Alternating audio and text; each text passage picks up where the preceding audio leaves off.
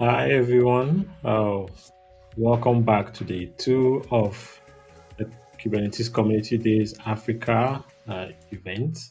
We had a great day yesterday, awesome talks and great conversations that happened yesterday. And today we're going to be having more. Yesterday was mainly for tutorials and more deep dive kind of content, while today is going to be more about talks, people sharing use cases, sharing experiences, sharing lessons they've learned, building different things. And we have quite a lot of great co- conversations that are going to be happening today. So stay tuned and join us throughout the rest of the day. You can view the link, the video for yesterday. We have the recording for the whole event yesterday on our YouTube channel. Just search for KCD Africa. We'll be sharing the link subsequently. Then at the end of the whole event, we are going to break each of the uh, live stream into individual sessions so that you can watch them on demand on the KCD Africa YouTube channel. And we'll also be uploading it uh, to the CNCF channel also. But first, introductions. I am Abubakar Siddiq Ango, Developer Evangelism Program Manager at GitLab and a co-organizer of the Kubernetes Community Days Africa. And co-hosting with me is Anita. Oh, hey everyone. I am Anita Human. I'm a developer advocate and technical writer and an open source advocate as well. So it's good to see you all here once more. Yeah, awesome. But first, before we start, we have a very great keynotes that we'll be having in a couple of minutes. But before we start, we would like to share some words from some of our partners. Now, we one of our partner is localhost. Localhost is a DevOps SRE cloud community, previously known as DevOps Nigeria, and with members spread across Lagos, Abuja, Nigeria, Germany, London, and basically all over the world. And localhost will be hosting an annual conference later this year, I think around November in Lagos, Nigeria, which you don't want to miss. It will be a convergence of cloud, DevOps, and SRE experts from across the globe. So, if you want more details, you can see the flyer on the screen, bit.ly/localhost conference. But we'll also be sharing a link in chat for the conference. So make sure you go register and attend the event. It's going to be awesome, definitely. Though I'll be missing it because I'm not in Nigeria. So, but you all should go participate and be a part of it. Now, also, we let me share my screen.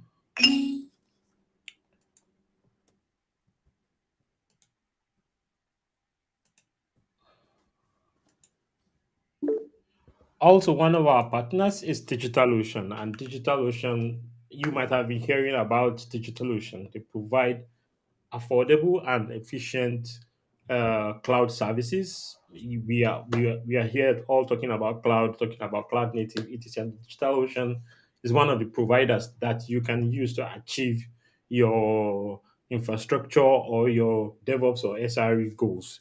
And some of the services that DigitalOcean provides are droplets, which are basically your compute instances, virtual machines that you can use to run any type of workload. I use DigitalOcean quite often, and I'm also a DigitalOcean navigator. It's like a community of DigitalOcean and enthusiasts. So you can have varying type of droplets in different locations. I know they have a data center in London. I know of New York. I know of India. I've forgotten the town in India. So depending on where you want to host your content, I personally use Amsterdam often because I'm close to Amsterdam. So you can get awesome compute instances on DigitalOcean. Now, there's also managed databases, there's Spaces. I love using Spaces because oftentimes I connect it to my droplets, like using so it appears like a volume, and I can back up my files seamlessly, or uh, store logs, archive logs there. Also, we are all talking about Kubernetes. DigitalOcean has a managed Kubernetes service where it's awesome to use, it's seamless, and you can run your workloads. Now, other things that are provided are load balancers, block storage, and one click apps. Sometimes you don't want to go through the stress of having to set up the virtual machine, install all the necessary services required, and so on before you deploy applications. DigitalOcean allows you to just click a button and it's deployed. Everything you need is deployed.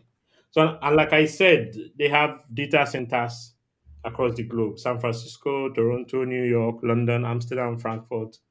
Yeah, Bangalore was the name I was looking for, and Singapore. So you can, which means you can put your workload in regions where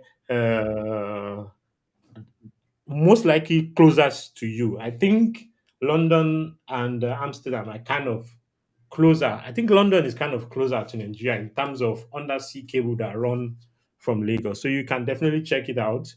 And one of the good things of hosting your droplets in the same, from experience, I'm a huge user of DigitalOcean, of hosting your instances in the same data center, is you can enjoy private networking and transfer workloads between your instances without having to incur bandwidth costs of moving data across different data centers.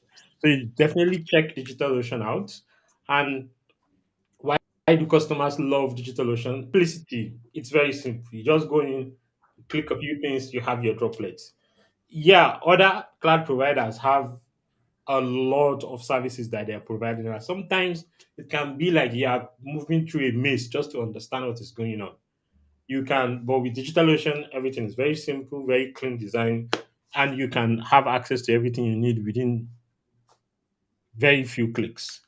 Now, for these events, you can enjoy $100. $100 is not small money. $100 is like 60,000 now. Black market. All right.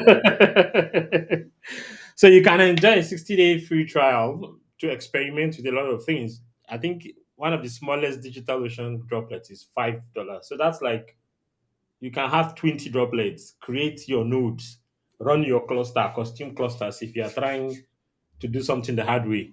So you can scan this QR code or use this URL. I'll be dropping the URL in the chat so you can try DigitalOcean out. If you have any question, you can ask in chat, or you can join our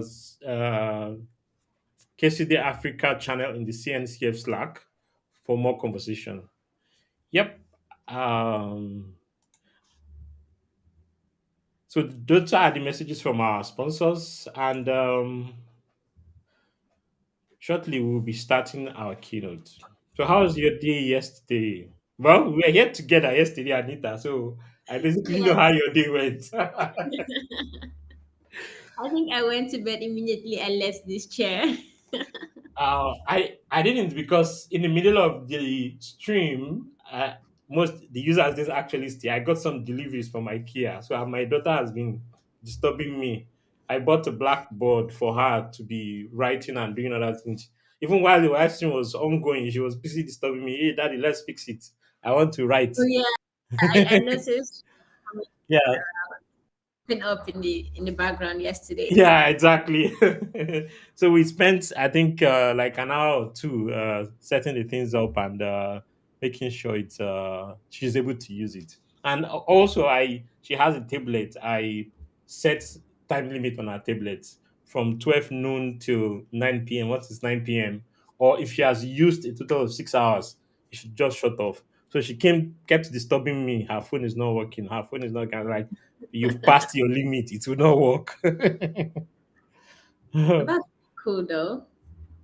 Yeah, Like because that's really cool.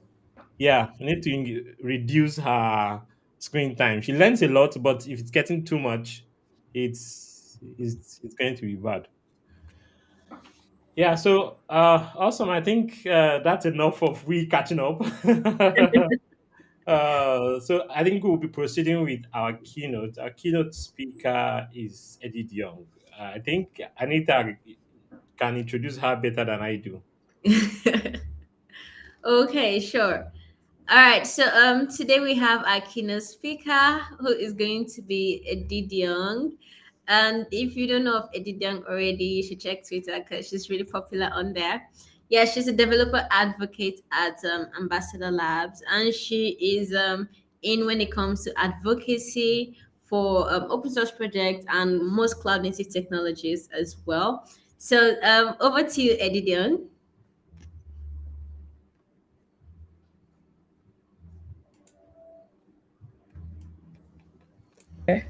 Me? Can anybody hear me? Yes, we can hear you clearly. Okay, can you hear me? Well, I was telling you about like the fan that I had to turn on. Is it like sounding okay over there, or do I need to turn it off? Yeah, it Yeah, sounds sounds perfect. good. You sound perfect. Oh, okay. That means the headphones is actually good. Awesome. All right, cool. Should I go ahead and start? Okay, I guess so, since you guys are off. Hi everyone. My name is Edidiong Asikpo. But people call me Didi. I realized that Edidiong is quite hard to pronounce. So if you cannot pronounce Edidiong, then Didi is like the next best option. So I am pretty much going to share my story, right? I'm going to talk about how I joined the cloud native ecosystem, my learning process, and how it has been so far. I know this keynote speech is supposed to last for 15 minutes, so I will try to be as fast as possible, but then also include all of the all of the details there. And as always, if you have any questions, you can just drop it in the chat and I will respond to them after I'm done with the quick story about my cloud native journey. So it officially started when I used to work at this company called InterSwitch. Maybe I can't remember the exact year, maybe like 2018, I think, or 2019-ish. I can't remember. I'm not sure of the exact year. But the company was like structured into different sections, right? There was the software engineering team, there was the DevOps team, there was like the marketing team and all of this stuff. So I used to work in the software engineering team. And then we had like different subsections as well. So each like software engineering department, so to speak, had like a DevOps person, right? So I used to work in the research and development software engineering team. And then so we had this DevOps person as well, who used to like help us with deploying our applications and just checking it to ensure that nothing goes wrong. And then I think we used to sit down close to each other. So you'd hear him often talk about like Kubernetes or Kibana or something is going wrong.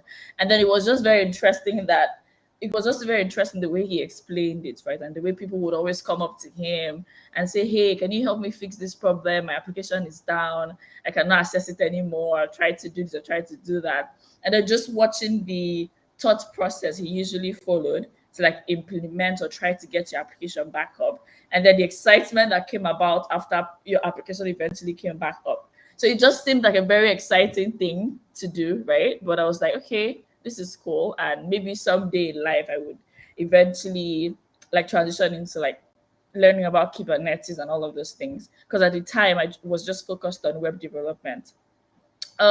So I mean, it didn't happen immediately. I went and I joined another company from InterSwitch.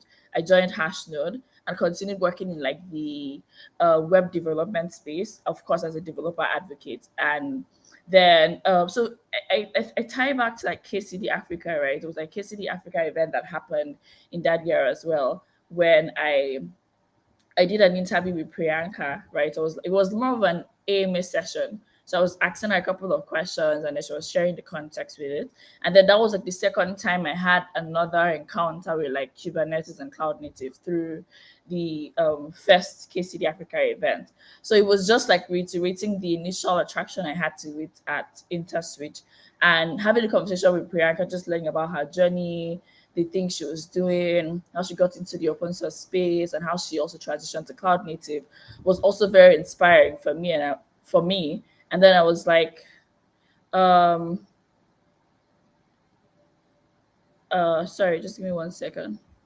Can people see me? It seems Abubakar is saying he can't see me. Oh, okay. It seems it's okay now. All right. So like I was saying, having the conversation with Priyanka was very like inspiring, right? And that just helped me to think about that initial attraction that I had to Kubernetes when I first heard about it at InterSwitch. And again, it just made me feel like, okay, maybe I should actually do this thing someday. But you know, the fear that comes with moving from something you are very like comfortable with, right, to like something else. It's like very, very scary. So imagine maybe building yourself and being good to a certain level in the web development space, and then you know have to transition to like let's say Android development or cloud native. It's very scary. I don't know if any of you think it's scary, but for me it was like literally going to start somewhere else as a beginner instead of continuing in the field that you've already like maybe built up to, like learned up to a certain level. So I just kept like, maybe whenever it came up I was just like, nah, I'll just like move it away and focus on what I was currently doing. So the opportunity came to work at Ambassador Labs, which is my current company. And again, it just felt like maybe it was, I don't know if any of you believes in fate, but it just felt like it was maybe fate, I think, because everything was just kind of aligning towards me moving to this field. From like the first spark at InterSwitch to like hosting the AMA session with Priyanka at KCD Africa, and then a job opportunity to like join the Kubernetes space, right? And then it was just like, okay, maybe I should actually try out this like field and see how it goes. And the company was willing to give me like the first month to just focus on learning. So even when I joined Ambassador Labs, I didn't go straight up into like working immediately. It was just focused on learning about Kubernetes and other cloud native technologies to get like a certain level of understanding, pretty much, and then eventually transitioned into working as a developer advocate in the cloud native space. So that's a quick summary of how I got into cloud native, from the spark to another spark, I think, and then eventually making the decision. So I'm going to share my learning journey and how it has been so far.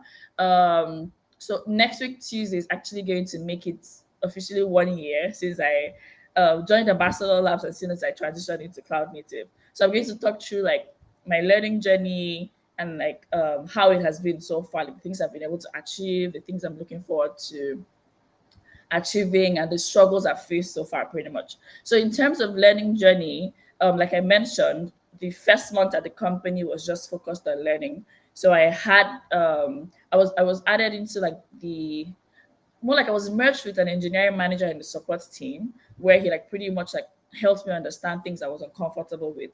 And then how it worked was, well, like certain courses I needed to go through, certain things I needed to learn, right? And then after I learned those things, I would go back to him and say, hey, this is what I know now, this is what I'm struggling with. And it was just more like a conversation to get me up to a certain point where I was more comfortable. But in regards to learning, I think for me, what I did was try to be very specific with the things I wanted to learn. It's more like having a roadmap of like, what do I need to know this, right? So in order to fully understand Kubernetes, you need to understand containers, you need to understand microservices, you need to understand Docker before you fully understand how Kubernetes works. For other people, maybe they'll just jump straight into learning Kubernetes without all of these other things. But the way my brain works, I usually like to take things in steps. So it's like, I need to know this first and then move to the next thing, because that would help me have like a better flow of that concept or that technology I was trying to learn. So what I did was try to like understand. I mean, I did have some fair knowledge of containers, but I just had to like go deeper into understanding what containers meant, diving into like microservices, then doing a couple of stuffs with Docker, and then eventually transitioning to Kubernetes. And then on the Kubernetes phase, I don't know if, like, I'm sure most of you here know, Kubernetes is actually very, I mean, I would say it's actually maybe one of the most complicated things I have learned, in the sense that there is just so many things to learn, right? So today I could probably start, and then I know what Kubernetes is. I start learning about pods, and then I've been able to like expose a pod and assess it externally. And then all of a sudden, I'm happy. I'm like, yeah, I now know this. And then you realize you now need to also know about services, because pods are not very efficient since they die, like since their ID changes when they die.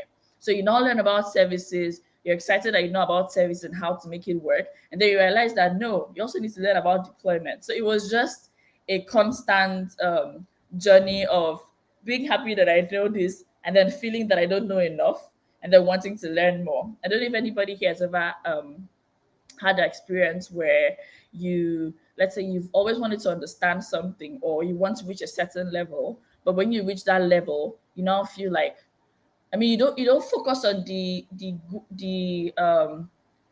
positive part of reaching that level. You are now like, oh hey, I need to reach the next step, or I need like I have so much more to do.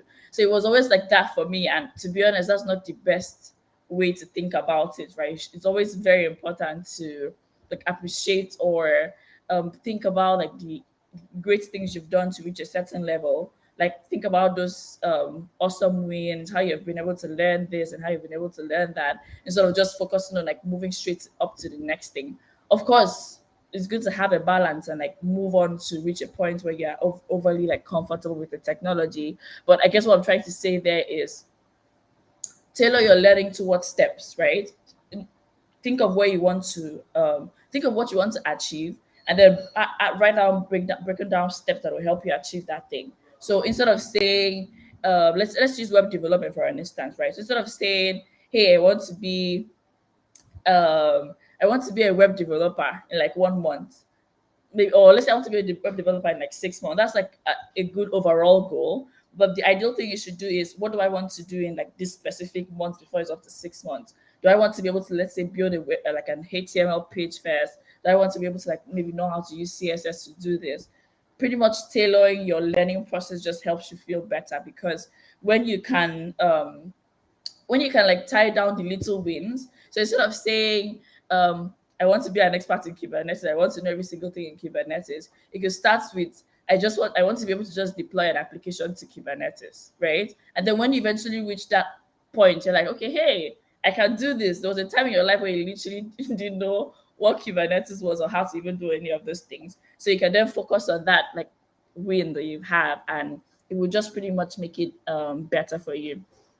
So in addition to breaking down the things I needed to learn, another thing I tried to do was like share my learning journey or process in public. I mean, I didn't do it as much as I wanted to. I actually wanted to be like maybe tweeting about it every time, writing so many articles about it, right? But then I didn't do as much as I wanted to be honest. But I tried to some certain level. I believe that writing or like sharing knowledge is always a great way to reinforce your learning, even though people think of it as, hey, I'm writing to teach this person or I'm tweeting to teach this person. It also helps you understand something a lot better, right? Because in order for you to fully explain something for someone else to understand, it means you need to understand it very well. So in every process or in every time you're trying to write an article or learning in public, you're pretty much helping yourself become better at that technology, right? Before helping the other person. So I tried to do that as much as I could. Um, I didn't do it. I didn't reach the level I wanted to in terms of like being very open with like my learning journey, but I mean, I tried, and that's all that matters. It's better than doing nothing. And the final thing I did in terms of learning was be very keen in asking questions. I understood that this was a field that I was new in, right? I mean, with the imposter syndrome of leaving web development and coming here, it was like I was starting tech all over again. I was just starting tech for the first time. You know how that feeling where you feel very clueless about so many things. So that's pretty much how I felt, and I knew that one way to overcome that was to like ask people questions. And thankfully, I had like a lot of people in my support system who were willing to answer questions, from like my friends, my manager at work, the manager I worked with in the support team, my DevRel manager Daniel. They were like a lot of people that I could always ask questions to. I've even reached out to people on Twitter as well, including Siam, like so many of them.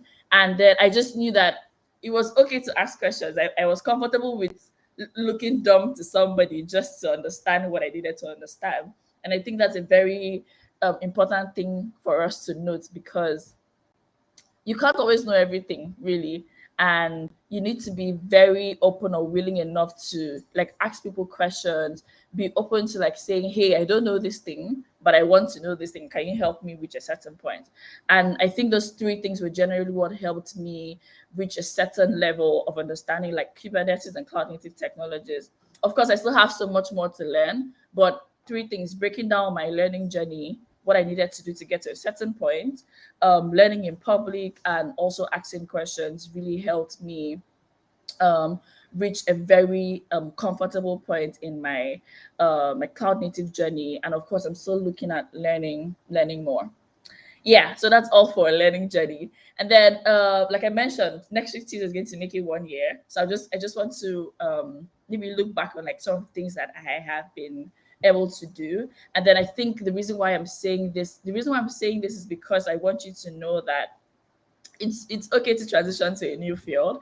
It's okay to come into the cloud native ecosystem. Trust me, there are like so many people who are like willing to help you get to that point that you want to be. There are people sharing knowledge on Twitter, on LinkedIn, on like YouTube. There's like the Kubernetes Slack channel as well, which would pretty much help you like get up to speed in your cloud native journey. So some of the key highlights or some of the things that I've done in like 1 year is, I think the coolest one for me is speaking at KubeCon.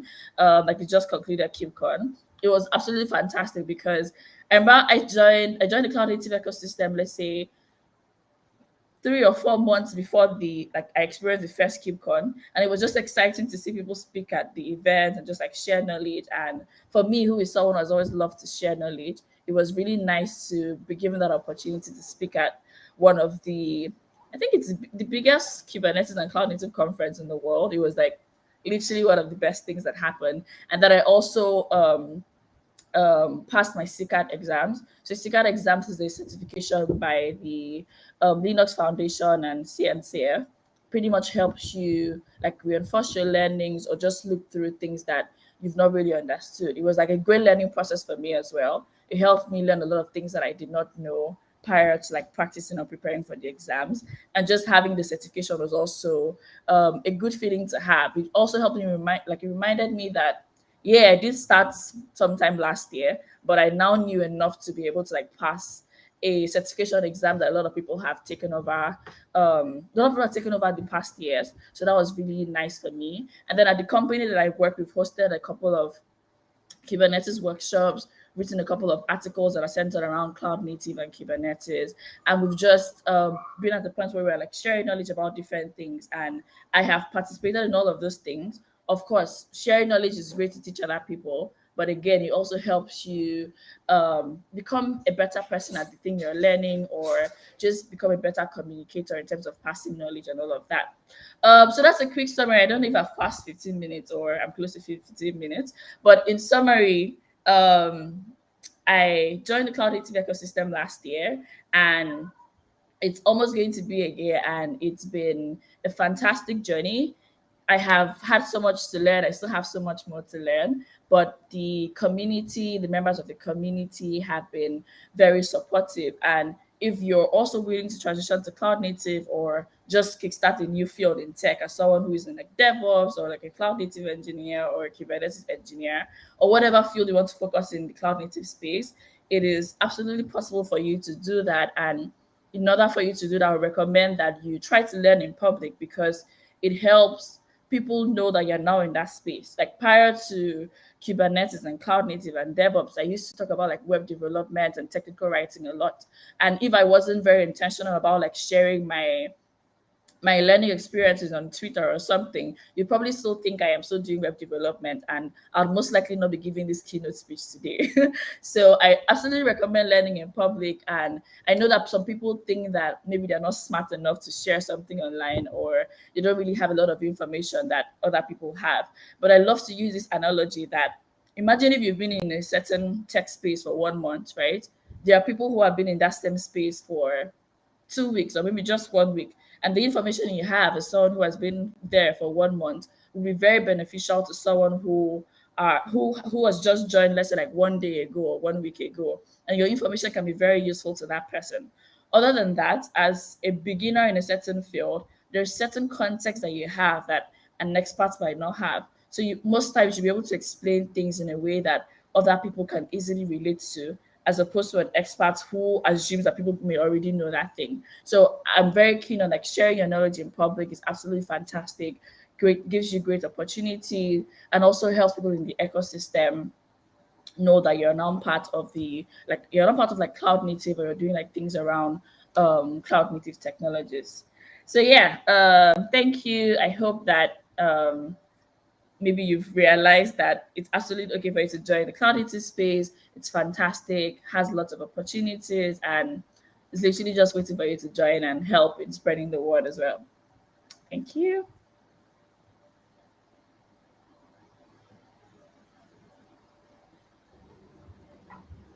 Oh, that was a great story, Didi. Yeah, and it's always Thank you. inspiring to actually hear your journey, because I think we started this journey like about the same year, and you have done really, really amazing things. We Thumbs did. up on that one. Okay, yeah. So we have our next speaker right here, ready to go up, and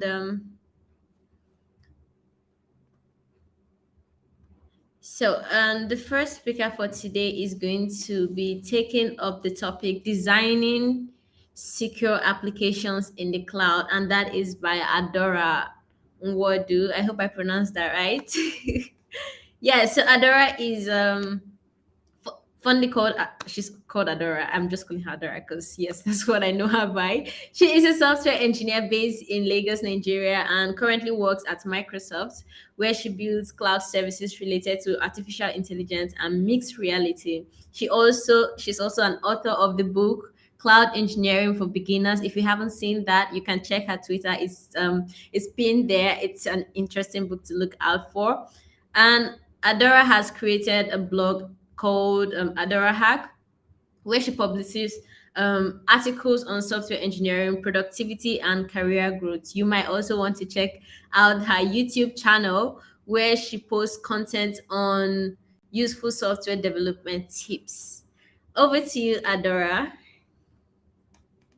Hi, thank you. Can everybody hear me, first of all?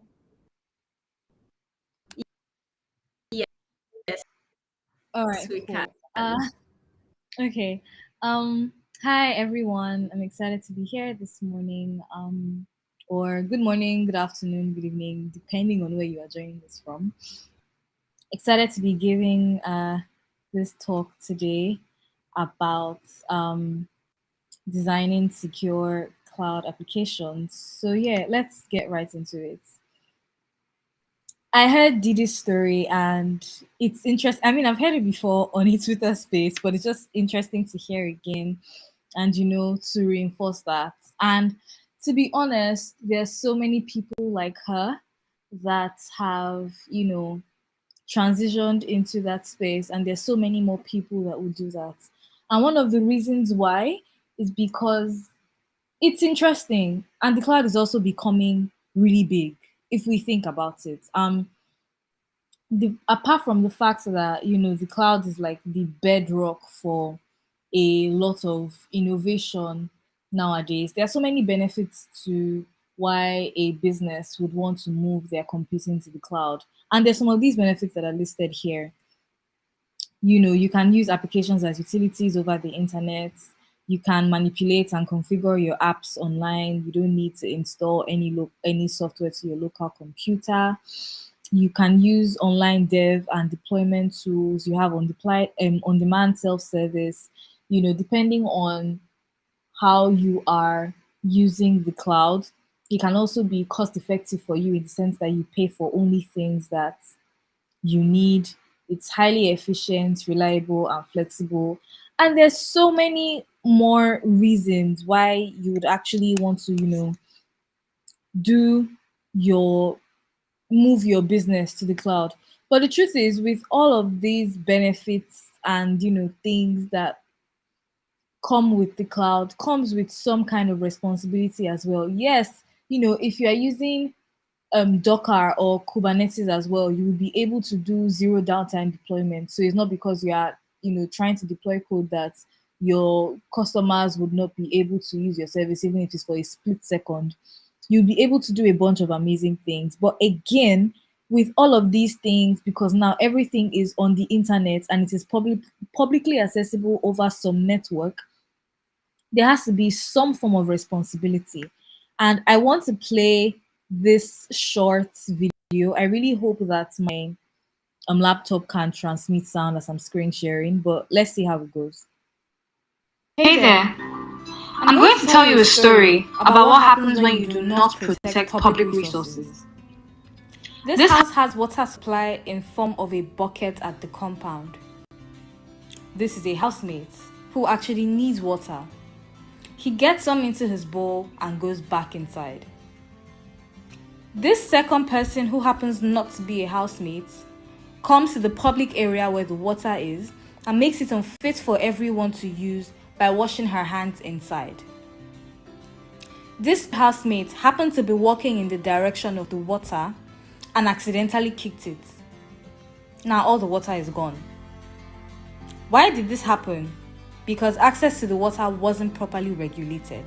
How do we fix this? Take the bucket away and keep it in a safe place. Secure the house to prevent outsiders walking by from tampering with resources only meant for housemates. Connect a tap so that housemates get water in a structured way. The end. The water was a cloud resource on the internet. Somebody has come and put what they are not supposed to put inside. Somebody has come and used it in the way that it's supposed to be used. Somebody came from nowhere and was just walking by and mistakenly kicked all the water and it disappeared. And now let me use data as, let's swap this bucket of water with actual customer data. Somebody comes and washes their hand inside. Basically, an attacker comes and is able to corrupt your data in some way just because you've not protected it properly and because they can. Somebody comes and uses the data how they're supposed to use it, which is a normal regular user that needs that data, a normal developer that wants to fetch that data through API calls and has the right permissions, or doesn't, but just because they are the normal person, they are using it the right way, and that's fine.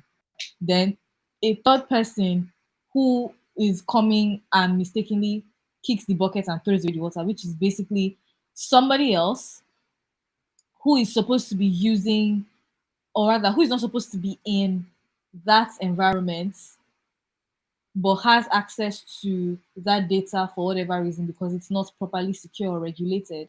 And then they can just like delete the entire thing. Or even if it's someone that has permissions to do it, it could be someone that doesn't have permissions to do it, just coming to copy all your resources and then deleting it. Or it could be someone that that is supposed to have permissions to do it, but shouldn't have permissions to that level, and they make a mistake and they go and delete the whole prod, and then somehow all your data is gone. Things like that. There's some security risks in building cloud applications. The first one is, human errors, human mistakes, which I just talked about. Somebody accidentally deleting all of the data because they didn't realize they had those permissions, or because they wanted to delete something else and then somehow they went to go and delete the entire production infrastructure, and now suddenly you don't have data anymore. Malicious attacks, which is similar to um things like,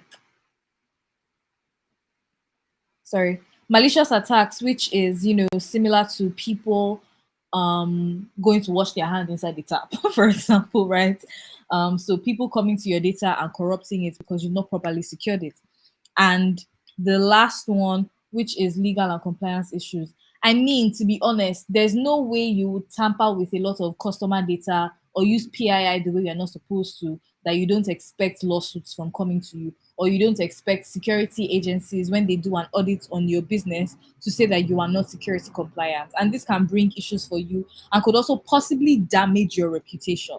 So in this talk, I would be highlighting the different architectural patterns for building secure cloud applications, and also some things that you can do outside, software architecture, still within your code as a programmer or a cloud engineer, to also help you in thinking about securing these cloud applications. But before we go deeply into all of this, I would want to quickly introduce myself. So hi again, my name is Adora and I'm a software engineer currently building mixed reality on the cloud at Microsoft. I'm also the creator of Adora Hack, which started as a blog where I post content for software developers, grew into a YouTube channel, or rather extended into also having a YouTube channel where I post lifestyle content about my life as a software developer, as well as content for software developers in terms of how to grow their careers, productivity tips, and all of that. And recently also included a study group for people to ask questions and do pair programming together and learn, sort of like having people come every week or every other week to answer all the questions that people have, and facilitating sessions that force people to actually own their learning, because now they have a safe space that they can get their questions answered. I'm also the author of this book, Cloud Engineering for Beginners. It's a book that introduces the concept of the cloud engineering, different roles and job types in cloud engineering, and different parts of the cloud to beginners in a beginner-friendly way. Also on the advisory board for VRARA Nigeria, currently trying to do some form of VR, AR education in this space, advocate for the technology, and promote usage of this technology in different industries as we move towards, building the metaverse. And I basically live on Twitter. If you are on Twitter, you would know that I'm mostly always there, and you can find me on Twitter at Adoramudo. So now let's get to it. When you want to start building your application, one of the first things you would do is, to have a security checklist. And this checklist actually helps you analyze and understand how your applications need to be secure. So it's some form of defense before you are actually even attacked, which, in my opinion, is important. And there's some of these questions that you ask yourself, which is, will my application contain sensitive data? Where and how are my application's data stored? Will this application be available over the internet publicly, or will it just be available internally? How do I plan to verify my user's identity? What sensitive tasks are performed in my application? And does my application perform any risky software activities?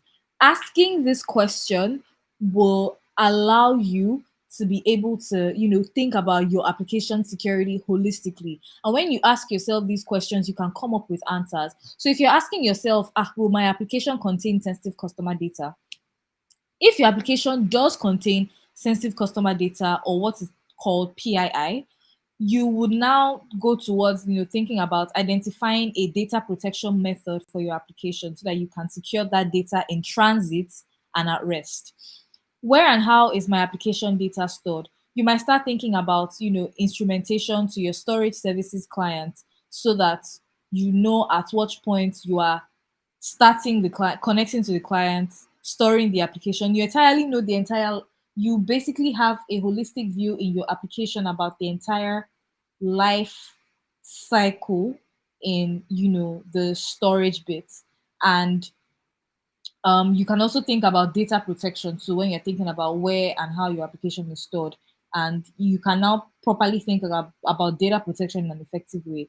Will this application be available over the internet publicly or just internally? So for public apps, you can be thinking about data protection methods. You want to make sure that people's data are protected. For internal apps, you might be thinking about, oh, okay, if this app is just available internally to maybe the developers in this company or on this team, you think about granting permissions to internal users. You don't want to give everyone super admin access. You want to make sure that the right people have the right access and no one is overprivileged, basically.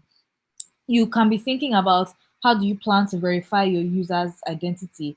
And that's where you'd have to think of a good authentication and authorization strategy for the application that you are building so that it's secure. What sensitive tasks are performed in your application?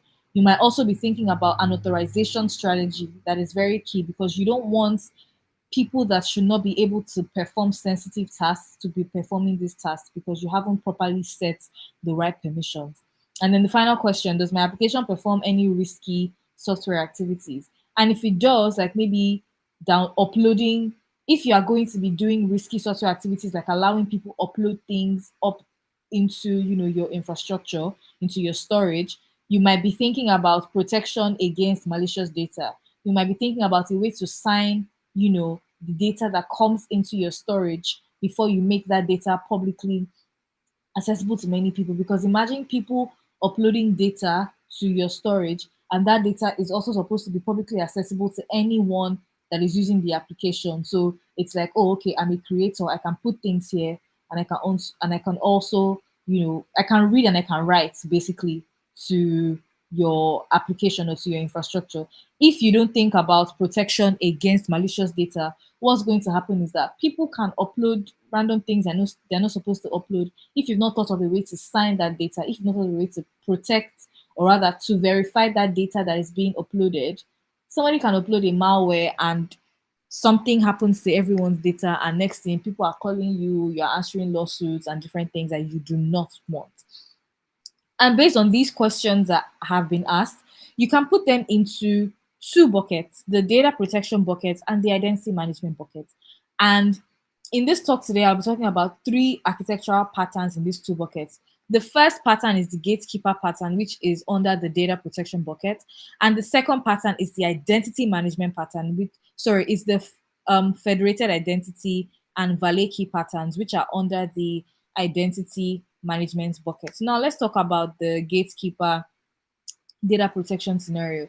So applications functionality are usually exposed when they accept and process a client request. So if the system is compromised and a malicious user gains access, all sensitive data will be exposed. So enter the gatekeeper pattern, which is a way for the system to have a gatekeeper that validates and sanitizes the request before the request is actually forwarded to the service, so that you can sanitize this request. If somebody is, imagine someone sending a query, right? Somebody trying to just, have a peek at your data, steal your data, and in whatever request they're making to your service, it is a raw query, and you don't check and validate or sanitize these things, but you just let it go. They are going to be able to even write queries that deletes things off of your, you know, storage or your database if you've not set these right data protection policies in place, and you don't implement this gatekeeper pattern that helps validate and sanitizes these requests. So what happens with the gatekeeper pattern is that a gatekeeper exposes an endpoint to the client that is like a public endpoint. And then the public endpoint is the endpoint to a gatekeeper, not the endpoint to a service. And after the sanitization and the validation is done, then a private endpoint, that is the call to the service, is made. And with that, you can call all the different parts of the service, call your storage and stuff like that. So the benefits of using the gatekeeper is request validation, limited risk, and security. And this is like a real life application of a gatekeeper pattern where there is a public endpoint, which when you call it, you have like a gate, it gives you a gatekeeper role, which is a limited privileged mode. And then once you are done validating and sanitizing, then the gatekeeper can call the internal endpoint. And in that internal endpoint, you have full privilege because now you have a trusted role, and you can use the service or the application however you want to. And the next thing I want to talk about is the valet key pattern, which allows you securely control access to data by using a token that expires after a period of time. So this token can be used either for authentication and authorization. So let's say you want to access, as a user, me, right? As a user or a client or a customer, I want to access your organization's storage because maybe I need like a read and write role to that storage, because I'm supposed to be able to upload data onto the storage, and then you would now help me process that data, and then people can use it or I can get it back or whatever. I would have to implement something similar to a valet key pattern, which is where me as a user, I request a resource from an application, and then the application validates the request and generates a token for me, returns that token back to me. Now that I have that token, I can now present that token to the resource and be like, okay, this is the token and this is the action I want to perform on this resource. And then the resource can validate that token and perform the action, or tell me that the token is invalid. So I will need to, request another token, or just know that I don't have permissions to access that resource.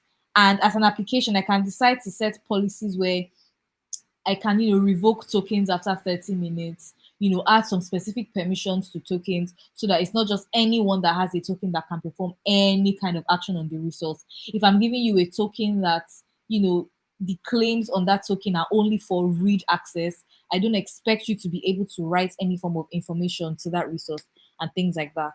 So this is code that I got from the internet that explains this in like actual source code. So I hope it helps you.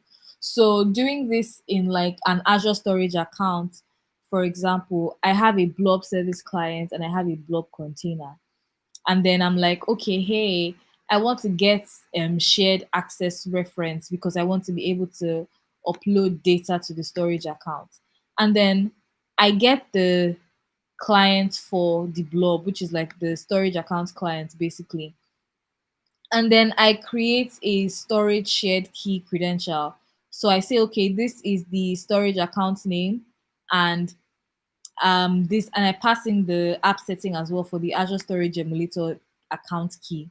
And then I create like a blob SAS builder where I pass in my storage container, I pass in the name of the blob that I want access to, I pass, the resource and also the time. So if I want, to create an access key that allows, someone upload a file, and I want that access key to be revoked after 10 minutes, I can now, add that, okay, my time offset should be 10 minutes. So after 10 minutes, if you're not done doing what you're doing, sorry, you have to request another token. And then I set permissions because you want to be able to upload a file onto my Azure storage. I give you right permissions. And then I create the URI and I send them back to you. And then now you can do what you want to do with that. So this is like a code snippet for that sort of thing. The third identity pattern that I want to talk about is the federated identity pattern. So this allows this allows you separate user authentication from application source code and delegate authentication to an external provider. A lot of people don't know that they do this, but they do this today. So if in your application you are not doing username and password, but you are actually using an external, maybe social media sign on, or if you are using maybe Microsoft, for example, you are using Azure Active Directory or MSI logging, or MSA logging rather, you are already doing this sort of thing. And this pattern works like, okay, I am using this identity provider or security token service as a service or as an application, which is like, oh, signing with, this thing. And what happens is that as a I write code in a way that users authenticate and request tokens, and then once they authenticate and they get those tokens, once they authenticate rather, I send a token from a security token service back to the user, and then now the user can use that token, or that token. It could be a JOT token or any other kind of token, a JWT, because people have this argument that is either pronounced as JWT or JOT. I call it JOT anyway. So it could either be a JOT token or any other kind of token sent back to the user, and the user can present this token to the service, and that can give them access to certain things in that application. So there are different use cases for this federated identity pattern. Single enterprise sign-on if you have multiple partners, and if you're building software as a service applications. So this is like an example for using the federated identity pattern in a claims based access control scenario. And imagine a SaaS application that um, a software as a service application by a tenant company that is using this federated identity pattern. So I trust this provider, and basically I can get a token from this provider and then use the claims to access whatever resources, and this helps me like protect myself from certain scenarios. So even within a company, or even within like different providers and stuff like that, it's like, okay, this tenant is different from like this other tenant, and things are grouped, like different tenants and stuff. And basically, if you present a token that is not for my tenants, I can basically, I don't know, kick you out of accessing my resource and stuff like that. So I have talked about three patterns. So now I want to talk about other ways that you can enforce security. The first one is using multi-factor authentication. Recently, I've been getting like a lot of emails from like different things that I'm signed onto, that as from this date we are going to be moving to two-factor authentication or multi-factor authentication. If you've already enabled multi-factor authentication on your account, you don't have anything, you don't have to do anything or perform any action. But if you've not, before this date, please go and enable it, blah blah blah blah blah. Because passwords are not enough these days, right? People have been hacked. There've been a lot of security breaches, a lot more recently than before. Also, with this whole remote work and everybody being at home, we have to find a way to secure ourselves a lot more than we did before, because now we're no longer in physical buildings, in our offices where there's like, oh, intranets, and it's like secure, and it's shared and all of that. We need to find new ways to make sure that we secure ourselves and we secure all the things that we're doing in the context of the work that we are doing. Implement just-in-time access for resources as well. So JIT access is like, on a normal day as a cloud engineer, you don't have access to cloud resources, production cloud resources in your team. But let's say you are an on-call engineer, or you want to make a particular update to your application, you can request just-in-time access, and then an admin grants you that access with certain privileges. So if you request just-in-time access for write operations, an admin grants you that access. So now you can perform write operations in production, and then maybe after like a certain amount of time your access is revoked, so that someone else, or at least another entity, is aware that you are requesting for access for a particular thing. Not that everyone just has access and then people can mistakenly do things they're not supposed to do. Use stable authorization and authentication platforms as well. Require authentic re-authentication for some actions, like if you are performing financial transactions. For example, if you go to an ATM today, or if you're even using your bank app or something, and you want to transfer money, even if you've logged in with your password, right before you do, you're required to, right before you make that action, you're required to pass a token or a pin or a password or something. Like, these things actually help to be sure that, okay, this person is actually the person using this thing, and I'm authenticating them twice to be sure that they are the ones and they know what they are about to do before they do it. Because once you do things like this, I mean, nowadays things can be reversed, but they take a very long process, and sometimes, even to an extent, some of these things cannot be reversed, right?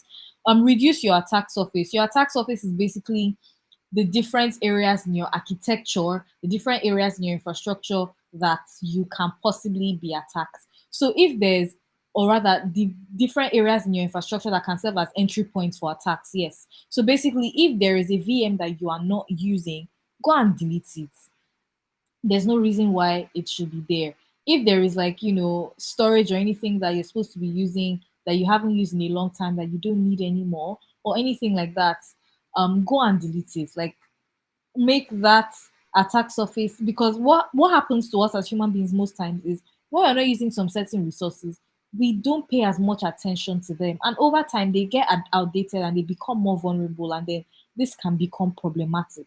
um Properly handle errors and exceptions for instrumentation and proper telemetry, so that you can track what's going on, monitor your services as well, and trigger alerts about issues. For example, apart from issues like, oh, this service is not working, there are things that you can trigger alerts for. For example, people have been deploying code over the past like 3 weeks, but somehow people tend to stop at the staging infrastructure. There's been so many changes made and so many code has been checked in over the last 2 weeks, but nobody has gone all the way to a production deployment. You might want to trigger that as an issue, because the day you finally do that, you might be deploying changes of like 5 weeks into production, and that might break something and there might be an outage. So you might want to trigger these alerts as well, to make people not just know about the health of your service, but also not just know about the latency and speed and all of that, but also know about the health of your service and things like that. Encrypt sensitive data in transit and at risk, and at rest rather. Implement fail safe measures, so that if your application is actually failing, it's failing gracefully. And consider threat modeling. Threat modeling again is like a thing where like you can defend yourself before you actually get to the point where you have issues. And it's just like thinking about your application and thinking about the specific kinds of threats that your application can have, and thinking of a way to combat those threats before they become actual threats. And there's this framework called the stride framework, where in stride there are six different kinds of threats. So if spoofing attacks can be a possible threat in the application that you're building, that is that is an attack on like your authentication, and you might want to enforce things like https connections to make sure that doesn't happen. If tampering is the threat, it is a threat on the integrity of the software, and you might want to use user valid ssl or tls certificates. If repudiation is the threat, you might want to think about enabling monitoring and proper instrumentation. If information disclosure is the threat, that's a problem with your confidentiality, and you might want to encrypt all of your data in transit and at rest. Again, you don't only encrypt data at rest. It's also important to encrypt data when that data is moving from point A to point B. If denial of service is the threat, that is an availability problem, and you might want to enable monitoring and proper instrumentation. I use the example of deploying to staging for like 5 weeks, and then the day you finally go to prod, it breaks. So you might want to make sure that you don't have an availability problem. So enable proper monitoring so that you know when these things are happening and you can combat them quickly. Also things like, oh, this particular storage token is about to expire, this password is about to expire. These are things that you should also do monitoring and instrumentation for, so that you know that they are about to expire a month before they expire, and you can request to get a new one, as opposed to it being expiring, or rather as opposed to it expiring, your application being like out of service for some minutes or hours before you fix that problem. um if elevation of privilege is the issue, authorization is the problem, and then using security identity management is a way to combat that issue. Other things that you can do: use secure libraries, update service dependencies to prevent vulnerabilities, and avoid hard coding secrets in your code. If you want to learn more about how to build secure, on how to design and build secure cloud applications, you can take a screenshot of this, because these are useful links that you can check out. I would also tweet these links, so you can check my account in a few hours on Twitter. I should have tweeted them by then. I feel like I am past time, but I apologize for that. And also thank you for listening to my talk. I hope you learned something. If you have any questions, you can ask, you can tweet at me and I will respond to your questions. Thank you.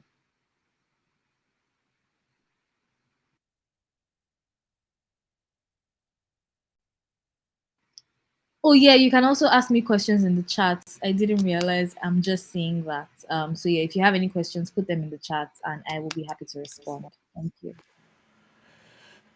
Awesome. That was an interesting session, Adora. I think everyone was actually enjoying it. Most of us didn't actually know when it was past 12 already.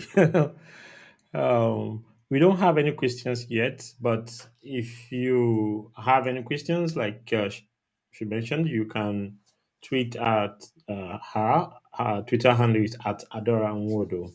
She's very, very active on Twitter, so you can. I'm very sure you get a response when you ask your questions. So I think we can move on to the next session, Anita. Yes, sure. Okay, so we have our speaker here ready to go. So the next speaker is going to be taking up the topic leveraging AWS Fargate for running cost-friendly and containerized applications. And this is going to be by Victory. One Victory works remotely as a software engineer for Outliant. It's a certification on AWS and Microsoft, technical articles on cloud services, and tooling for developer focused organizations such as Okta, DigitalOcean, and StepZen. Over to you, Wani Victory. I hope I pronounced that right. Yeah, you did. You did. Mic check. Can anyone hear me? Yes, we can. All right. So today I'll be talking about AWS Fargate and how we can leverage it for running cost-friendly containerized applications. Um, Thanks for the opportunity. Pretty much excited. Oops. No, no, no, no, no. All right. So first off, this talk is pretty much important because minimal operating expenditure is often the goal. For every startup, every small project, and every solo developer, having a minimal operating expenditure is something that they look forward to and they work towards. And just to define that first, operating expenditure refers to the money that you pay to use a service while running your application. So on the cloud, if you're using any service, the money you're paying for it is being referred to as your operating expenditure. And the reason why we look forward to a minimal operating expenditure is to avoid huge cloud bills. So everybody knows that the cloud is expensive. These services are built heavily for. You pay a lot, and that is why they make sure that you have a minimal operating expenditure because you do not want to get billed heavily at the end of the month. And so today, within the next few minutes, I'll be speaking on how Fargate helps developers who are interested in running container applications have very minimal operating expenditure. And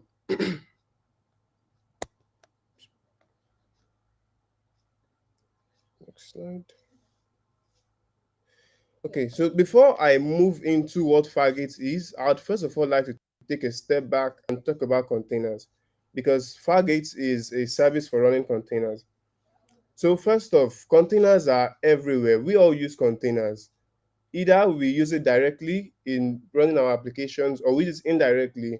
For those who work with services such as Heroku, Netlify, those are platform as a services. Underneath, they use containers also in running the applications. And over the years, containers have proven to be very, very beneficial for software development. It's literally everywhere. We also have tools that are used by millions of developers for running containers. And in comparison to virtual machines, which we use years back for running applications, containers are lightweight. They are cloud native because they fit well into the cloud architecture. And with that, they are very scalable. They are used for running microservices, running very large applications. And they are cheaper to run because unlike virtual machines, we can have several containers running within a single virtual machine. They are platform agnostic also, so you can have a single container run across multiple cloud platforms. But there is an issue with containers, and that is containers do not run on thin air. These containers, they run somewhere, either locally on your computer while you're building your application or on the cloud using your either your on-prem service or a full cloud provider like AWS, Microsoft Azure, or the Google Cloud Platform. And so there's always an infrastructure that is powering her. And this introduces some problems. First off, this infrastructure has to be created, it has to be updated, and when there's an issue, it has to be patched alongside being monitored constantly to know when to roll out an update to your underlying infrastructure that powers your containers. And also, this infrastructure needs to grow as your application scales. As you scale from thousands to millions of requests, the underlying infrastructure for your containers needs to grow also. And this means that you're paying more and you're also having toil. From an SRE standpoint, toil refers to the manual work that you do repeatedly. So as your underlying infrastructure is growing, there are several things that you need to do. Probably if you spin up a new server, you have to install certain tools on them before you can run your containers on them. So these are problems that people face before they can use containers. And this is where Fargate comes in. So what exactly is Fargate? Well, Fargate is a computing service on the AWS, and the main purpose for Fargate is that it provides the right compute capacity for your cluster on AWS. Fargate introduces the serverless computing model as Fargate manages and takes care of your compute infrastructure. So generally, we know that in the serverless model, you are basically using a third-party service to run your application, but you have no idea of that service. All you do is just put your application there, it runs it, it takes care of it, and you probably pay to use it. And this is the same ideology that Fargate brings in to containers. So AWS is the one that manages the underlying infrastructure for your containers. And just to be clear here, when I say underlying infrastructure, I mean the compute instances. On AWS, compute instances are the EC2 virtual machines that you spin up or that is being spinned up for you if you use some cloud formation to create a cluster. So Fargate is currently available for the Elastic Container Service and the Elastic Kubernetes Service, the EKS. So one thing to take note of is that Fargate is not a new service. It's been around since 2017 when it was first released. Then 2 years later in 2019, they released support for the EKS. So first it's rolled out with the ECS, then EKS came along. Then when using Fargate, if you want to know what exactly is going on, you have the integration with CloudWatch, the usage metrics there where you can see what is being used, how long it has been used, and you can also set up alarms to ensure that you do not overspend or you do not exceed certain thresholds and limits. So now back to the question, is Fargate really cost friendly? I've seen a lot of arguments about this online. And what I would say is it depends largely on your use case. It depends on how you plan to use Fargate. Some people have come up to say that, oh, Fargate is expensive. But one thing I would like everyone to keep in mind when you think about this is that cost is not only the amount you pay. Cost also includes the labor and time you spend in running your clusters. So if you are spending a whole lot of time managing these clusters manually, you can also count that as your cost because it's more like a time and labor cost. So in the long run, Fargate pays off because it reduces the time that you spend in managing this infrastructure. Rather than you being the one to manage them, why not just ship it off to AWS to manage it for you while you pay them some money for it? Then also, if you want to reduce your costs, you also have the Fargate Spot for fault tolerant applications. Although this spot is only available for the ECS, not EKS. So if you are familiar with AWS, we have spot instances, which allows you to use spare compute instances. They are given to you, but these can be shut down at any time. And that's why there's a catch here. Fargate spot should only be used for fault tolerant applications because it could be shut down within a 2 minute notice period. Now, estimating runtime costs. The AWS pricing calculator allows us to estimate the cost for running a particular service over a period of time. So I'd like to do a quick demo here on how much it would cost to use a service via the EKS and the EKS alone. Then we proceed to use it with Fargate.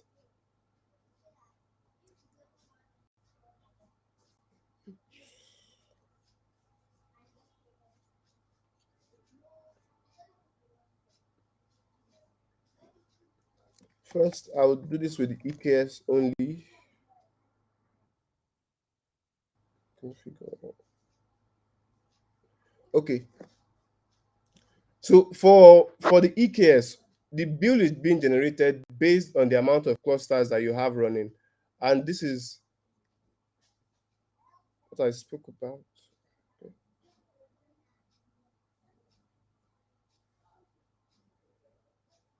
Hello, can anyone hear me?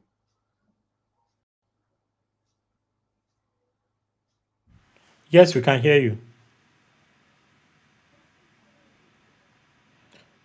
Hello, Wani, are you there? Okay, yeah. It seems I went off for a bit. Okay, for using the EKS, you're being built based on the clusters that you have running, and you can look at more details on the calculation here. We have the money being generated here, and this is justice. So for it, it's like there's a whole lot of things being abstracted for you, and AWS just gives you a single bill for you to pay. Now let's take a look at Fargate. All right. So now you would notice that there are a lot more fields here on Fargate because Fargate gives you the flexibility to pay for what you request. You can see we have the operating system. The total cost here is being generated based on what we have here. So if I were to increase the amount of the virtual CPUs here and also the number of tags or pods, keep an estimate of 5.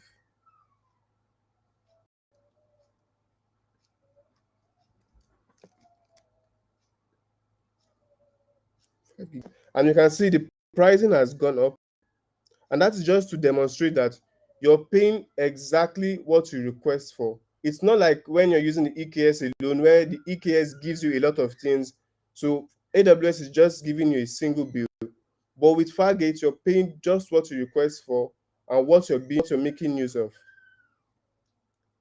So back. Okay, back to my slides. So who should use Fargate? Well, the answer is anyone who is bothered about the compute infrastructure for their containers. If you're fine with taking care of your containers yourself, or if you're fine with having to do all those manual work, I would say you should keep on using the EKS. But if you feel tired having to manage the underlying infrastructure for your clusters, I would tell you to use Fargate. If you're wondering who has made use of Fargate, there are 3 success stories on the AWS documentation for Fargate. We have of Samsung, Koala, and Vanguard, who migrated their very large workloads into Fargate. But before you move to Fargate, there are several constraints that you should keep in mind, although they are not much. They are relating to networking mostly.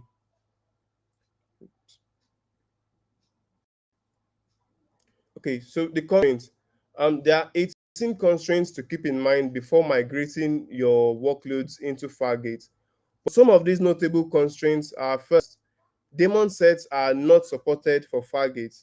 So if you are making use of daemon sets, you should think twice before moving to Fargate. Or you can make use of cars for your cluster. Then two, each pod has some level of isolation as they run within each virtual machine. So each of the pods in your containers all run in a separate virtual machine, but these virtual machines are managed by AWS, not you. Then privileged containers, and also the pods are available within private subnets. Then the fifth one, which I'll talk more on later, is that the load balancers that are exposing your application can only make use of IP targets. At the later part of this talk, I will discuss more on this, but for now, I'll just move forward to how does Fargate work with the EKS. So the way you configure Fargate for EKS is through a profile. A profile is a configuration that has several fields that configure how Fargate works. Within a single cluster, you can have several profiles across different environments or namespaces. For example, you could have a profile for the dev production environments, and each profile consists of a namespace, a selector, and some optional labels. Now, this is great because you can have pods within several profiles. The concept of bringing in profiles is for you to be able to organize the pods within your cluster. So if you're like a development pod, you can sorry, if you're having a development profile, you can have certain pods within that profile. If you have that for staging, you can have the pods within that also. So having several profiles allows you to organize the pods within your cluster. And there are maximum of 5 selectors within each profile. So the use of these selectors are to organize the profiles. The use of each selectors are to organize the pods, just like I've said. So when you create a new pod, there's a selector attached to it. If you want the pod to be within dev, you add the selector for that. So there's like a system where you can organize these things by yourself. Then the scheduling of the cluster pods into Fargate is made through the use of Kubernetes controllers. For those that are familiar with Kubernetes, you know that controllers watch the state of the cluster. So as you create a new pod within that cluster, it checks if the selectors match between the profile and the pod you're creating. If it's matched, it pushes it into that profile that you've created, all within Fargate. So I have a mini demo here. I couldn't do a full demo because it takes a lot of time to create a cluster, as we all know. So using Fargate with the Elastic Kubernetes Service is made possible through the EKS Situ tool. This tool is used generally for managing everything that relates to the EKS, and it also has support for Fargate.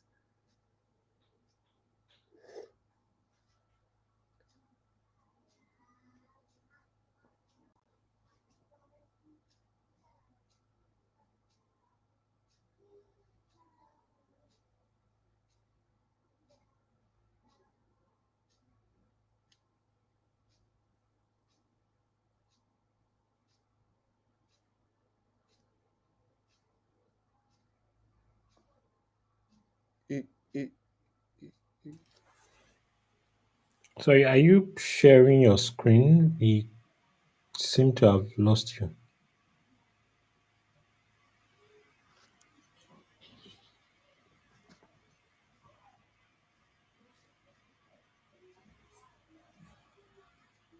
Hello, Victor, are you there?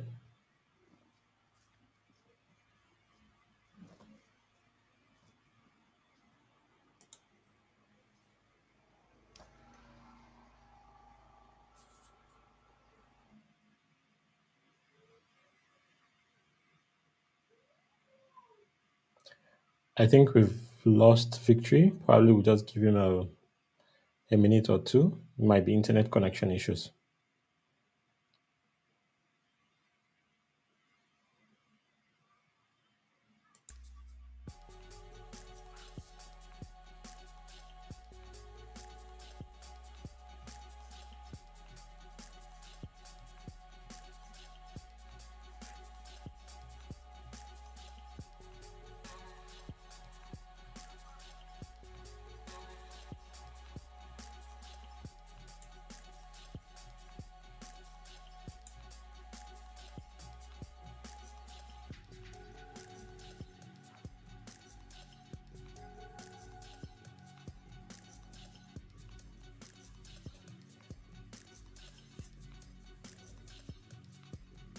Yeah, I think we lost Victory completely.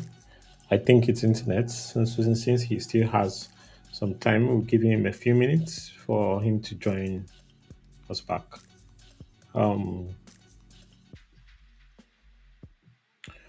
while we wait, if you have any questions, you can drop it in the chat while we try to get Victory back online.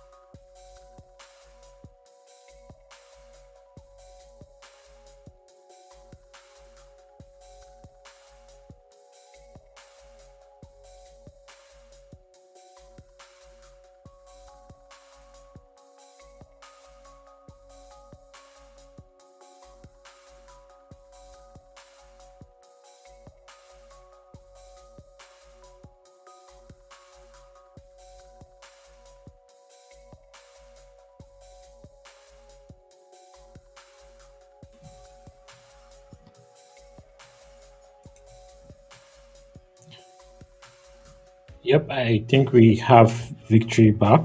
Let me put him on so we can continue. Once again, if you have any questions, please put it in the chat.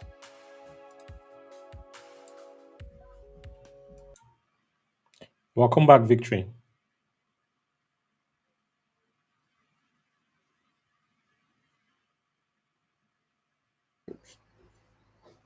Can you hear me? Yes, clearly. Welcome back. Yeah, apologies. I had a rainfall earlier on. All right, so I stopped with using Fargate for the EKS, and the EKS CTL tool is what we use to create the Fargate profile, which runs the pod. So below here is an example image of the Fargate command being used to create the Fargate profile. And one of the things that I love about Fargate is how flexible it is. So you can decide to create the profile at the same time that you create the cluster, or you can decide to do this before creating the cluster. Oh, sorry. You can decide to create the profile at the point where you create the cluster, or you can create the cluster first, then create the profiles later on. But something to note that is that you must um, use the Fargate flag when creating the cluster, because by default, not all EKS clusters have support for Fargate. So at the point where you create a cluster on the EKS, you must specify the Fargate flag so it can create that cluster as a Fargate supported cluster. So the first step to using Fargate is to have a Docker image, because the image is your workload, the application that or service you want to run on Fargate. So this is like a preliminary step before creating the Fargate cluster, having a Docker image, then pushing it to the ECR, which is the Elastic Container Registry. When you create your workload, you specify the URL to the ECR repository in the deployment service. So if you are new to this, there are several help commands within the AWS console that would show you how to do this. An example of it is shown here within this image. So to actually using Fargate, the first step is to create the EKS cluster. And like I said earlier on, you have to specify the Fargate flag. Otherwise, it would be created as a normal cluster without the Fargate support. So you execute the EKSCTL create command, then you specify the Fargate flag attached to that command. Underneath, EKSCTL uses CloudFormation with some templates to create the cluster. And it takes a lot of time. I have to mention that if you want to create a cluster, you probably want to do something else on the side, because it will take about 20 to 30 minutes roughly before the cluster is fully created. So if I were to do this within this talk, it would take the entire time. So let's assume 30 minutes have passed. We now have a cluster ready. You can view the components of your cluster in the CloudFormation page of the AWS console. You would see the EKSCTL attached to the name of the cluster that you created. Here, a random name was generated because I did not specify the name. If I had specified that name, you'd have seen it here. But yeah, a beautiful unicorn is random name was generated for the cluster. Now the next is to create the profile. So the image on the left side here shows the field for a profile. The profile is created as a cluster config type.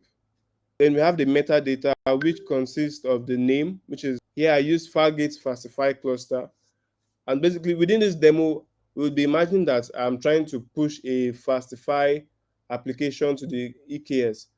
So Fastify is a Node.js framework for creating servers, for creating backend applications, pretty much similar to Express.js, if that sounds familiar. So within this section here, within the Fargate profile field, I have two profiles being specified. First is the Fastify default profile with a namespace selector. Then the second one is a Fastify prod profile. So like I said earlier on within this talk, in a single cluster, you can have several profiles for several environments that you have within your application. Here I have the default environment, which is dev. Then I have the second one, which is prod. Then the next is to create a deployment resource. On the image, the snippet here on the right is a sample deployment resource field. First, we have the namespace, the labels, then the selectors. This would contain two pods. Then down below, I also have the image repo URI. So if you're doing this yourself, you'd have to change that placeholder to the URI of your image within the ECR. Then this is the next interesting part of this talk, which is exposing the application to the internet. So workloads within Fargate's supported clusters are exposed through the use of a load balancer. And this is where one of the constraints of Fargates come in, which is the fifth that I mentioned earlier on. And that is you can only use IP targets with network load balancers and application load balancers. And this is so because you do not have control over the instances. Remember, we said Fargate is used when you want AWS to manage the instances for you. So you cannot use instance targets for Fargate because those clusters, those instances are not being managed by you. They are being managed by AWS. And to do this, you need to have the AWS load balancer controller installed, and that will be done using Helm. The documentation page contains several steps to have that installed. They are quite lengthy, so I could not put them here. But the installation guide is very thorough. It would guide you through the process of installing the load balancer controller into your cluster. After doing that, when you're sure you have the load balancer controller installed, you can now proceed to create the load balancer. This is very similar to the load balancers that you might have created in the past if you use EKS a lot. But there's a major difference here, and that is it has some annotations which specify the IP target type. So you can see three annotations there. Then after that, we have the selector, which matches with the previous ones. Then the ports that you want to expose, which is port 5050. That's where the Fastify application would be running. And that's the last step. After this, when you apply all these configurations, you would have a Fargate cluster that runs and that generates very minimal bill for you because you're only using what you request for. Unlike the regular clusters that would probably have two instances with it, this would probably have just one for idle. Then as your application grows, as you create more pods, those instances would be created automatically by AWS. Then when your demand reduces, they would also be scaled down for you to ensure that your cost remains minimal and did not exceed the limits.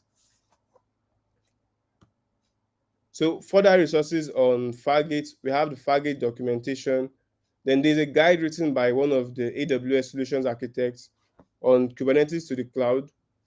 Then we also have a guide that talks about the comparison between the EKS and the regular, between EKS supported with Fargate and regular EKS, which you can go through in your spare time.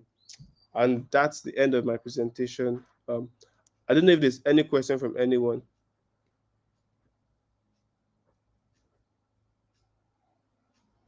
Hello, can anyone hear me?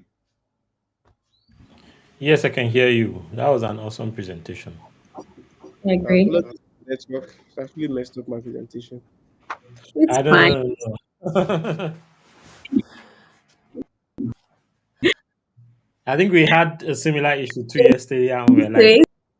if your It actually presentation rained goes, this morning, so Okay. I said it. yeah, no worries, it happens. So, any question, anyone? If you have questions later, or you are watching this later on YouTube and you want to ask Victor questions, you can reach out to him on Twitter at uh, I am Nwani on Twitter. Let me also display the name so it shows. Yeah. Okay. Is this 01 that is added, or which one is incorrect? Let me fix it. There's a 0 1 at the end of it. Oh, okay. Okay. Right. So if you have questions later, or you are watching this on YouTube later and you have questions, you can uh, reach out to him on Twitter. Awesome presentation, by the way, Victory. Thanks. So I think our next speaker is ready. Anita. Yes, sure. Okay, so thank you, Victory, for that awesome presentation on leveraging AWS Fargate for running cost-friendly containerized applications. And in case you Hi. Can you hear me? Yes, I can hear you I know, clearly. Did we Okay, lose okay, Anita? okay. Okay. Hi, my yes, name the is Great, network is really and shitty today. Okay. yeah, All right, yeah. so next topic is Linux container internals by Great Ume Wewe. Maybe, yeah. Uh, Yes, great. It's a DevOps and Linux engineer with a passion for open source and communities. So you can talk to Great about Linux, everything DevOps, everything cloud system. And when he's not into all of this, he's out there boxing and reading random stuff. So over to you, Great. okay. Thank you very much for having me. My name is Great, and yeah, I'll be speaking about container, Linux container internals. So, like, we're speaking about the features that make containers possible. So, yeah, let me just share my screen. Trying to do that now. Yeah. So, can you see my screen?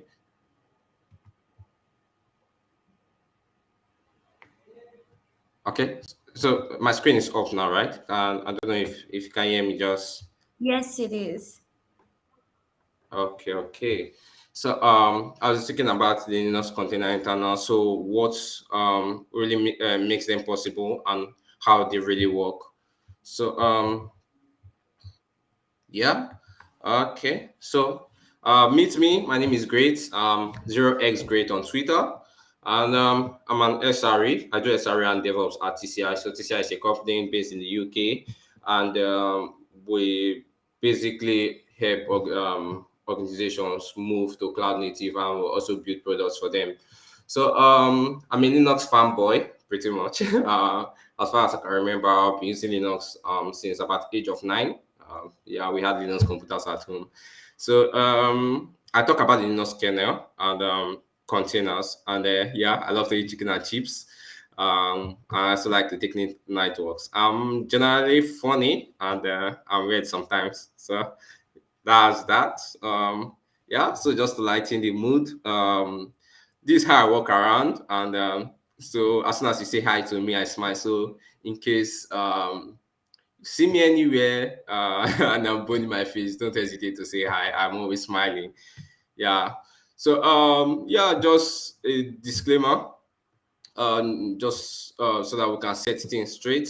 Um, Containers don't run on Docker. That is like a misconception or a misrepresentation, because containers don't run on Docker. Docker is just one of those several container engines that interact with Um, container runtimes like containerd, run, and the rest of them, which in turn asks the kernel to set up containers. So other container engines you can find is like Cryo and Podman. There are some examples of container engines you can find around. So the outline is pretty much containers. Then we'll look at the building blocks, C groups, namespaces, copy and write. Then we'll talk a little about container runtimes, Docker, run, systemd, and Swarm. And then we'll do a little demo. Just, yeah.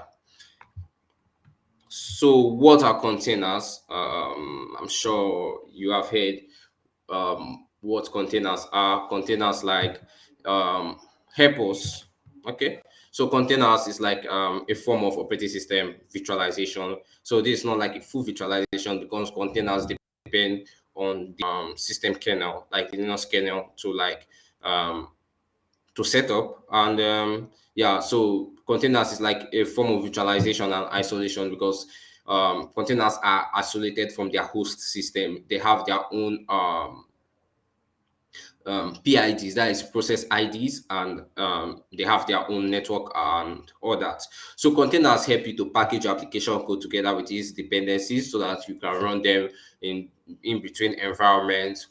So containers come with portability where you can run them on different environments. No need to start installing dependencies. So let's say, for example, you're on a Windows, you're on a Mac OS, and I built a Python application, and I give you the code. Okay, I want you to run this application. So instead of you starting to like run Python, installing Python, installing like the libraries, like let me say, for example, Panda and the rest, instead of installing that, it's already packaged into a container. So you can just run the container and everything will run perfectly. So one thing to take note here is that containers are run as processes on the operating system. So this is the what we should take note of here. Because I won't be talking much on containers. I'll be talking about containers like from a higher level, from an operating system level, how containers are run on the system than containers at the I'll be talking from a lower level. Yeah. So that's that. I'll be talking about containers as processes. So yeah, so we have the control groups. So control groups is one of the it's a special mechanism provided by the Linux kernel, which allows us to allocate like resources like CPU, memory, devices, network to a group of processes or a set of processes. So, like I said, container are run as processes. So C groups able us to like give memory to like limit memory to a container. A container is a process, of course. Limit memory to a container, limit CPU to a container, and all that. So the reason for even C groups at the first was C groups were built as a security feature. So it was actually built as a honeypot so that for attackers. So we have some C group subsystems. We have the memory PID, CPU set, freeze, block IO. So all these subsystems are what you can control on what you can the amount you or what you can control to assign to a process. So I'll just talk about a few of them. So block IO set limits to read and write from and to block devices. Net Net CLS allows to mark network packets from a task, uh, like allow to mark a network packets to a group, and CPU uses the scheduler to provide CPU tasks access to the processor resources. And a PID sets number of that is it sets a limit of number of processes in a group. So we can limit number of processes that can run in a container. So subsystems, C group subsystems like PID makes that possible. So for namespaces, yeah. So YC group will say, I okay, I'm going to limit what you are going to use. Then namespaces will limit what you can see. So it's I can give an example of Kubernetes namespaces. So namespaces in Kubernetes. So let's say we have this namespace called dev, and we have this namespace called prod. So the objects, Kubernetes objects like replica sets, secrets, and the rest of them can be grouped into a namespace. While in another namespace, like say a prod, it has its own what is it called objects too. So these objects can't really uh, access let me say a pod in prod cannot really access a secret in dev because there's like a form of isolation between them. So just take note, C groups limits what you can use like in quantity, and the namespaces limits what you can see. So we have different types of namespaces. So we have the mount namespace, which MNT, which controls mount points. So upon creation of containers, the current mount namespace are copied to the new namespace, but mount points created afterwards will not propagate between those namespaces. So we also have the PID. So it provides namespaces. It provides processes with an independent set of process IDs. So PID namespace is what makes containers think that they have this form of isolation. So now, for example, a process now, let's say we have an Nginx Docker container. I won't mention Docker. Let's say we have an Nginx container.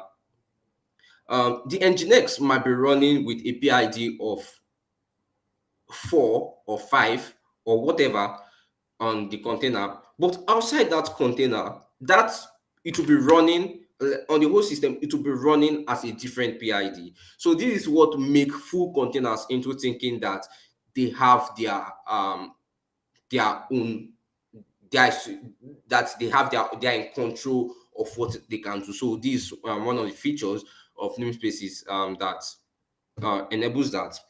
So network net namespaces visualizes the network stack. So upon creation, a network namespace contains only a loopback interface. So once you create a container, that is at default is only a loopback interface that you are gonna have. I'm going to show an example of this in the demo. I would like give an example of how we can use network namespaces. So also we can also look at the user namespaces, provides privilege isolation and user identification segregation. So like the UID and the GUID. So like it gives you this kind of security feature. I think it was recently that it came into the Linux kernel. Okay, yeah, recently it came into the Linux kernel. I think at 3.8. Yeah.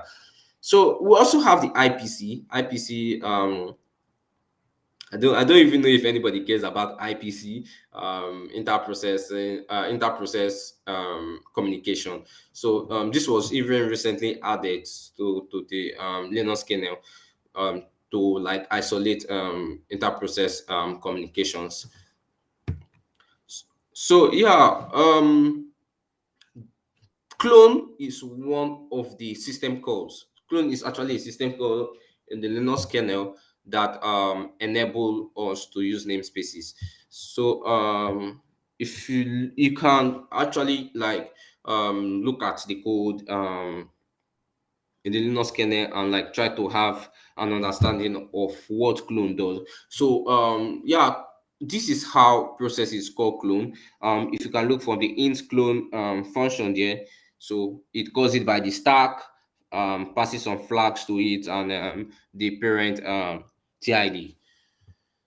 So next we have the copyright. Copyright is really a complex topic. Like it's going to even have its own different presentation on that.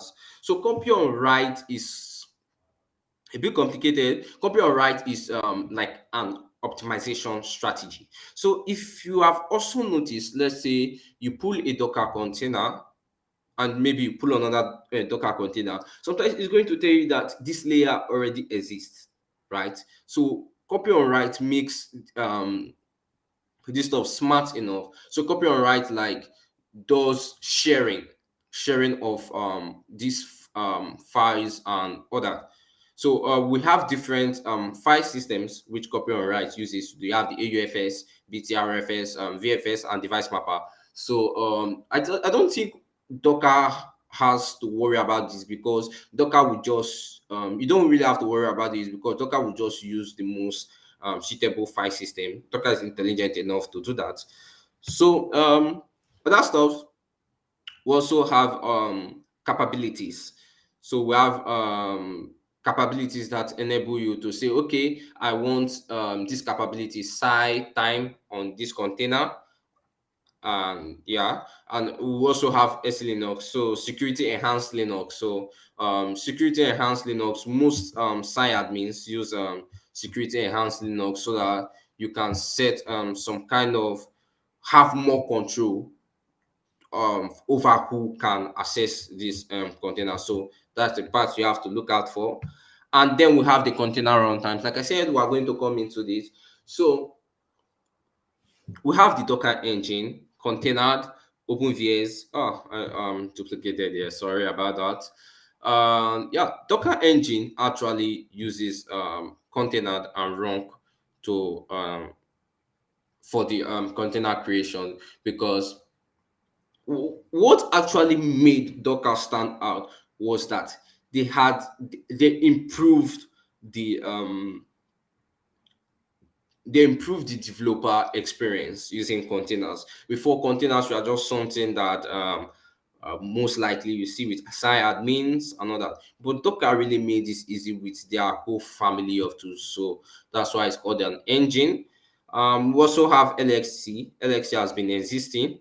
In fact, yeah, there's no record of LXC um in the Linux kernel. You won't even see anything about Linux containers in the Linux kernel, because the containers you might see is like a very different thing from the containers, like it's a bit different thing. So Alexi was one of the container technologies that we are there, and we also have OpenVS too, which was also one of the um,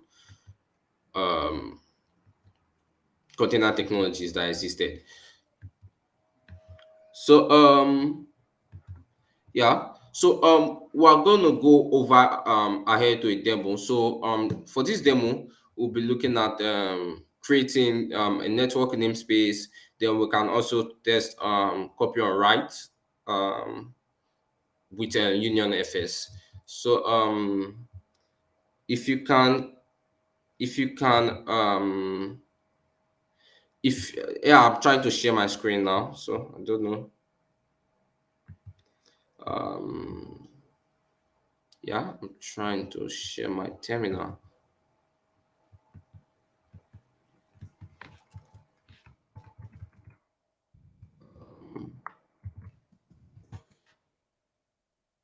Um, I can't find my terminal. I don't know why. Just opening it again. Okay. Yeah, it's up now. Okay, so can you see my terminal? Just need a bit of confirmation.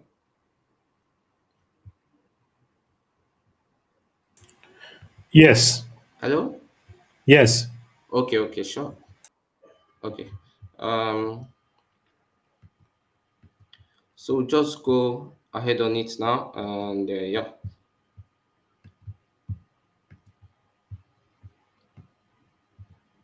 Just trying to kind of adjust it. Um, so yeah, we'll try to look at the namespaces that exist on my PC. So just do lsns. So lsns would like come up with with the namespaces that exist in my system. So we have the timed namespace, we have the C group namespace, we have the PID namespace, UTS, IPC, and the rest of them. So yeah, for browsers like Chrome and Brave, they'll most likely have a lot of PID namespaces, and yeah, they'll also have the network namespace like for network and the rest of them.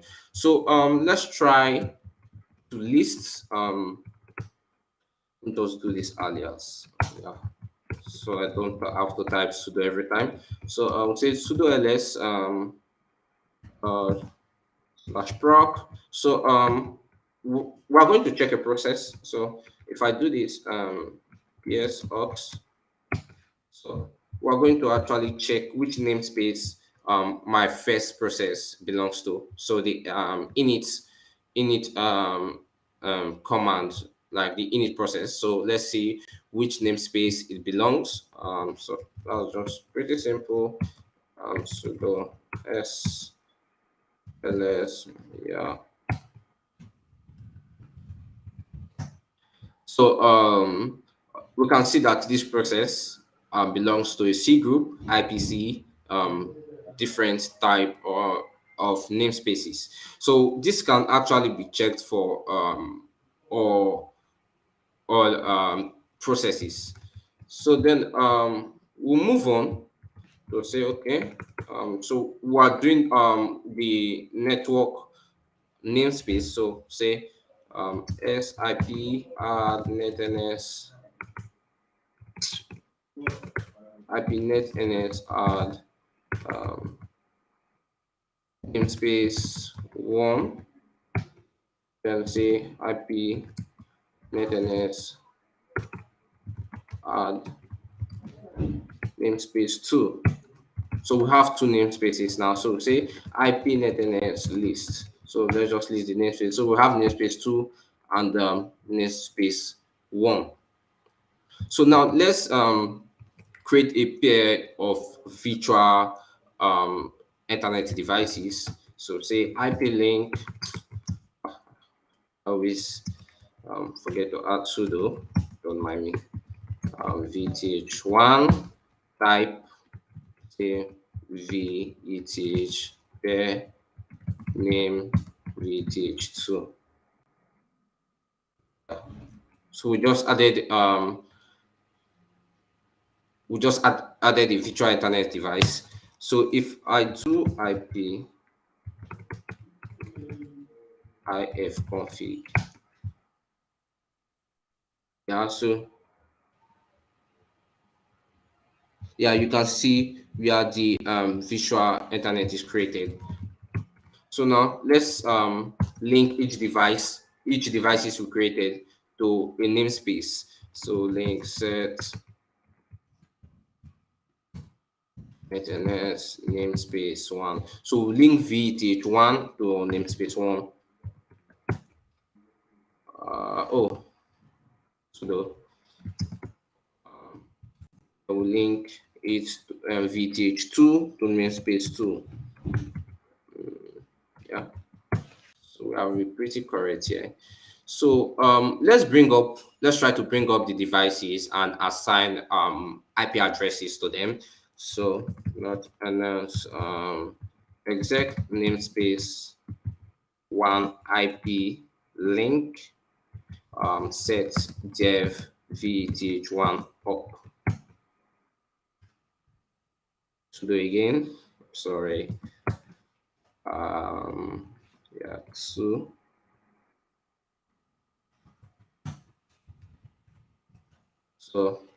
IPnet NS exec namespace one IP address. So I'm adding like an IP to it 192.168.1.1/24, then dev veth1. Sudo again.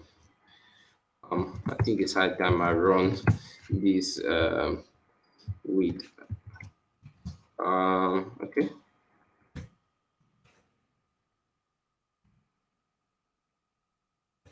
Change this to two namespace two. So now let's verify the connectivity between the two namespace as it's enabled by the virtual Ethernet pair tunnel. So from the namespace one, since we have linked them, so if it's namespace one, we should be able to ping the second one, and from the second namespace, we'll be able to ping the first namespace. So let's say sudo okay s ipnet ns exec namespace one ping. So let's just do about 5 pings, 192.168.1.2. So yeah, it's working, and it's like trying to access the second namespace and pinging that. So we should be able to do that from the um second one to ping this. So it works. So yeah, so I'll just go ahead and delete these namespaces.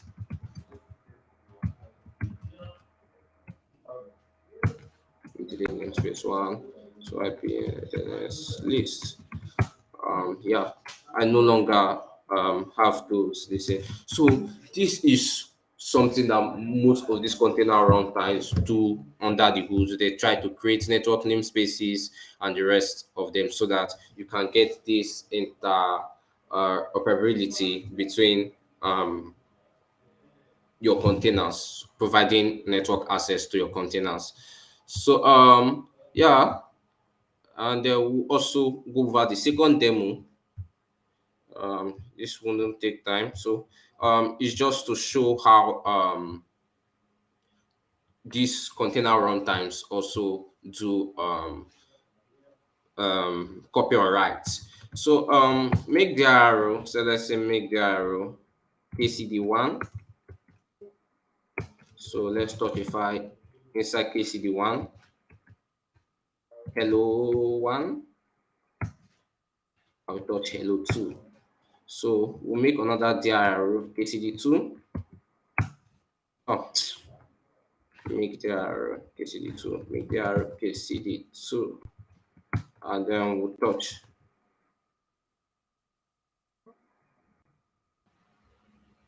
Oh,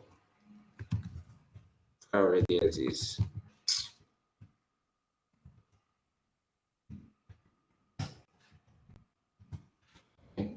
So inside KCD2, we can say hello 3 and hello 4. So then we'll try to make a union between these two directories. So let's say make KCD union. So say union fs there KCD 1 and KCD 2 into union KCD union KCD union. Yeah. So for ls KCD union, you can see that these three files has been unioned together into a namespace. So under the hood, this is what container runtimes kind of try to implement. I'll actually say you can also look into, okay, sorry. I can also say you should look into Boca. I don't know if I can type that. Okay. Please look into Boca. Um,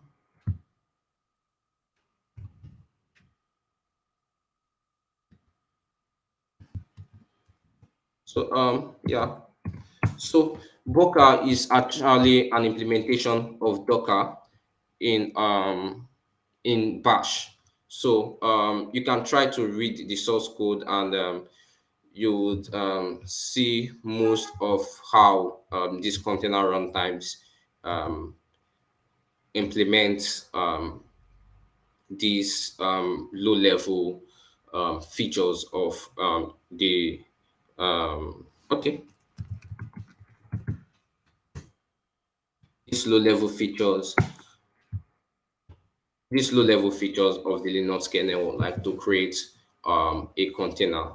So that's that for my talk. And if you have any question, you can just leave them in the chat. Yeah, I think yeah he has done.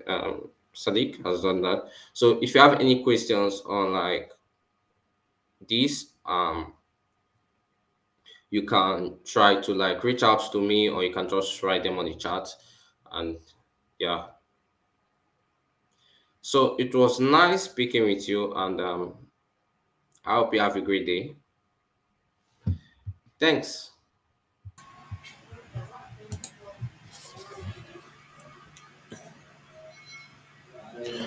Awesome. That was a great presentation. We don't have any questions yet uh, in the chat. Well, thank you so much for Oh, that, I Grace. think Anita is having some network issues. uh, internet will always Yes. disappoint. So here is great Twitter handle at 0x great. The guy is great that his Twitter handle is in lit code self. So you can reach out to him on Twitter and share whatever questions you have, and he'll be grateful to answer. But if you still have any, you can drop them in chat, and he will be available on the YouTube channel to answer any of them in real time. Okay, someone just asked how C group and namespaces are used by containers. Okay, so C groups and namespaces are used. Okay, like I said, I don't know if you came in late, but C groups is what limits the resources that containers can use, right? So it limits how many um, it limits, like, there are subsystems for C groups. You have the PID, the net, the rest of them. So what C group does is like try to limit system resources that these containers can use, right? So like I said, C groups limits what you can use, and namespaces limits what you can see. So namespaces is what makes containers not to be able to see um, each other, because if they are let's say this container is able to see the process of another container, that's really bad, because we can have things like racing conditions, and it's also a security issue. So namespaces is what brings in that isolation, right? Like how you can run multiple containers on your system. You can run nginx, you can run busybox, you can run a lot of containers without having conflicts. But if namespaces doesn't exist, um things like um process IDs will start clashing, and even though that's bit of a security issues, that is really bad. So namespaces is a feature of the Linux kernel that like try to convince containers. It's what fool containers that, oh, I am in my own system. Containers are not really aware of what is outside them. Containers are only aware of their own selves. So namespaces is a kernel feature that enables that. So I don't really know. Okay, yeah, demo. Okay, C group. Okay, yeah, I think I did this demo. Sadiq, I don't know if this demo is able to share the demo I did. Yeah, it shared it. What we will do later is the recording of the whole thing will be available subsequently, and we'll also break each of the sessions so that you can have access to individual ones. So Yogesh, you can check our YouTube channel by Monday or Tuesday next week, and you will have his specific video, so you can rewatch the parts where he did the demo. Okay, okay. That's fine. Research. You can also contact me on Twitter if you have any questions. So I'm kind of available to like answer your questions. Awesome. Thank you very much. Great. We have our next session. All right, bye. Um, Bye.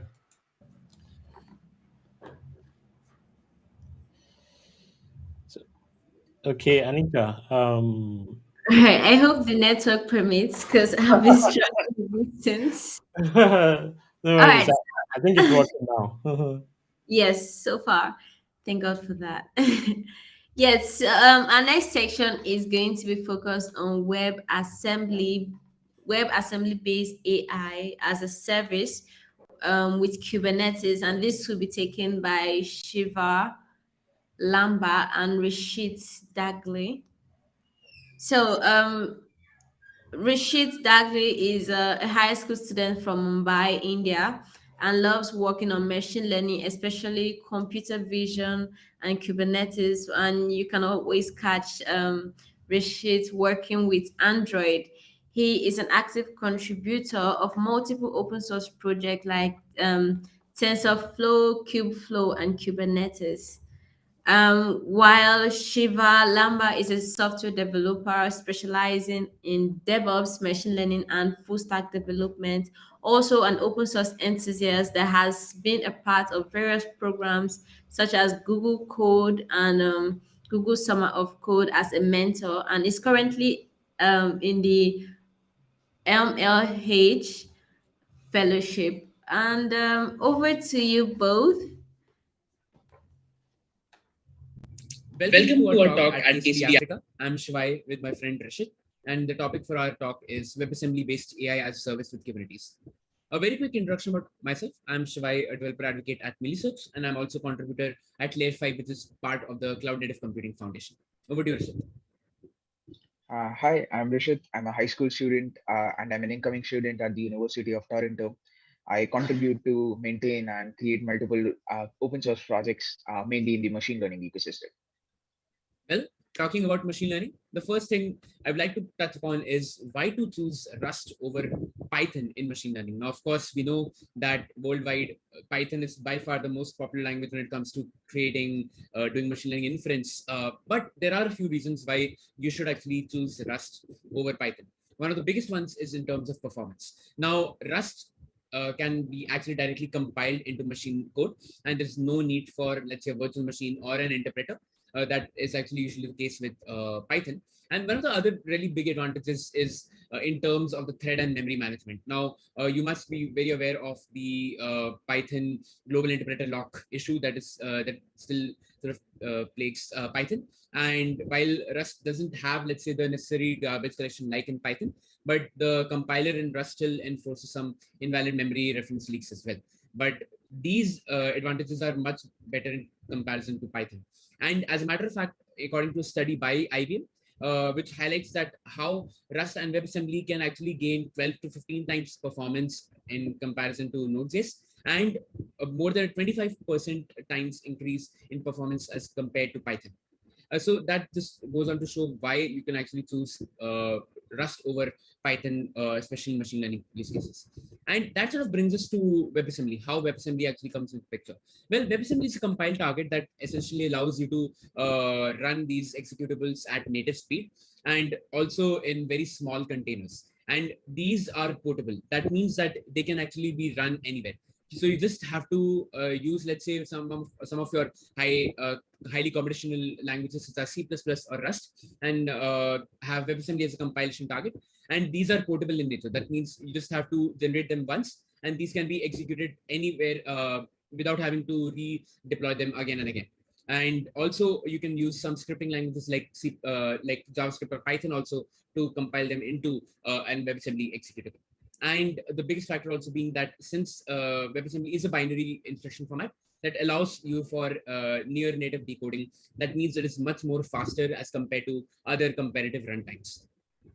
And this also, like, then specifically means that when it comes to machine learning, WebAssembly is a really great way to do machine learning inference as well. And coming to how you can actually use WebAssembly within the ecosystem for cloud native. So, well, WebAssembly is expanding within cloud native as well, especially because CNCF has a lot of different sandbox projects today incubated, such as the Wasm Edge, Wasm Cloud. Speaking specifically about Wasm Edge, it is a light runtime, WebAssembly runtime, mainly used for cloud native and also edge-based applications. And Wasm Edge truly helps you bring WebAssembly to the edge, because Wasm Edge allows you to enable serverless functions, which we'll be talking about in a bit, that allow you to run WebAssembly use cases on edge devices. And according to Mortius Captain from University of Tilburg, actually published an article where he compares the comparison of running WebAssembly and actually doing machine learning inference as compared to Docker.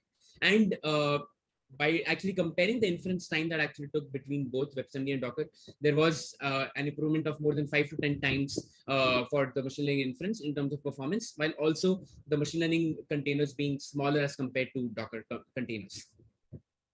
Now, one of the reasons why we should actually use WebAssembly also for serverless. So first of all, you must be aware that today's serverless computing is gaining a lot of popularity, especially with a lot of different tools such as edge functions being provided by all major cloud providers like AWS Lambda, or even Netlify or Vercel providing Vercel functions. And these edge functions allow a completely new dimension to serverless computing. And there's some really great reasons why you should actually use WebAssembly as well for these serverless functions. So first of all, you can actually write highly performance functions in languages such as C and Rust, and these can be directly compiled into WebAssembly. And these WebAssembly functions are actually much more quicker as compared to JavaScript or Python, which are commonly used as serverless functions, for example, in AWS Lambda. There are some other benefits as well when using WebAssembly. One of the biggest ones being that, as we mentioned, that the bytecode for WebAssembly is actually portable. So that means that if you're actually using WebAssembly based function, or like let's say function as service, you just have to deploy it once, and you can actually then go ahead and use these serverless functions anywhere, and then actually run them anywhere in any kind of a cloud environment without having to redeploy them again and again. Also, at the same time, the deployment, as we mentioned, deployment of WebAssembly applications is very simple. There are a lot less platform dependencies that are required to actually be used alongside these WebAssembly applications as compared to, let's say, JavaScript or Python-based serverless functions.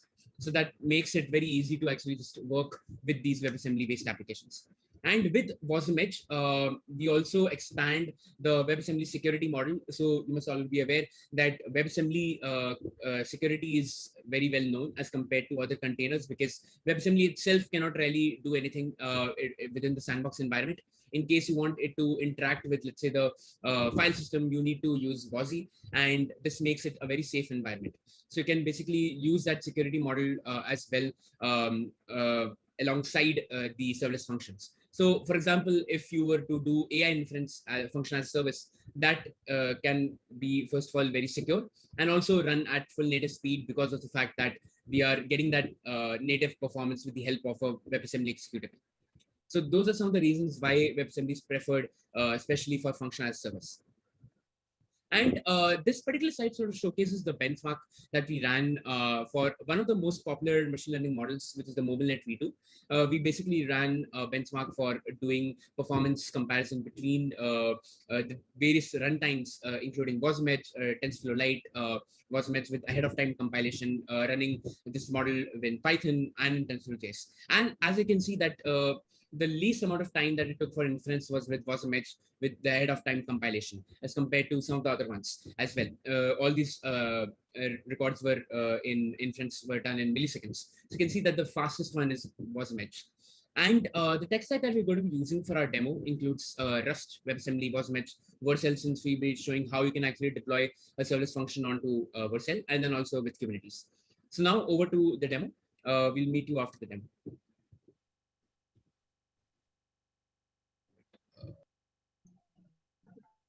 So now we come to the interesting part, that is demos. And the first demo we'll be seeing today is running a machine learning inference task that is computationally intensive in WebAssembly. We'll be seeing Rust and JavaScript demos both. And at the moment, let's just see how to run this locally in Wasm-Edge. And so WebAssembly, as many of you might know, started out as a JavaScript alternative for browsers and run high performance applications or high performance computations like machine learning inference that we'll be seeing today in languages like C, C++, or Rust safely in the browsers. So WebAssembly runs side by side with JavaScript, and we'll actually need so to run JavaScript, we'll actually need an interpreter.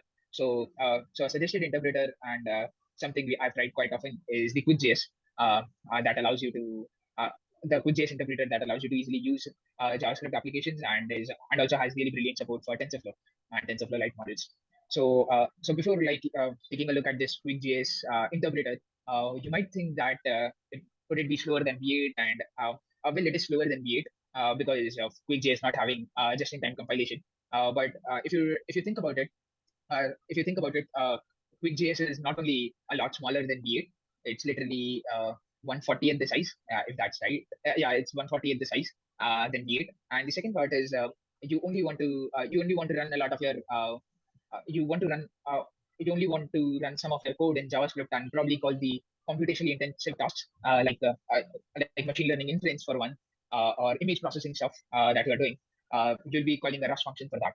So you can essentially have JS programs with extension APIs in Rust or C, C++, and Rust with embedded JavaScript. So that is very much possible, which makes QuickJS a really nice choice for us. So first let's take a look at building QuickJS, which you can do quite easily. Let's go to Wasm-Edge QuickJS, and now we'll try to build the QuickJS interpreter. So what I want to do is cargo build --target wasm32 -wazi, So you'll also have to add this target early on. I've actually installed the version 32 minus WASI early on. But if you don't, you will need to install this target early on as well. Release. And here I'll just add that I also want TensorFlow specific features because we'll be the TensorFlow extensions because we'll be running a TensorFlow model. Uh, oh, made a typo there. Okay. So I have actually built this, so it didn't take quite a lot of time. But what I do want to show you is let's just go to target version 32 minus WASI release, and let's do an LS overview. So what you can see is the wasm edge underscore quickjs.wasm. So this is the JavaScript interpreter that we have. And so let's now go to uh, our JavaScript example for MobileNet v2. So we'll go to JS underscore MobileNet v2 boards. And first off, we'll start. So now we can start using the wasm edge quickjs.wasm interpreter which we just built, and we'll use the wasm edge minus TensorFlow minus Lite utility. That is a wasm edge built with TensorFlow and TensorFlow Lite extensions, and it makes it really easy to work with TensorFlow and TensorFlow Lite models. So let's do that. So what we'll say is wasm edge minus TensorFlow minus Lite, and now we want to mount the current directory. So let's just mount the current directory first. Then we want to, so now we want to tell it which interpreter do we want to use. So that is actually the one which we just built. And now we'll give it the, JavaScript code. So let's go on to the JavaScript code, which we have. And if you see, this looks quite simple, and it is because of the TensorFlow Lite APIs as well. I start out with loading my image and then doing any kind of pre-processing on it.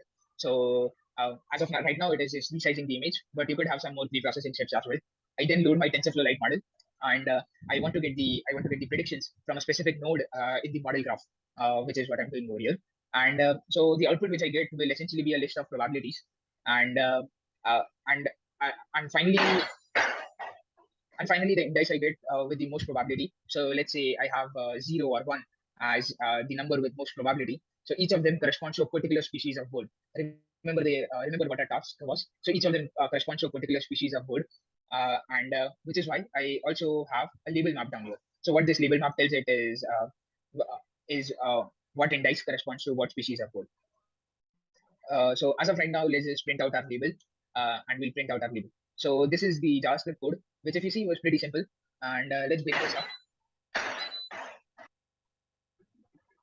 Sorry for the background noise. And so now we just saw the JavaScript code. So let's give it the JS file, and it should tell us. So I also had a sample image over here. That was actually Hemeris cassini. That is a species of bird. So it actually did.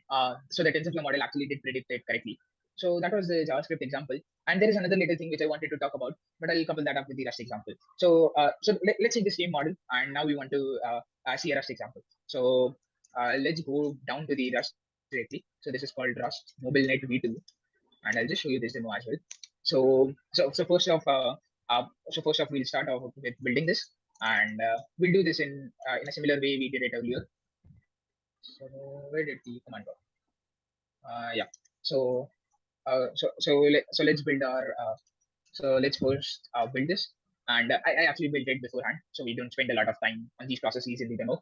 But if you see, similar to what you might have seen earlier, if you remember from the JavaScript example, we go to the wasm 32 minus wasm target release, and let's do an ls over here. So what I have is the classify.wasm, and this is this is the .wasm file that I can use. What I can also do is I can AOT compile it down ahead of time, compile this down to machine native code, compile it down to a .so file, the Linux shared library format, and I can run that as well. So remember the benchmarks from earlier, and so this is actually the model on which those benchmarks were made. And so at the moment, we'll also run this with the wasm edge minus TensorFlow minus Lite utility. But with wasm edge, it gives you a cool utility wasm edge C, which allows you to AOT compile your code down very easily and get a .so file which you can use. This also gives rise, so because the .so file is machine specific, this also gives rise to the universal wasm format, that is a .wasm file plus a .so file. At the moment, let's run the Rust code. I'm using the same model to do the inference with in Rust. And if you see the main.rs, it is the code here is pretty self-explanatory as well. I'm using the same model, the birds model, and performing the inference on it in the exact same way as earlier. What I also wanted to do was show you how much time it takes to do an inference. So first let's run this. So using the wasm edge minus TensorFlow minus light utility, like we discussed. So wasm edge minus TensorFlow minus light. Now we have now we give it the part to the wasm file, dot wasm file. So that is classify.wasm, and we also put in an image. This is the same image from earlier. The demo was essentially supposed to be the same model shown in JavaScript and Rust, which is what we do. So this gives us output in 187 milliseconds, which is a bit more for a TensorFlow light model, particularly for a small model. But a lot of the speed of WebAssembly also comes from ahead of time compilation. And if you remember the benchmarks we showed you earlier, ahead of time compilation can cut this down by 8 times to 10 times, which is a very big increase in speed. So that is something you definitely want to try out with Wasm HC, and you can run it in the exact same way. So that marks our end for demo one. And let's now go on to our second demo, which is deploying this as a function as a service. So now what we want to do is we have already seen how we can run a WebAssembly app with Wasm Edge. So let's now try and deploy it as a function as a service. So we'll actually be using the similar code. We'll not be using the same model. You can also like put in the same model if you wanted to. We'll be using the same category of model, MobileNet, which is actually built in the exact same way. You have the label map, you have the model from which you want to get the outputs from. So let's go to the functions. Here we have the Rust code. So if you see, this is essentially the same Rust code, just with a new model out there. And of course, different pre-processing steps. In our earlier model, we wanted to convert it to for the earlier model, we were resizing it to 224 by 224. But of course, any of the pre-processing or post-processing steps might, of course, differ according to what model you have. So with we also have the hello.js and the pre.sh file. And what that does for us is so let's just go to the pre.sh file. And what that does for us is gets all the .wasm files to the .so files, the Linux shared library format. It ahead of time compiles it, so we can run it. Run it a lot more easily. So we'll take the MobileNet model, and as you might expect, we first go to our function which we have, which is image classification, and let's actually bring this out. So we'll first go to image classification, and now we'll build this similar to how we did earlier. So okay, let's build this. We'll build these, and our target is wasm 32 minus wasm. So I had built it earlier, which is why I just optimized the target very quickly. So now we'll just prepare this because we now have a classify.wasm file like we did earlier in the release directory. So now we'll just put it to the into the root directory for the function as a service application. And I didn't. Oh yes. I want to get the .wasm file, not the whole directory. So just moving the .wasm file to the root directory over here. And what you can now do is deploy this to Vercel, which is the example we'll be taking a look at. You can deploy this to Vercel serverless functions. So let's just do Vercel deploy. So you already need to have the Vercel CLI installed. So I'm in the wrong directory at the moment. What I will do is I'll go down to the fast directory, which is where now our classify.wasm file is. So let's now do a Vercel deploy. This is actually building and then deploying it to Vercel functions, and we'll have our function ready for deployment.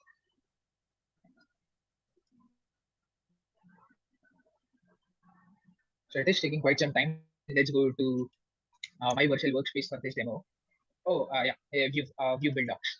That is what I wanted to see for the deployment, and it was actually able to build it up. And if you also see that, so when it ran the pre.sh file, it actually converted. It used wasm.hc. If you see, it used wasm.hc to ahead of time compile our Rust code and do the inference a lot more quickly. But you should remember that the .so file is the machine native code, which is why it is only useful to run on a particular machine. And you can also use the universal wasm format to couple the .wasm file that can be run on any wasm sandbox, and the .so file that is machine specific. So let's actually take a look at this deployment which we just deployed. And so this deployment is up as well. So let's now take a look at our was map. Uh, I just showed you about why it needed to be why it needed to be why we converted to all the data so files. And now let's open our deployment. Okay, there we go. So this is the deployment which we just made to virtual functions. And let's try on an image. So this is the ImageNet model, not the same words model. So let's try on this image, which is a pretty famous image. And it actually tells me that it's a comic book. So the ImageNet model has another set of labels, which is used for detecting all kinds of images. It has so the ImageNet 1K has 1,000 labels, and the ImageNet 21K has 21,000 different labels for images. And that is the model which we deployed to serverless functions. If you might see it also, the inference was also quite quick because we ahead of time compiled down our code, and it also rightly classifies this image as a comic book.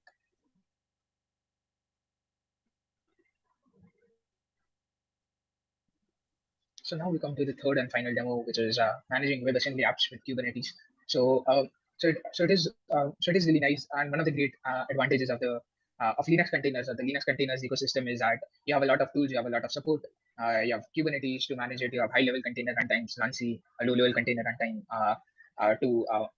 which allows you to work with Linux-based containers very easily.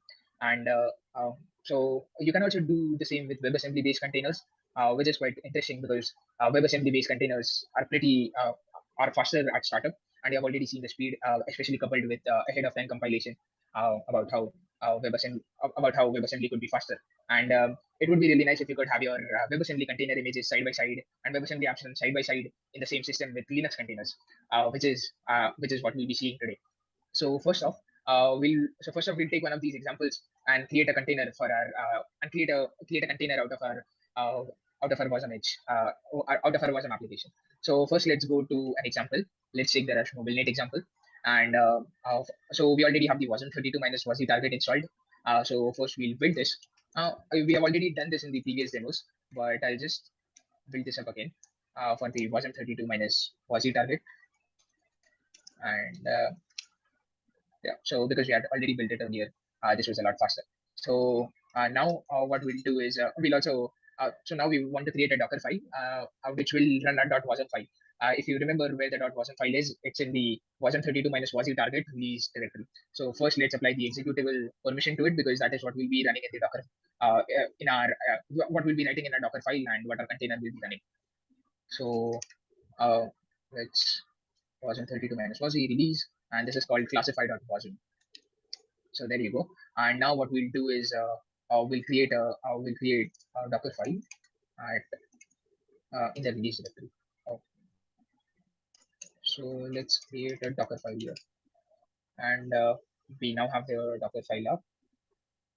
Let's open that. So I've already written this down for you, but what you can simply do is add your .wasm file, and I can run the .wasm file. So this is very simple. Our and now we'll build a container from this Docker file. So what we'll do is the crun container runtime can already start the this WebAssembly based container image, but it requires another annotation on the container image to indicate that it is a WebAssembly application which does not have a guest OS. So to do this, we'll actually use build-up and add an annotation that this is a WebAssembly application and we don't have a guest OS for this.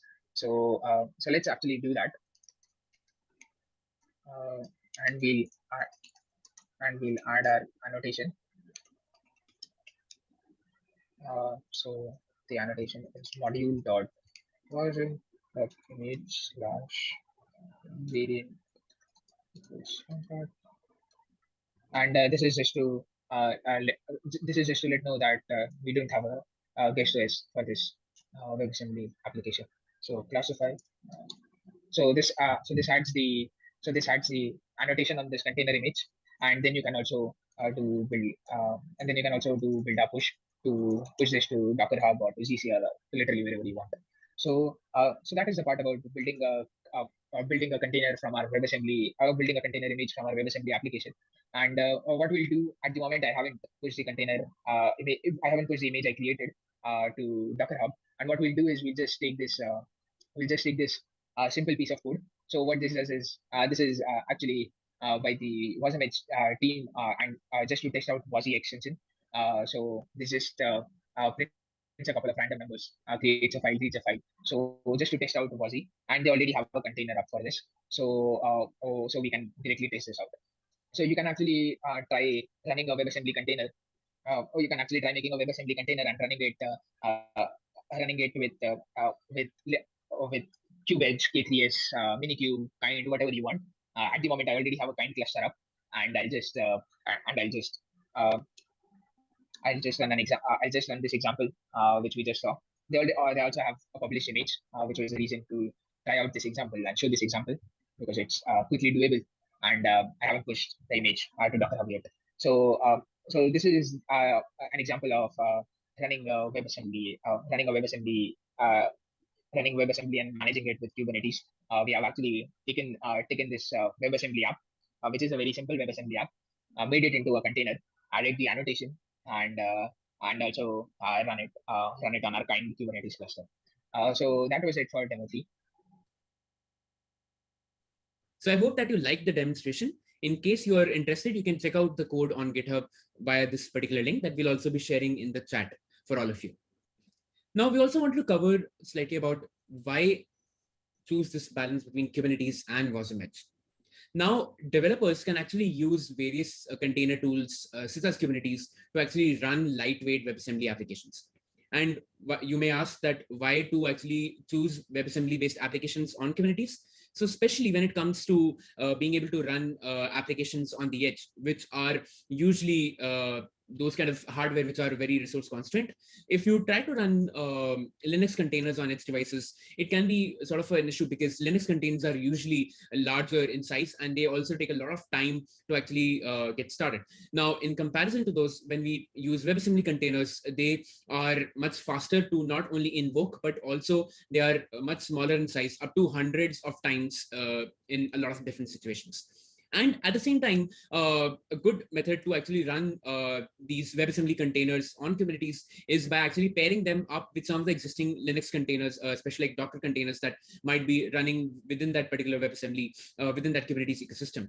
Because as we know that with WebAssembly, it is not having the best tooling out there. A lot of the toolings are not supported. So essentially what you can do is that you can run your WebAssembly containers alongside Docker containers and use the rich ecosystem that is provided by the Docker containers with the tool chains that can be used also by the WebAssembly containers as well with the help of WASI. And that actually makes WebAssembly as a really good choice for Kubernetes-based ecosystem.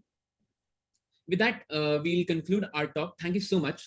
Of course, you can reach out to us via our Twitter handles, me, Shivai, @howdevelop, and Rishit, @Rishit Dagli.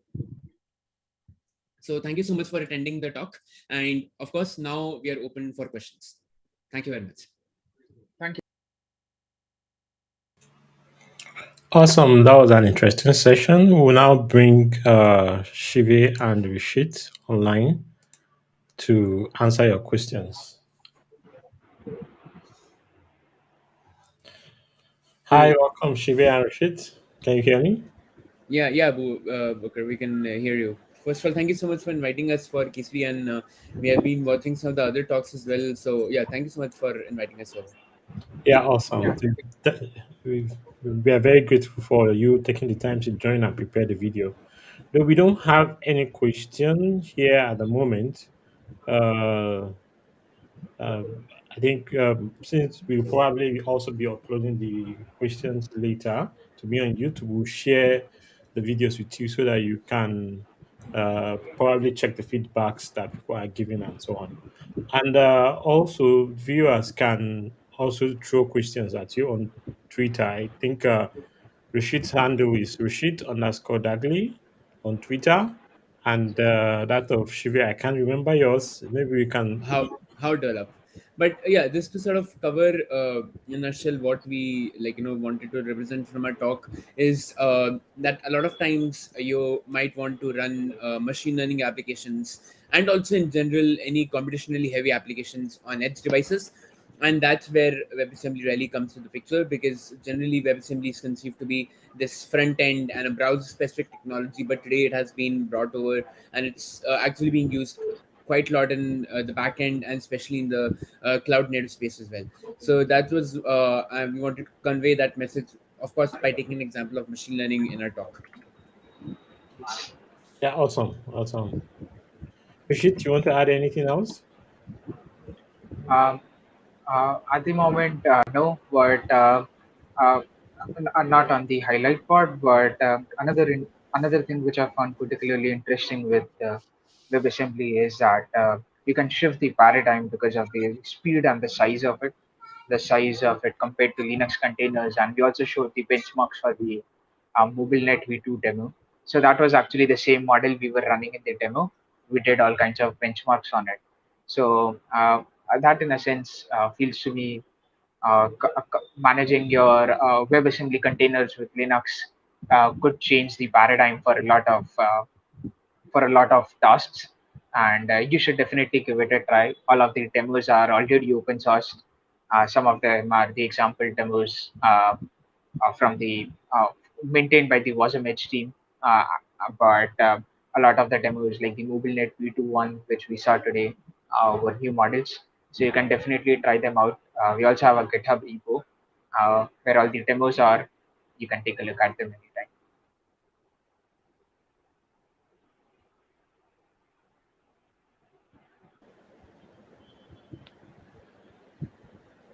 Right. Thank you so much, Abubakar, and the entire KCD Africa team. And thank you so much, Anita, for having us. Thank you. Thank you so much. Um, Abu, I think you're muted. Oh, and I was busy talking. Don't mind me. I was just thanking you all for joining, and we look forward to hosting you in our subsequent talks and engaging with you online. Thank you very much. All right. Thank you. Thank you. Thank you. All right. So we're close to break time. And our next speaker is right here. The next section is going to be focused on product recommendation ecosystem on Kubernetes using Argo workflow. And this is going to be taken by Osinachi. And Osinachi is a software engineer and technical writer building within the African tech ecosystem. Osinachi enjoys building solutions on Web3 and also extending the web using WebAssembly. When Osinachi isn't coding, he enjoys reading books. Good to have you here, Osinachi. Um, okay. Okay. Yeah, thank you, Anita. Hello, everyone. So I'll just get started immediately, right?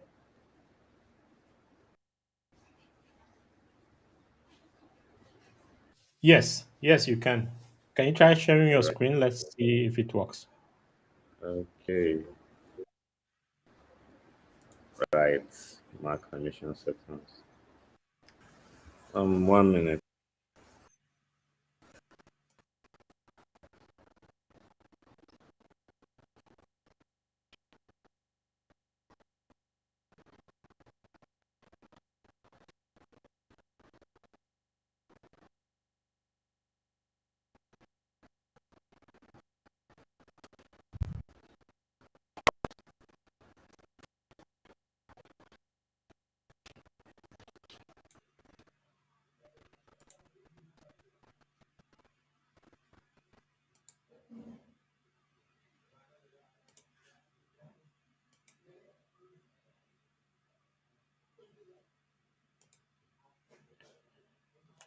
We'll be going on a very short break while Osinachi figures out the permission issues.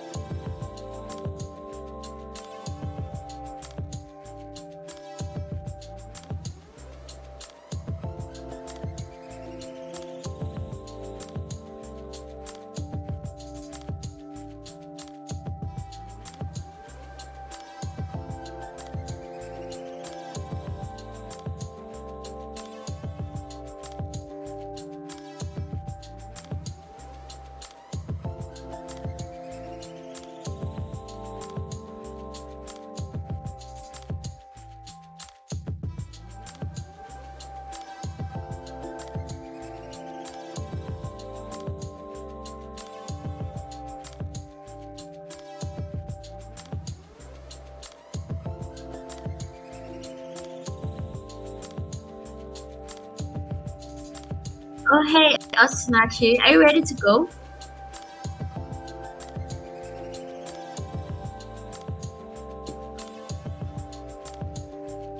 So, are you good to go? Yeah, yeah, yeah. Can you see my screen? All right. Let's get your screen on here.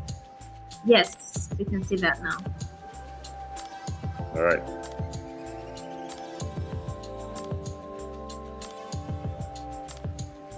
I'm hearing some background music. Is it okay? Okay, I think you're So good to go. we're ready. All right.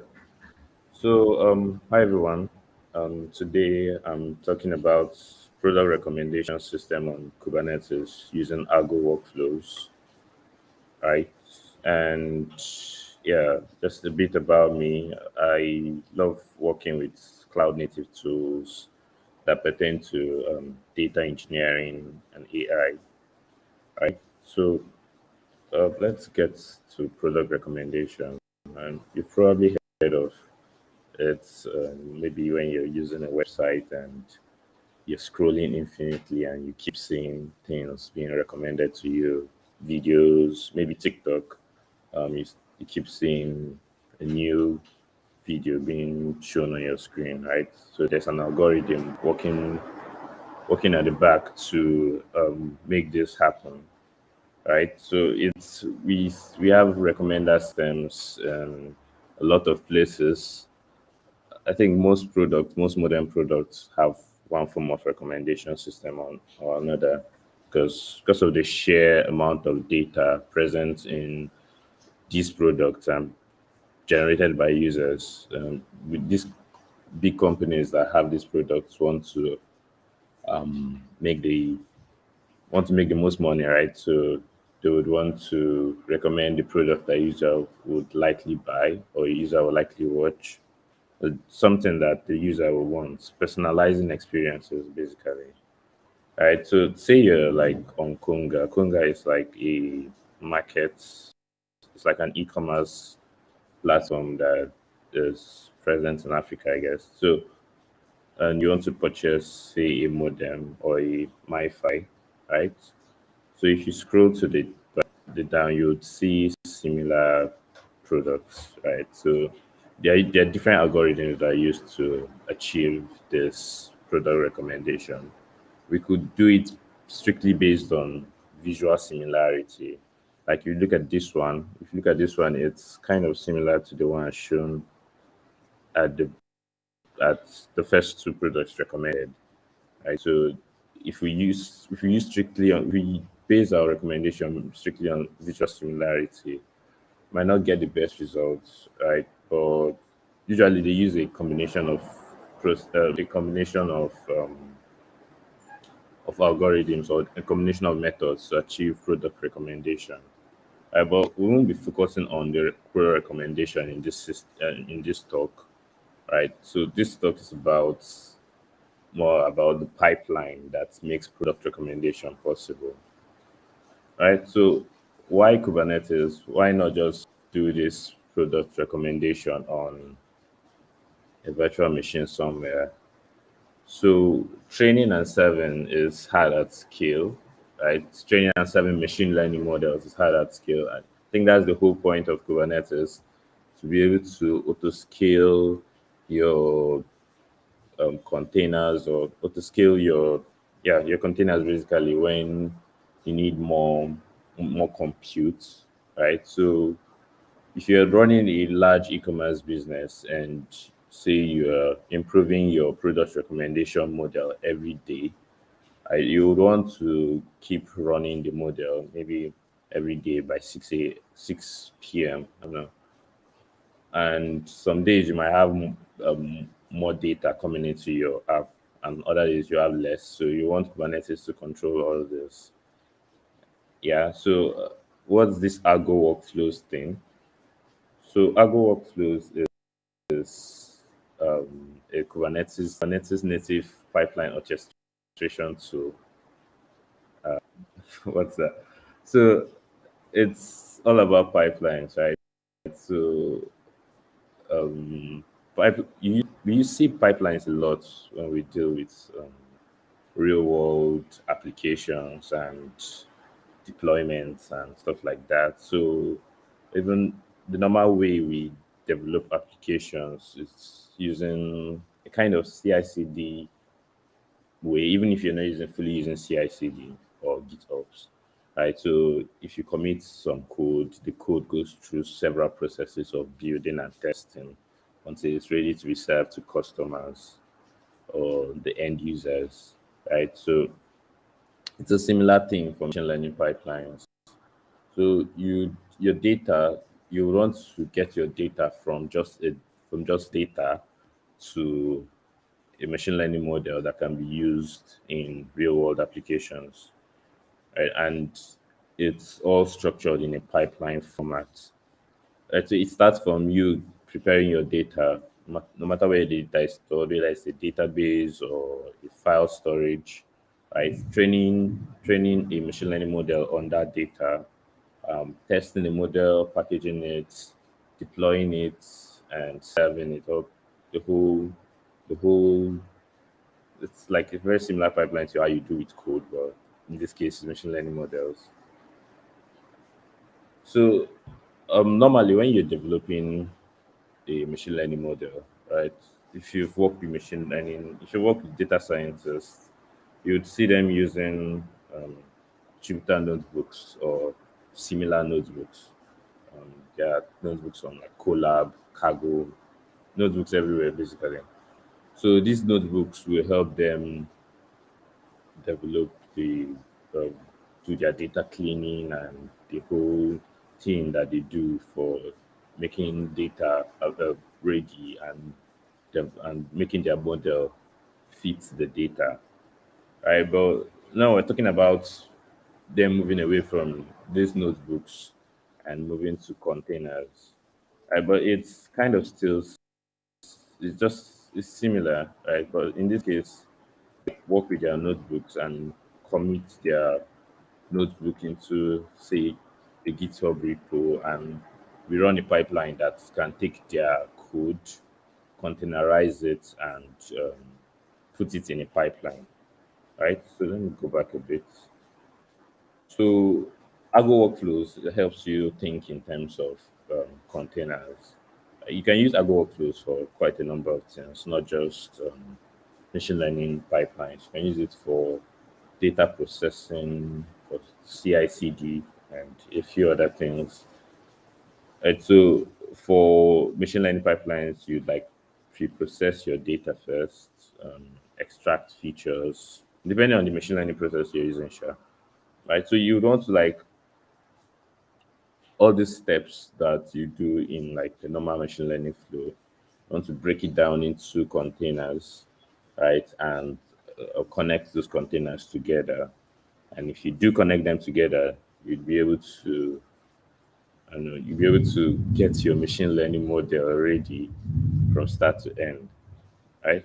So this is how you normally use Argo workflows. So you'd you deploy the Argo workflows on Kubernetes. Right? It's like a custom resource. It's like Kubernetes custom resource, right? You deploy it on Kubernetes, and you write your workflow in YAML. You can also write it in Python, then compile it down to YAML. Then you submit your workflow to Kubernetes, and Kubernetes starts the workflow. Right. So we're going to see that in a bit. So, like, let's go back to our product recommendation. I mentioned the steps earlier, right? But I'm going to just show you very simple model here, right? So we this is something called it's just a pipeline, right? Some people call it DAG. Some people call it DAG, directed acyclic graph. It's basically a graph, but this one is straight. Sometimes it branches. So we have the start, then we have some pre-processing, then we have training, then we have maybe other things like testing that goes on in the register step. All right, so let me just do a bit of the demo. All right, I'm going to stop present this. Am I still audible? Am I still live? Confirm.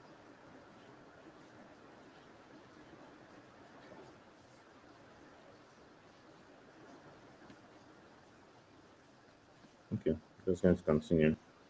All right. So here I have a pipeline in YAML that contains a workflow. It's an example workflow. Right. So I'm going to just quickly explain this. So Agile workflows, like I said earlier, it's you write it in YAML. Right. So it consists of something called templates, and these templates are like functions. Right. So the main thing in Agile workflows is templates, and templates are like functions, and these functions are the base are those steps in your pipeline. So we have a pre-process. We have a product recommender function. It's like the entry point, right? And it's defined here. Then we have a pre-process step, a training step, and a register step. Right. So let's go to the entry point. In the entry point, we have something called a DAG. The DAG is like a directed acyclic graph, right? So it's basically just the pipeline. Right, and the this DAG has tasks, and we have three tasks: the pre-process, the train, and the register. So like this is the main thing. Then other things are just like helping this one. So this task, the code or the instructions for it, that's the template, is defined here. And for the training, we also have the template here and the register here, right? So I'm just going to go into a Kubernetes cluster that I set up on Azure. I'm going to SSH into the VM I set up, and I'll start Minikube. Oh, Minikube start. So while Minikube is starting, um,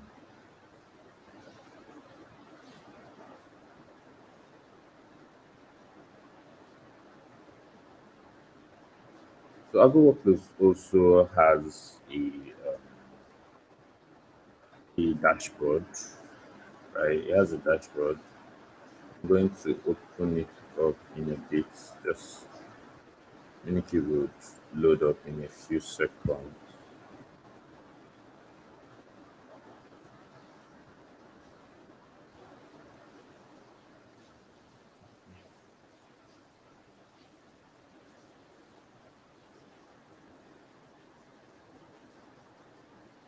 Okay.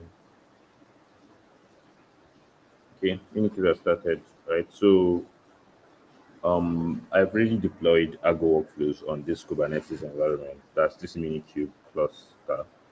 I'm just going to get the pod, so kubectl get pod. I deployed it on namespace Argo. Right, so we don't have it running. We don't have the server running yet. It's actually restarting. So I think in a few minutes it's going to start fully. Just have to check. Just have to check regularly. Right. So when it does that, we can submit our workflow to it, and it will run our workflow, and we do all the processing. Right. So I'm just going to go back to the code and explain it a bit more. So when I said we do everything in terms of containers, right? So it means you're going to define all your processes in containers. So I have here the Jupyter notebook that I did that. Sorry, I got help from my friend. So we did the machine learning, the whole data processing and model fitting here, right? So what I did was to copy the code from here and transfer it to these folders, right? So these folders contain the files that will be packaged into containers. So each of the folder has its own Docker file, right? So you would set up an automated pipeline that would build containers for each of the folders, or each of the steps, right? So you build the containers, then push it to a registry, whatever registry you want to push it to, or whatever registry you're using, right? And when you do push it, the the the workflow template here is going to pull it. So here I push them to Docker Hub, right? So that's why you have this image here. You're going to pull these images from Docker Hub and run the containers basically.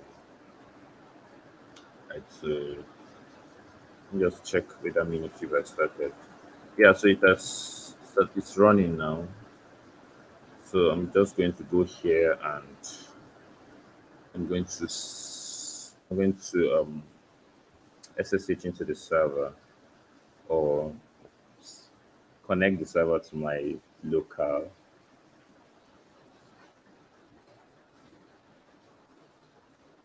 Yeah, I meant to. Sorry, I meant to port forward it. So and it's port forwarded. So for some weird reason, it only runs on HTTPS.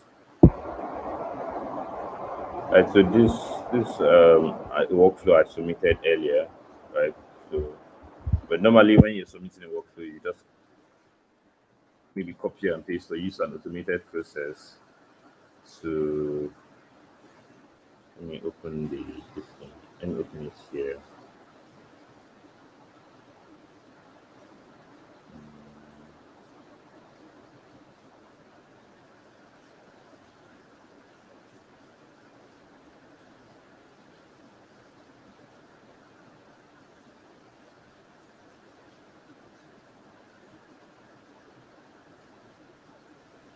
I'm going to access it into this other. Right. So if we copy this code and like create a workflow, so let's say nano products right com dot yaml, right, and paste the workflow. Then we submit it. We just use script.tl submit on the namespace argo products right com dot yaml. And we can watch how the workflow runs, right?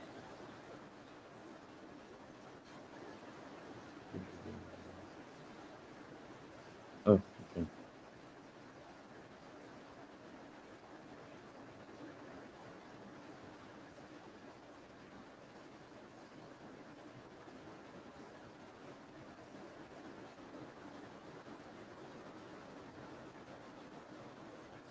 Let me just copy it from Notion.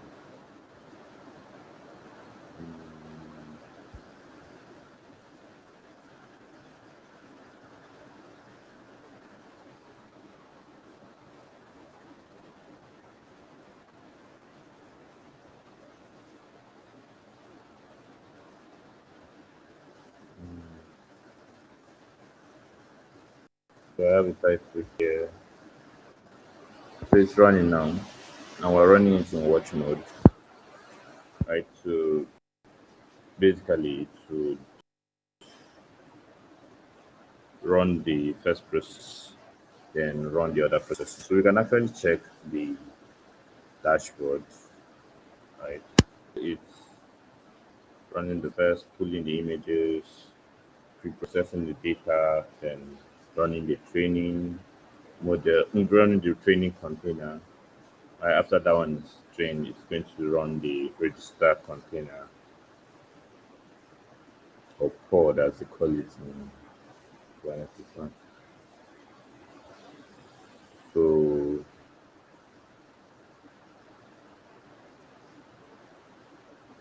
any minute now it's going to complete. Right. So I didn't actually connect the front end interface, right? But I found something very similar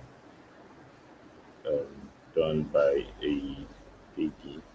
Right. So the idea is like we have these products, and when we do click on a product, it's run through the model, through the train model. This our pipeline was is basically for training, right? We didn't like set up a pipeline for inference.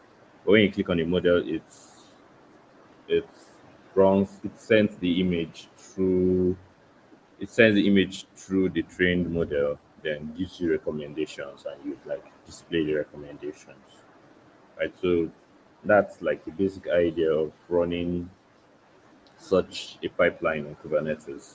And Argo workflows, right? It's like the bare basic. It's like the bare basic pipeline. It's like a very bare pipeline medium on Kubernetes.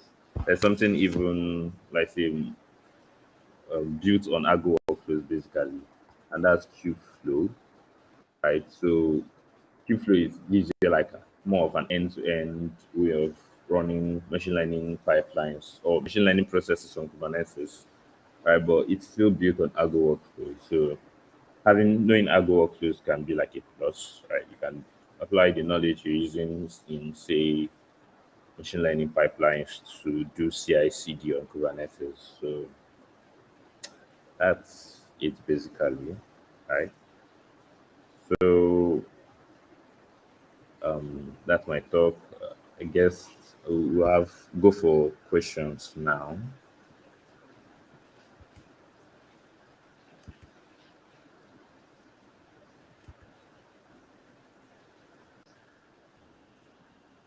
Awesome. Thank you so much for that section. If you have any questions for Aka, you can drop it in the chat. And while it's available to actually take your answers.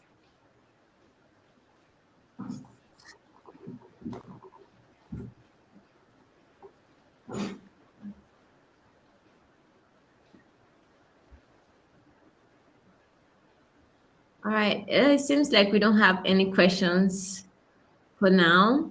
In the meantime, think of any questions, you can always refer back to their social media handle.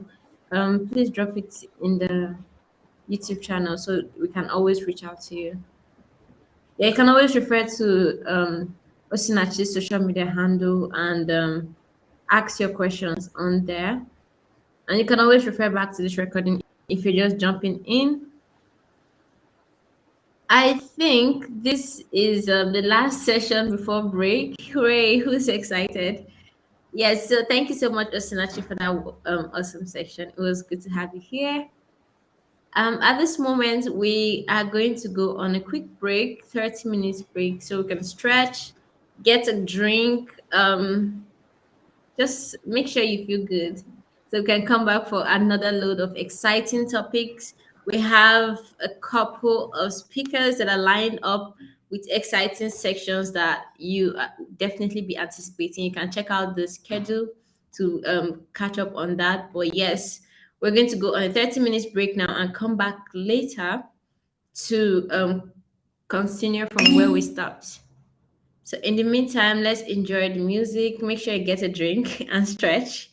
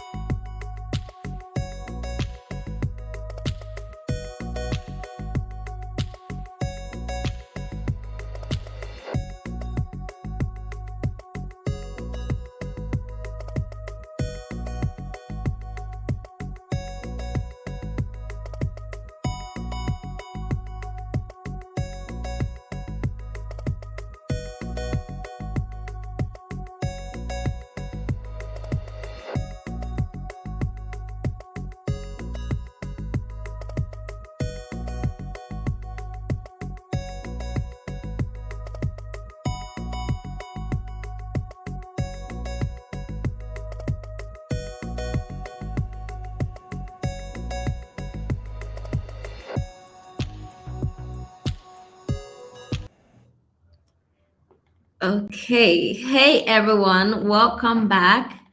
That was an amazing 30 minutes. I had a very tasty meal once I left here.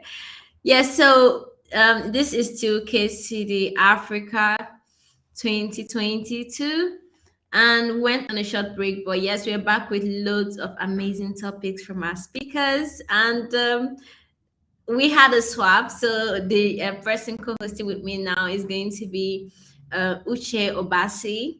So, like I mentioned earlier, if you join, my name is Anita Human. I'm a developer advocate and a technical writer. And with me here is Uche. Over to you, Uche. Awesome, awesome, Anita. Hi, everyone. My name is Uchechukwu Obasi, and yes, I'm a software engineer and also the co-organizer of Kubernetes Community Days Africa.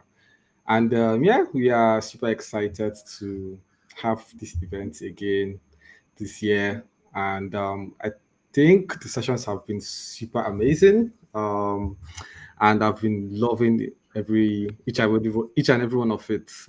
So yeah, I'm happy to co-host alongside Anita. And yeah, over to you, Anita.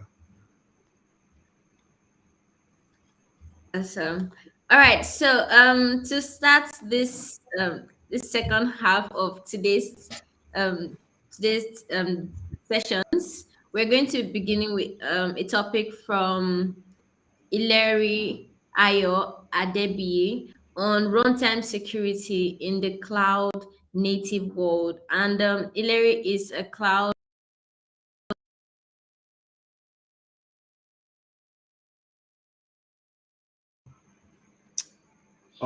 I think we lost Anita there due to network issues. But I can help you, Anita. So yes, introducing Ileri. Ileri is a cloud native engineer at Container Solutions. He's very passionate about helping new Native innovators. engineer at Container Solutions. Yeah, I think we lost you, Anita. Yeah, we lost you. I was trying to yeah, I was trying to help you out with the introduction. Network is crazy. Yes. So yes, Yeah, it's good to have you here, Ileri. Yeah. exactly. Thank you. So yeah, now just to do some formal introductions, Ileri is a cloud native engineer at Container Solutions, where he's helping global organizations become cloud native. And like I mentioned earlier, he's also the co-organizer of Kubernetes Community Days Africa. And aside from this, he's also the lead maintainer of the open source project Markdown Badges. And I mean, if I should keep going, I don't know if we end this session. But yeah, over to you, Hilary. All right. Thank you. I hope my audio is good.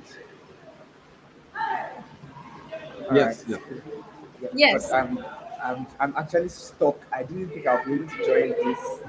I'm outside and it's raining cats and dogs. Yeah, but I'm glad to be here.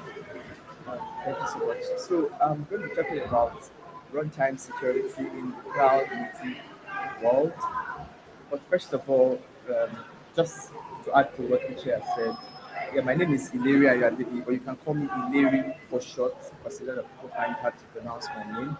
I'm a cloud native engineer at Container Solutions.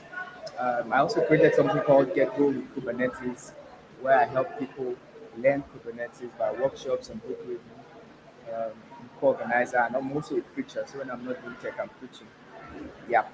So let's dive in. Runtime security. The first thing, when we talk about security, a lot of things come to mind. You want to have secure systems. That's a given, and a lot of people talk about this thing that you call shifting security to the left. All right, it's so that we can have security not as an afterthought, of the things that we do. Security should be primary in any system that we're developing or we're building, including our infrastructure. Security should not be an afterthought. Yeah.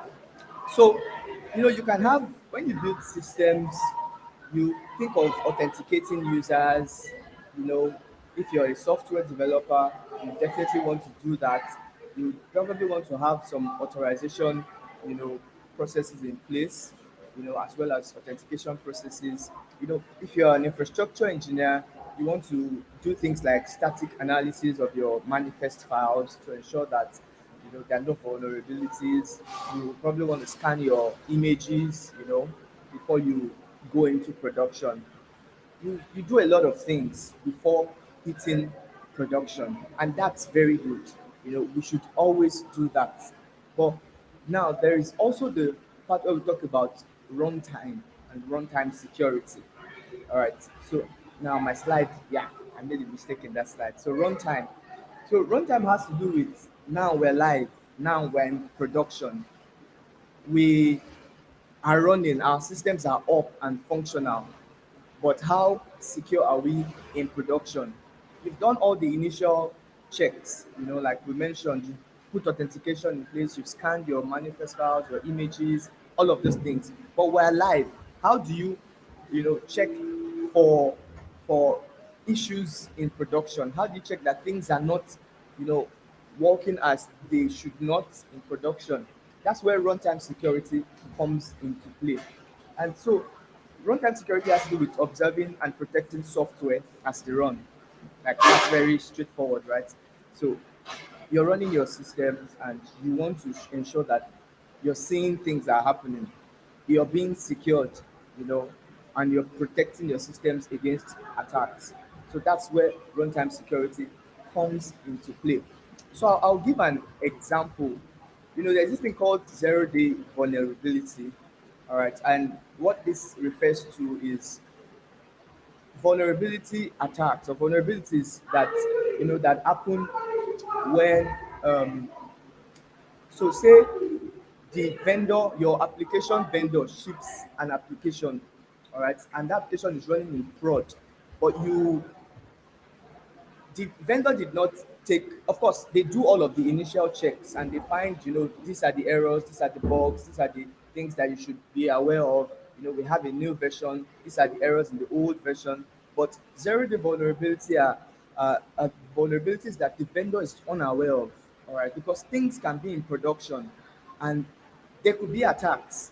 You cannot prevent, you certainly cannot be aware of every possible attack that, you know, will come into your system, right? So that's where zero day vulnerability comes into play. And for this kind of thing, and this is just one use case for runtime security, we want to be able to detect things on the fly. We want to be able to, you know how our systems are doing on as we go, and, you know, protect against those things. So that's runtime. That's where runtime security plays a very major role. And I don't have too many slides, of course, but I'm going to be talking about Falco. Now, Falco is a tool, you know, from it's part of the CNCF landscape now, of course. It's one of the tools that helps with runtime security. And so, how did I come across Falco? Just a few weeks or months ago, I believe, I was taking the exam, the certified Kubernetes security exam, and I saw that Falco was part of the things on the curriculum. All right.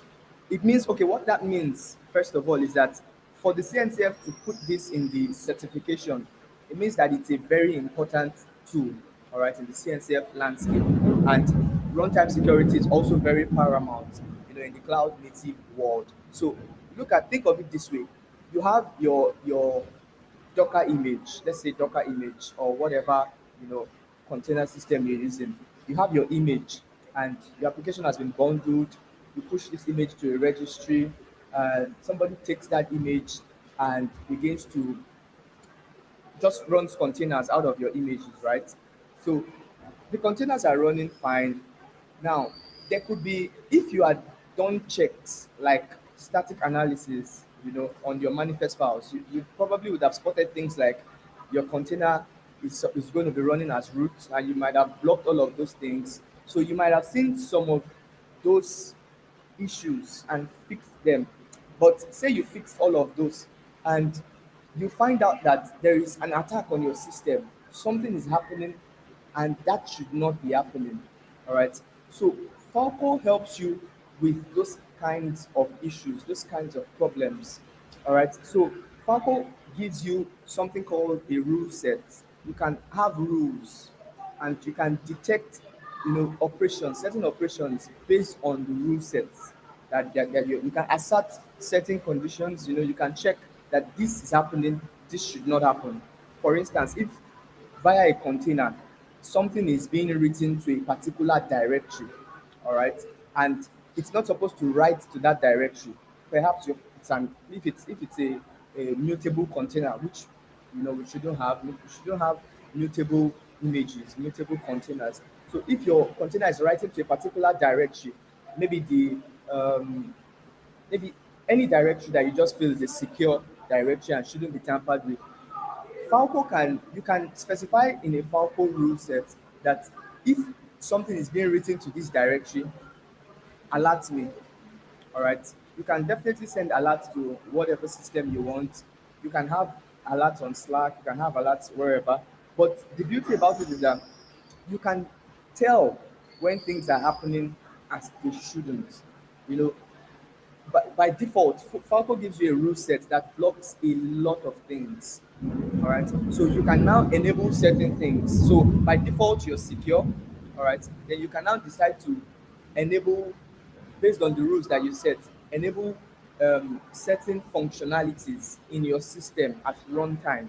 All right. But whatever is blocked, Falco detects and alerts you that this is what's happening in your system.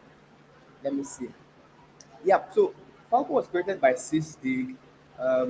It's now a CNCF project, of course. Runtime threat detection engine. Like I said earlier, it analyzes the behavior of the system and compares it with a set of rules, and triggers an alert if a positive match is found. So Falco I'll just give some rundown of.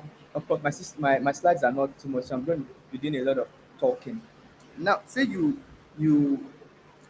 because some people ask that, can you run Falco on in Kubernetes? Can you run it on your bare metal servers and things like that?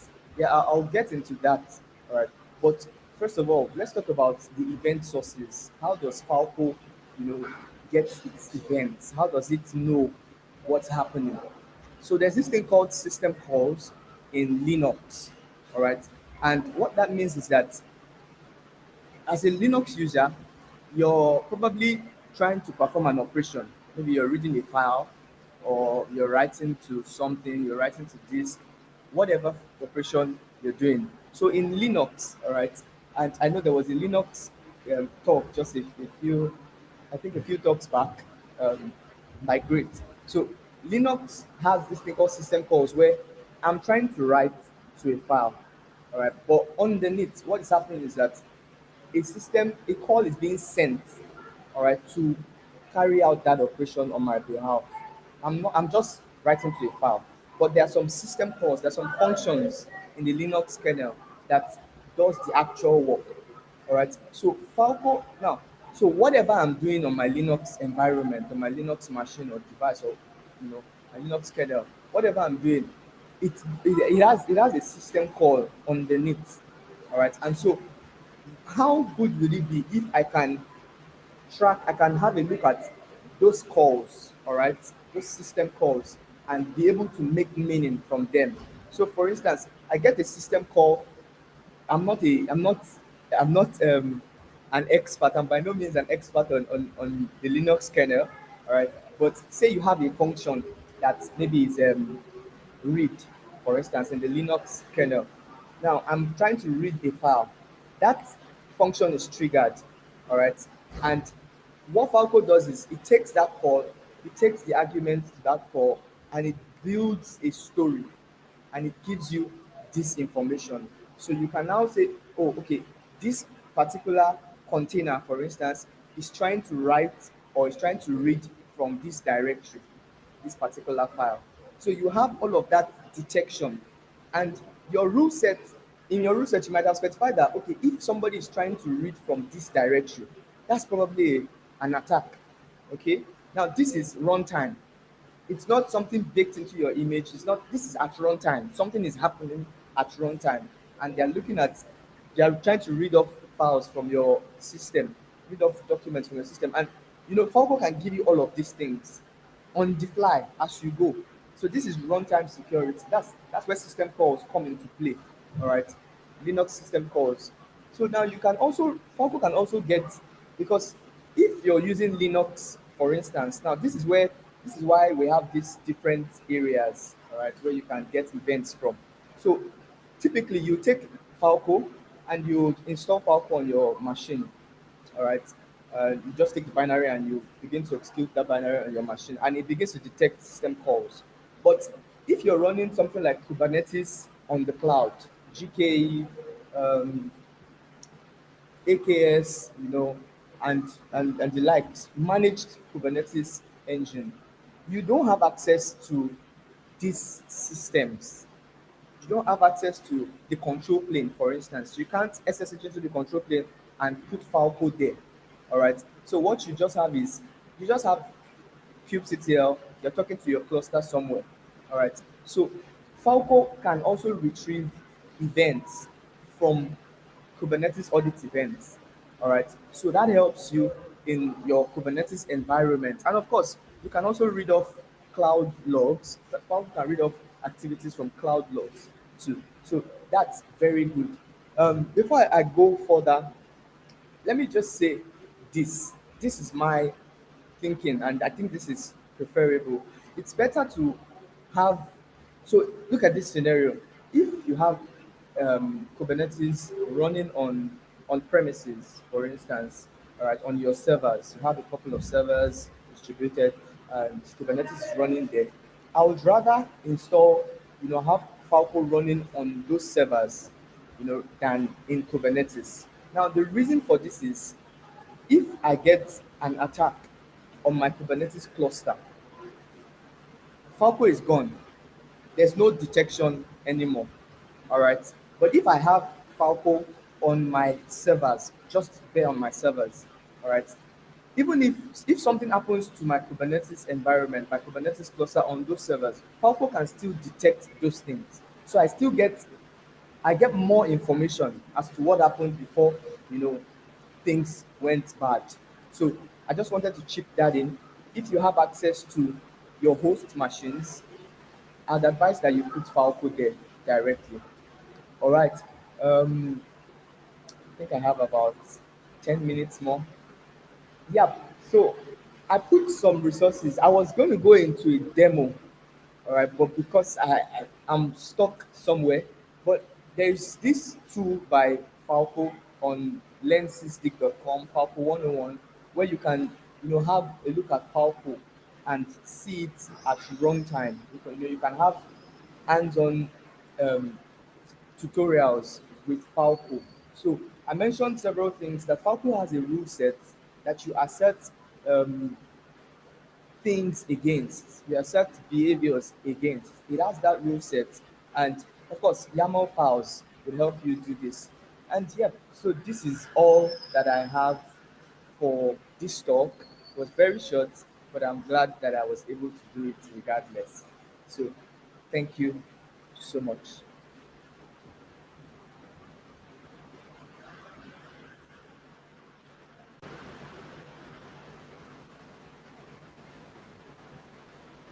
Awesome, awesome. That was a great presentation, Hilary.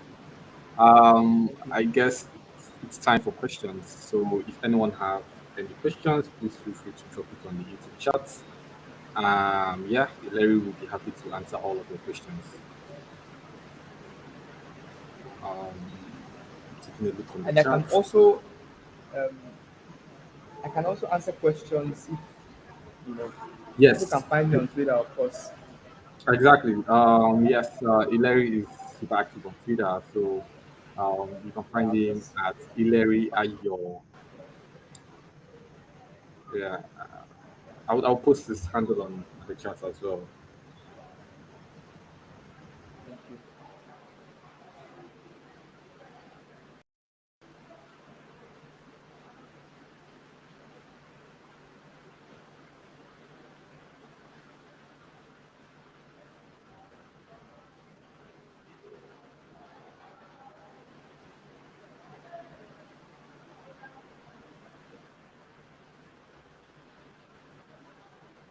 It seems there are no other questions. I guess that's it for Hilary. Yes, thank you so much, Hilary, for joining us. This was super insightful talk. And yeah, we hope to, of course, we hope to see you in the next one. And yeah, keep doing the good, Hilary. In better conditions, hopefully. Yeah, Definitely. awesome. Thank you so much. Awesome. Okay. In case you missed that, that was a session from Larry on runtime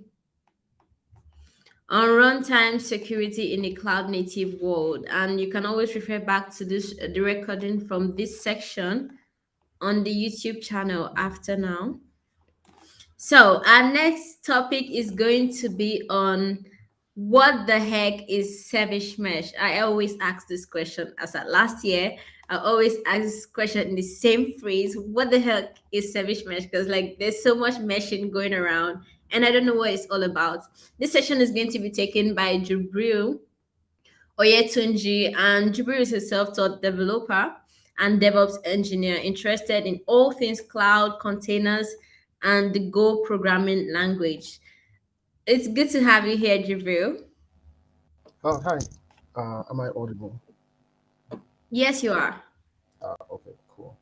Hello, everyone. My name is Jibril, and I'm really excited to be presenting this session called What the Heck is a Service Mesh? So, hopefully, we can explore this together and get some insights by the end of this talk. Yeah, a little about me. I'm currently a software engineer working at Aquinox. Uh, really love the Go programming language, hence, I sometimes call myself a Gopher. In my second year of university, pursuing a degree in cybersecurity, and you can also find me on Twitter at Syntax Error. So yeah, service mesh. What's that? Uh, so when you Google this, you probably land on Wikipedia, and Wikipedia will tell you a service mesh is a dedicated infrastructure layer for facilitating service-to-service communications between microservices using a proxy. But what does that really mean? When I first started out, that didn't really tell me much, and I was still as confused. So a simpler definition would be a service mesh is a tool for adding a layer of observability and security between your applications without the need to modify your existing services. And I would explain a bit more about this later in the slides. So some popular service meshes you might have heard of are Istio, Linkerd, and Console. So yeah, now that we have a good idea of what a service mesh is, how does this work? And it turns out that the answer is pretty simple. The answer is a sidecar. Well, not this kind of sidecar, but service meshes use something called the sidecar pattern. So the sidecar essentially sits alongside your application and intercepts requests to and from your application.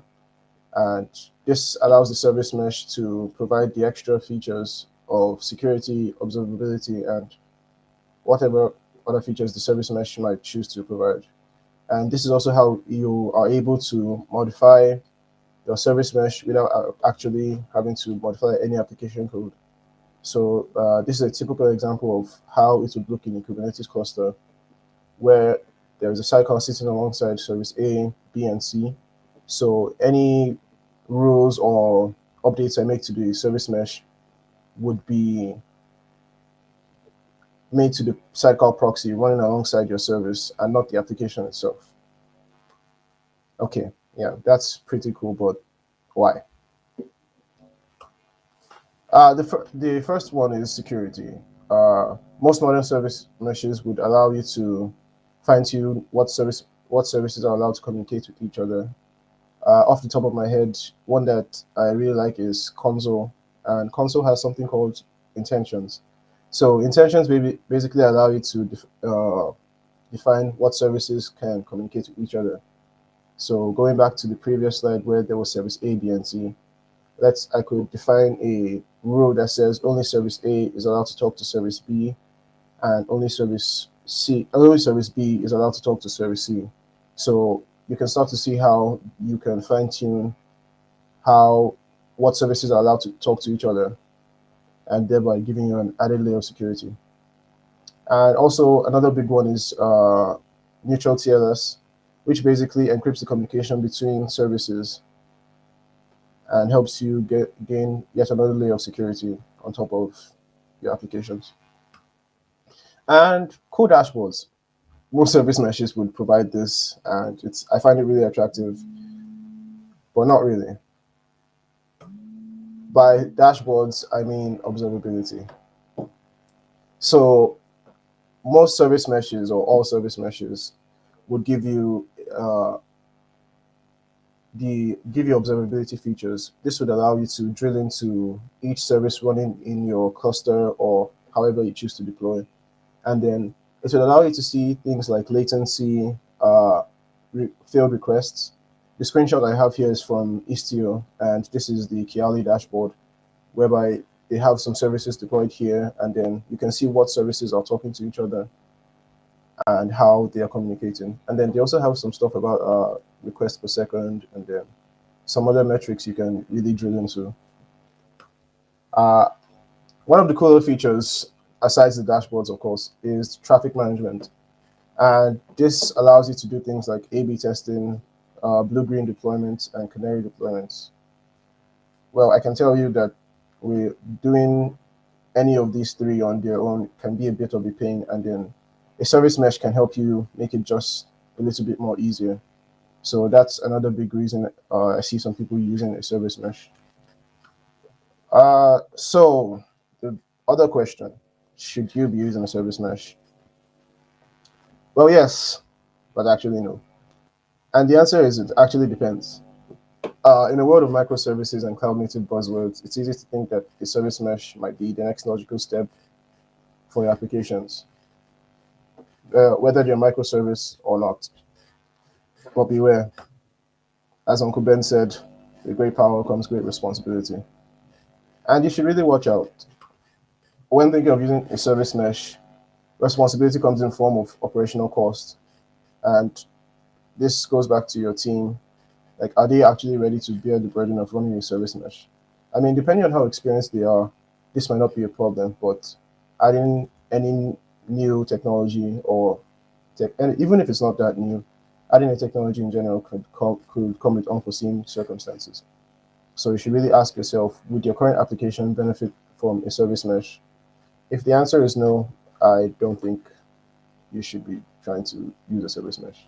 And again, is your team ready to handle all that comes with a service mesh? Above all, remember a service mesh is not a silver bullet, and have fun. So thank you very much. That's all for my presentation.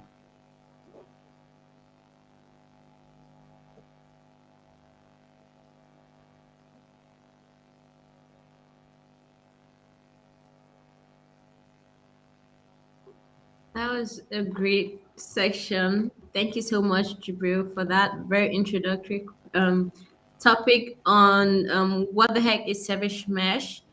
So, if you have any questions for our speaker, you can drop that in the chat, and we'll interact with it while we still have our speaker right here with us. Actually, I think one thing I like about Jubri's talk is the title. I mean, like, what the heck is service mesh? And that kind of like resonates with everyone that is curious about like the topic.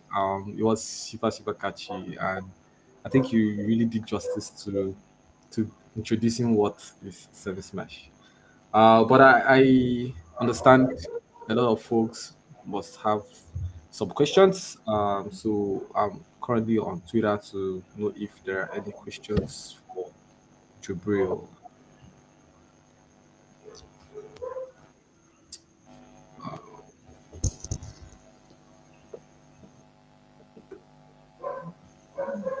From what I can see, there is none. All right. All right. Okay. So yeah, I guess that's it. Um, Still checking.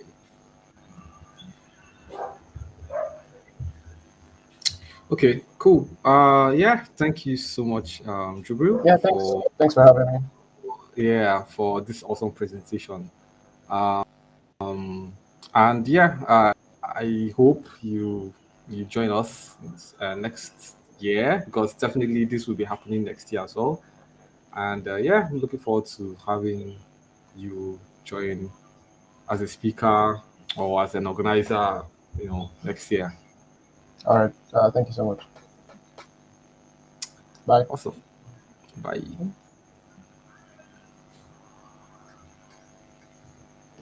Okay. Well, we're going to put on a music and then wait on for the next speaker to jump on. Yes.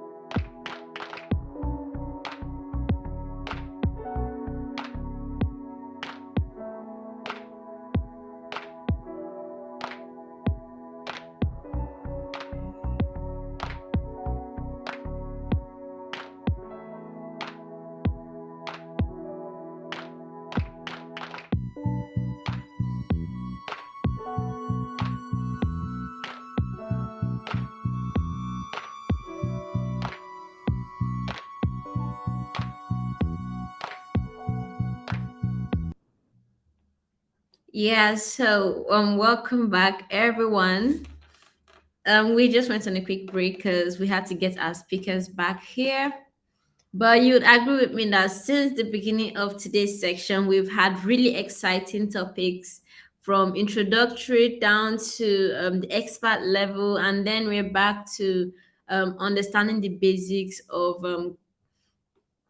understanding the basics of controllers and introduction to custom resources, which is going to be our next section. So buckle up, everyone, as we get our speaker on here. So the next section is going to be focused on extending Kubernetes and introducing custom resources, controllers, and operators. And this is going to be taken by Oladipo Ajayi, who is a cloud native engineer currently at Container Solution, helping with businesses, helping businesses with cloud native transformation from beginning to the end and everything in between. And it's good to have you here, Dipo. Thank you very much. Good to be here also. Awesome. All right. Yeah, sorry for the delay. I think I'll have more time to myself, Anita, right? Since I'm starting early. Yes. Yes, it appears so. Okay, yeah, all right. Thank you very much. Everyone, my name is Dipo Ajayi. I'll be speaking on extending Kubernetes, introducing custom resources, custom controllers, operators, and schedulers. And if there is time, I'll be able to do a simple demo while we're at it. Yeah, so for, like I said, my name is Dipo. I'm a cloud data engineer at Container Solutions. I'm a cloud architect, cloud engineer, DevOps engineer. I do everything on AWS and Azure. Also a software engineer when I can. I basically write Python and Golang, building, for now, majorly focusing on building controllers and operators. Yeah, nice to meet you. So let's get it going. So yeah, what is Kubernetes? I don't want to focus so much on what Kubernetes is and its definition, but I'm going to mention just a couple of things. First off, Kubernetes, like we know, is a container orchestration tool. It helps orchestrate containers, manages them, and their entire life cycle. Pretty much, like that's a very simple definition of what Kubernetes is. Like I said, some of the features are it automates deployments, helps with auto scaling, helps with self-healing. So, for example, if your pod is down, it can always spin it up by itself.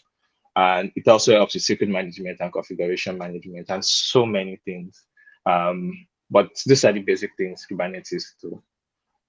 Wait, yeah, we are missing something. And what's that? Yeah, Kubernetes is highly extensible. Yeah, that's right. So you can always add your new features. You can add whatever you need to do, and that is one of the key things that people don't talk about Kubernetes for. Yeah, like I mentioned, all of those things that I mentioned or I listed earlier are really awesome. But Kubernetes being a very highly extensible system, and what I mean is that you can have your own features. And if you go to Kubernetes GitHub repository, because it's open source, there are really no patches, right? No request to add like basic major features, right? So if I, as a company, I need a particular feature, right, on Kubernetes and it's not available in the default installation, I can always add it myself because of this extensibility. And what actually makes this happen, what makes this high extensibility happen is because the all of Kubernetes is built on APIs. So everything you're saying from your pod to your services and everything are APIs. So everything is communicating with API. You're communicating with Kubernetes through the API. You're doing Kubernetes communicating with itself through the Kubernetes API. And that's one of the real beauties of Kubernetes that is not being spoken so much about. So yeah, extending Kubernetes. What do I mean when I say extending Kubernetes? Majorly what it means is that you're adding a new functionality, like I mentioned earlier, that isn't part of your default Kubernetes installation. So if I decide to install maybe Kubernetes 1.22, for example, or 1.21, there's a set of features that comes with it. But then there are times when what you actually need is not included in this particular in the default installation, and you can also always add something to it. So yeah, that's what extending Kubernetes mean here. There are several ways Kubernetes can be extended, like a lot of ways. But for this talk, we'll be focusing majorly on including endpoints and adding functionality to the Kubernetes API. I'll explain what this means as I go on and to become clear as I move on. But majorly focusing on creating endpoints and adding functionality to the endpoints, pretty much. Very simple. So let's take it back. Let's take a step back and see. We've already defined what Kubernetes is, right? But then let's look at something. I'm sure a couple of us will be familiar with this image. So this image is the Kubernetes cluster and the components that make up a Kubernetes cluster. Now, what we're seeing here is we have the control node or control plane, which is the left-hand side. Everything within that blue dotted line is the control plane. And all of those things are things that come packaged with every Kubernetes installation. So we have our controller manager here. We have our etcd. So etcd is more like a storage that stores a key value pair of all of the resources, all of the resources within Kubernetes. So your pods, your services, your deployments, all the information that Kubernetes need to know to keep state of that resource is stored in etcd. And then we have the scheduler. The scheduler basically is what the scheduler does is it schedules pods to nodes. Simple.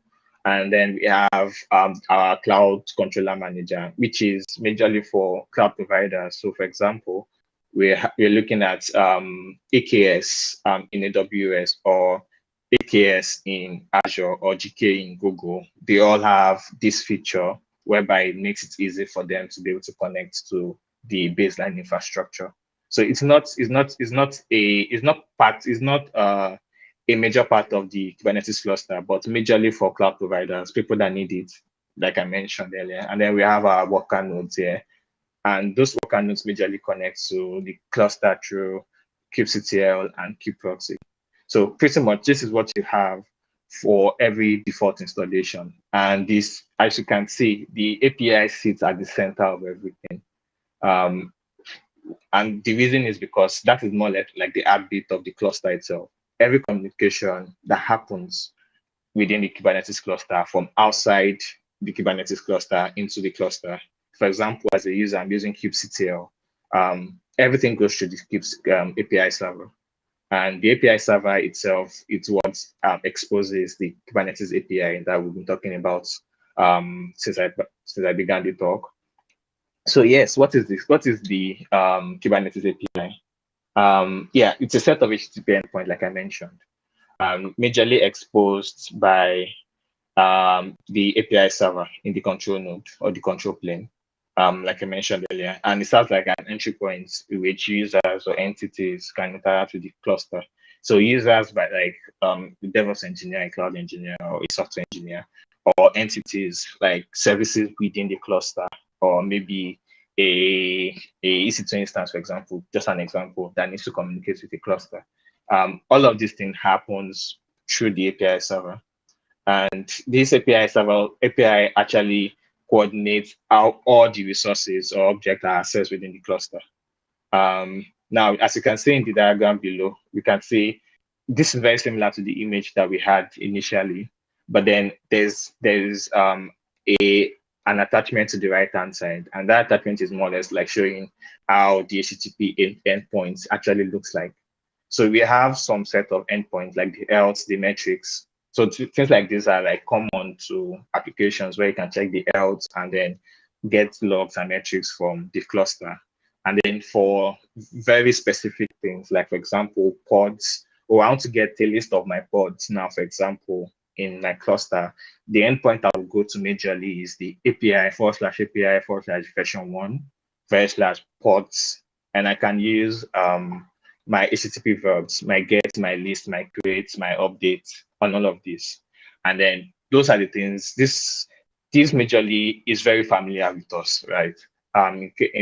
Especially for software engineers that are used to creating APIs and endpoint and all of that. So this is what is going on in the background. That's we are not seeing, like a typical Kubernetes user is not seeing.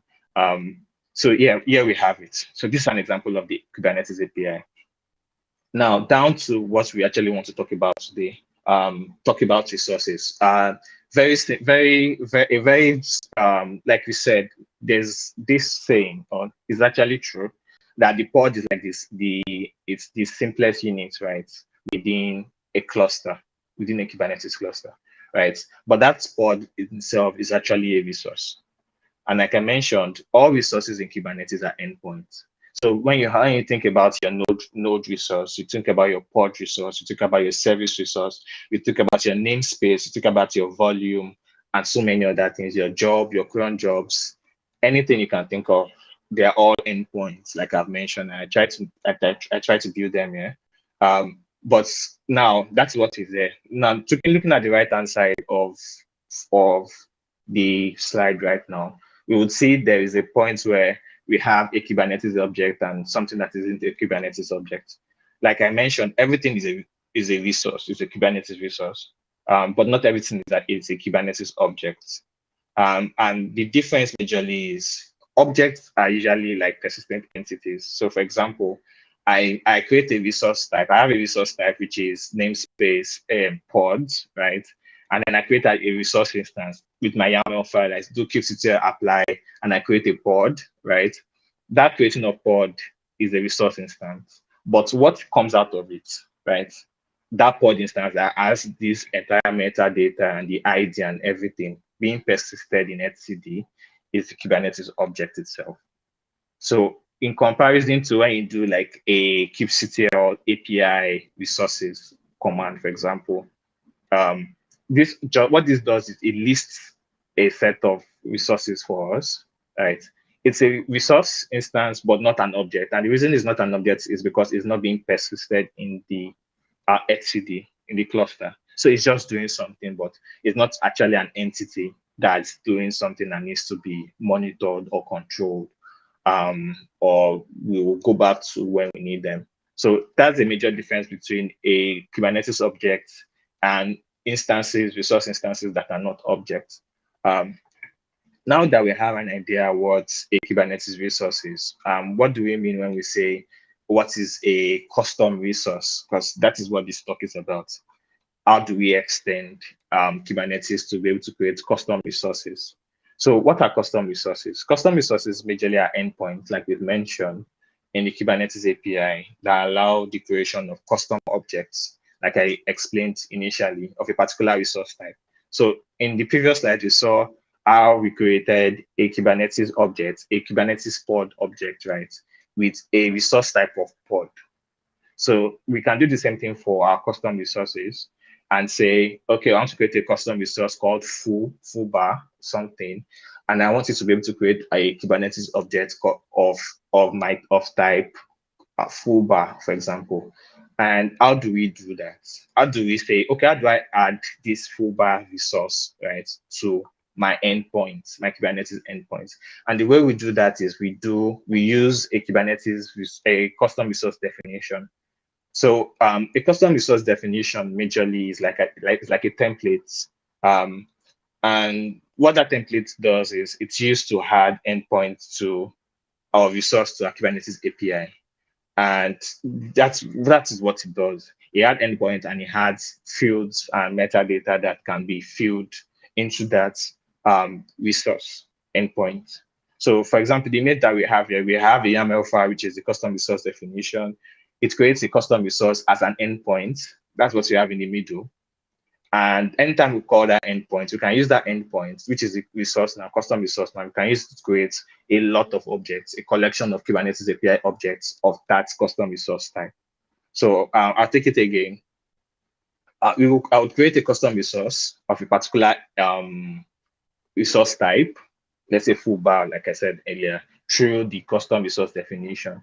Now, if I want to create an object of that resource type, I would have to query the custom resource endpoint to be able to create that object and to be able to query it, list it, get it, delete it, just the same way an API would work normally.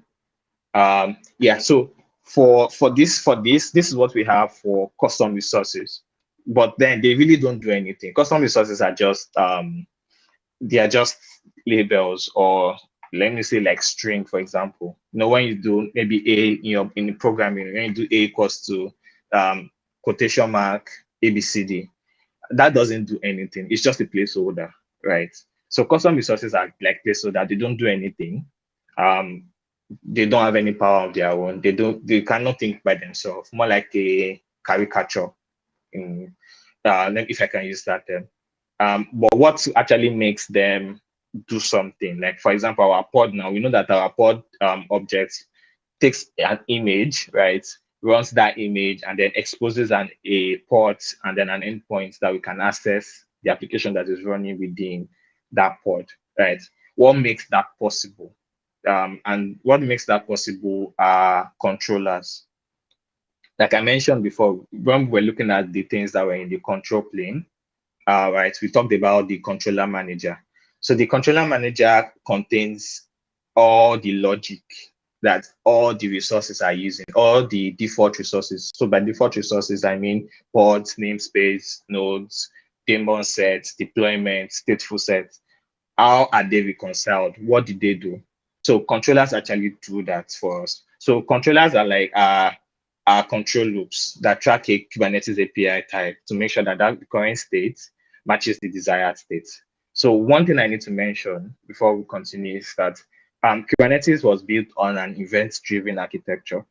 And what that means is that a controller or Kubernetes watches for changes to a particular event and then triggers the necessary things that it needs to do based on that event. So for example, if I do a create event now, if I do kubectl create or kubectl apply, and then I pass in a file, a pod file, I'm sending in an event to the Kubernetes cluster. It picks that up, looks at my file, gets the resource kind, and then passes it to the right controller. And the controller knows what to do by creating whatever it needs to do. So for our pod example, it says, oh, this is a pod kind or pod resource type.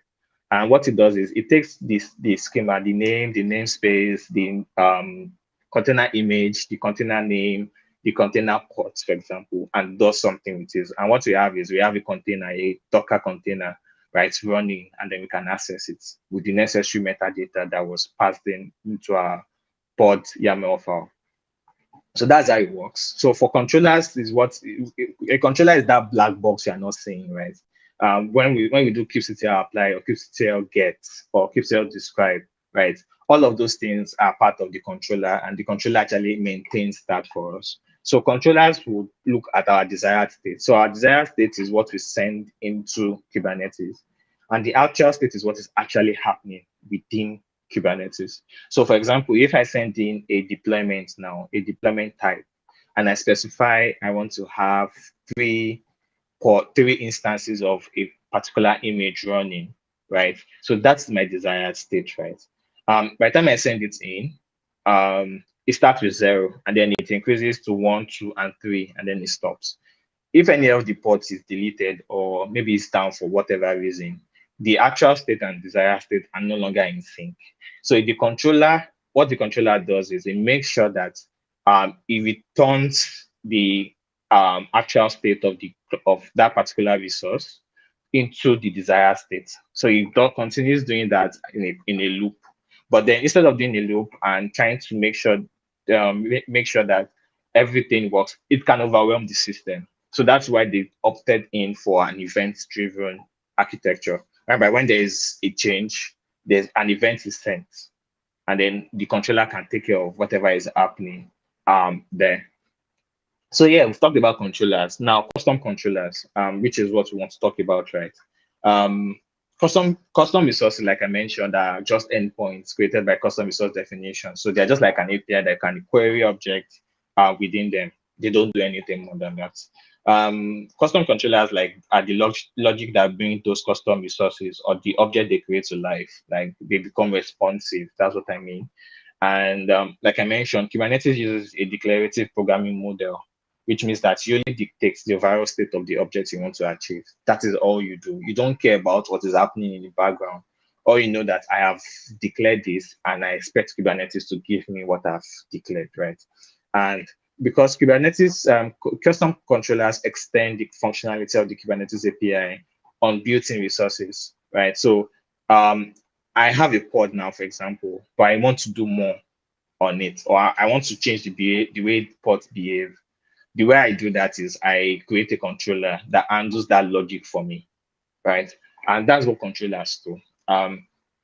They are used typically when a use case is not covered by the built-in controller manager for a built-in resource type. So very important for us to note there is that they they are used for use cases that are not covered by the built-in controller manager in our control plane for built-in resource type. By built-in resource types, the things I mean are things like pods, namespaces, deployments, and so on.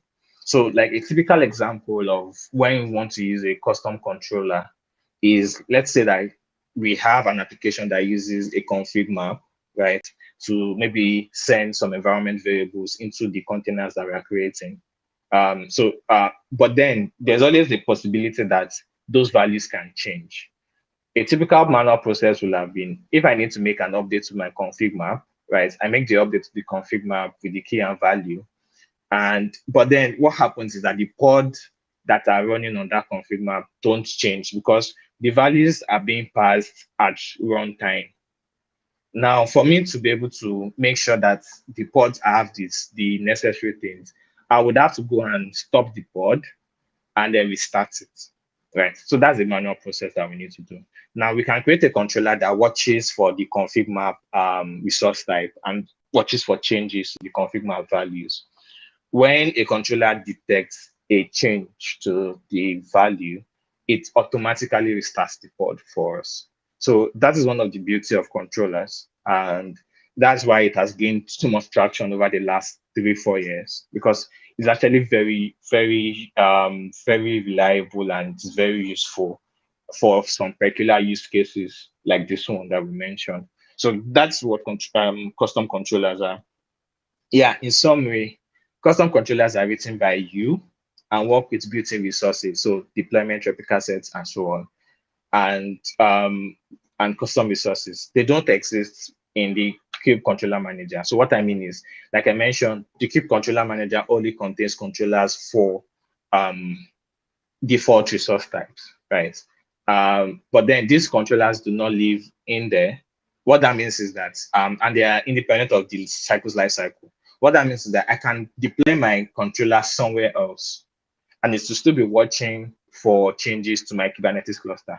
So for example, if I delete, if a entire cluster goes down, for example, the controller will still be running. It might not just receive any event. And when you create your cluster again, you continue working.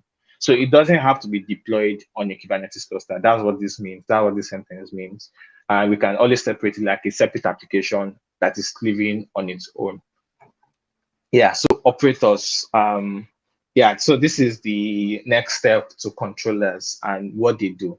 So operators majorly are built on top of the Kubernetes abstraction to automate the entire life cycle of the application it manages. So for example, we have Kubernetes resources, like I've mentioned, controllers, concept for built-in resources, like for a specific use case. Now, controllers are usually used for built-in resources, right?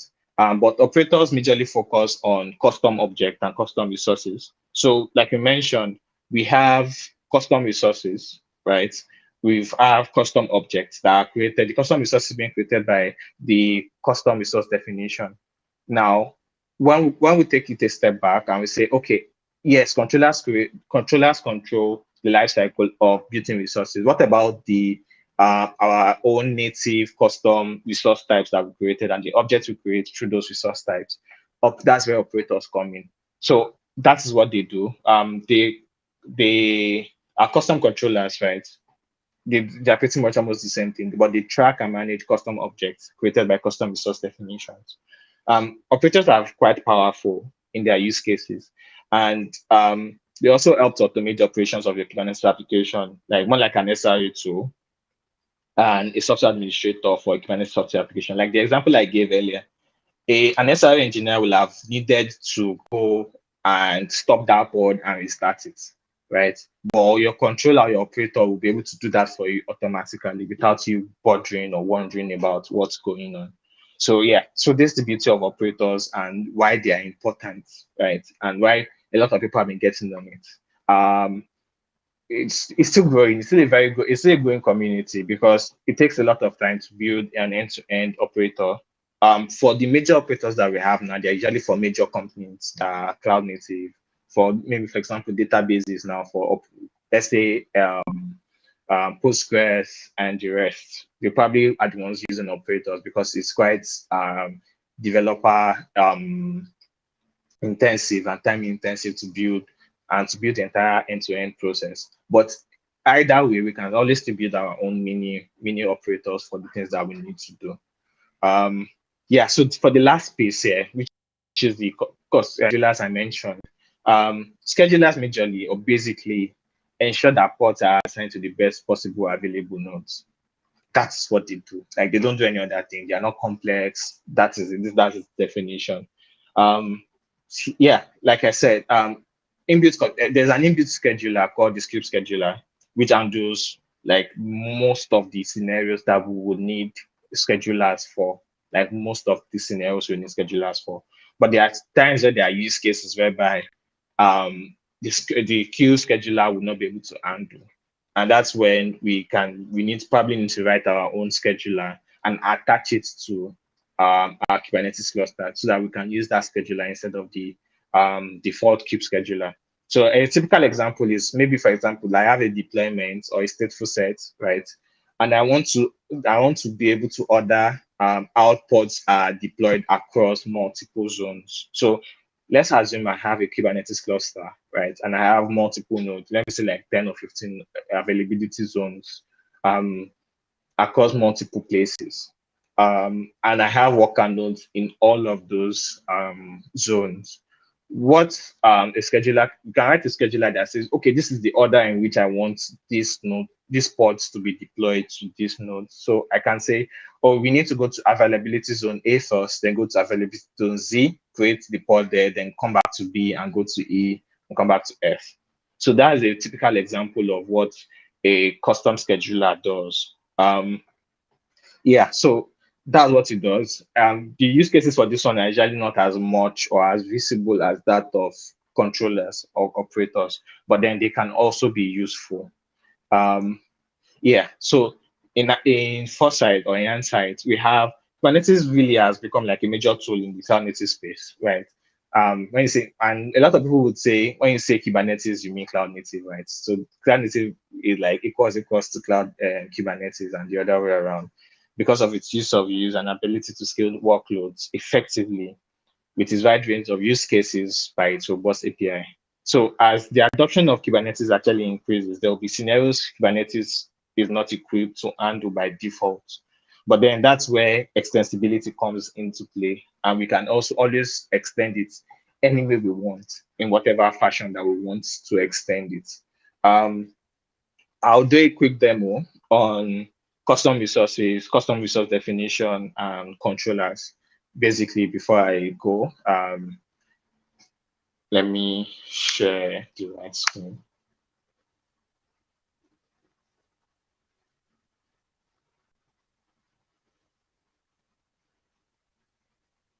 All right. So what I'm going to do here, I hope it's clear enough. What I'm going to do here is I'm going to show us how custom resources are created through custom resource definitions, and we'll see how a controller is being used. So this controller here is pretty much basic and simple. And what it does is it creates an Nginx image without us specifying the Nginx image. And so it's just very basic here to just show us how controllers actually work. Now, for like I mentioned, there are a lot of custom resource types that we have in a default Kubernetes cluster. So let me show you a couple.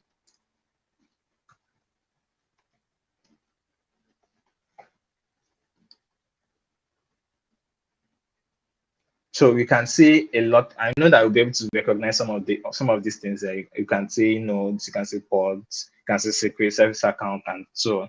These are the default values for this default resource types for Kubernetes in Kubernetes, right? And now we want to create a new resource type called Nginx operator.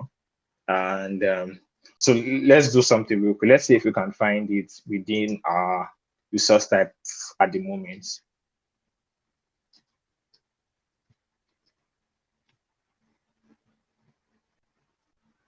So you can see that there's nothing like that because it didn't return anything. One thing we can do, like I mentioned, for a custom resource, so what we need now is we need the custom resource definitions, right? And that custom resource definition, let me look for it. Yes, so this is a typical example of what we would have in a custom resource definition. So you can say it's and again, custom resource definition is actually a custom resource type also, which but that's what makes it really beautiful. So you're using an API endpoint to create other API endpoints, right? So you can say it has a kind of custom resource definition. It has the name. So this is going to be the name of our custom resource type.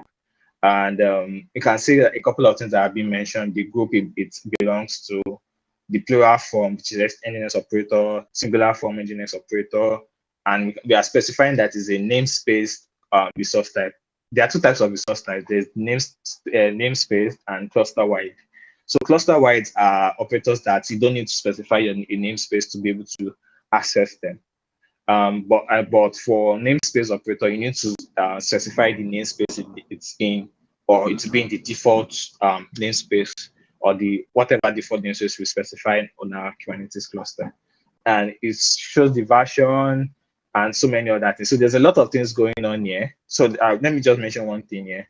We can see the spec, and sure, if you've played a lot with YAML files, Kubernetes YAML files, will be familiar with what a spec is, right? So you can see a spec is asking for things like ports, which is the port of the Nginx operator, and the replica, number of replicas you want to have to in order to scale, just like a deployment, right? So this is what it does. It's something to note is the status sub resource. It shows us. So for example, if I say I want to have 3 replicas, for example, and I only have 1, right? It's going to be, so this is the status pretty much is where the actual state of that resource type is recorded. So if it's not aligning with the desired state, then the controller will be activated. So this is what it does. As you can see, we can't find anything that has to do with Nginx controller, Nginx custom resource here. So I'm going to add it now.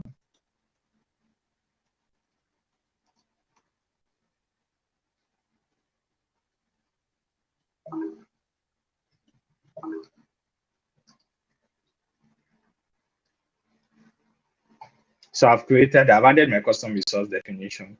Now, coming back here again, let me do the same command again to check. So as you can see now, and I have an Nginx resource type here with everything we need. Now, what's the next thing we need to do? So the next thing we need to do now is what? We create our Kubernetes object, right? So yeah, let's go ahead and do that since we already have our custom resource type. So for our Nginx, no, not this one. Yeah, samples. So as you can see, we have a kind of Nginx operator here with the name this. I'm saying let's have 2 replicas and have a port of port 80. Yeah, all right. So let's do that. Kubectl apply -f config samples operator. Yeah, this one. Now, what happens is we've created our resource objects. So let's see it.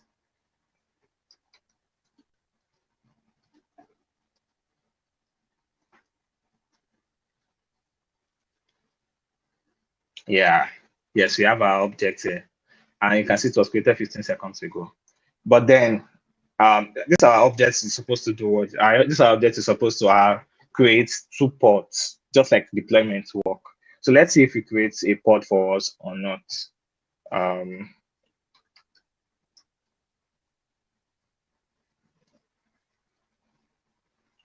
we can't see any pod being created. And the reason for this is because we do not have any controller behind it that's listening to activities of this resource type to know what to do. So like I said, it's just like a placeholder. Nothing happens. Like we're not seeing anything, nothing is going on. So if I do, for example, kubectl describe nginx operator,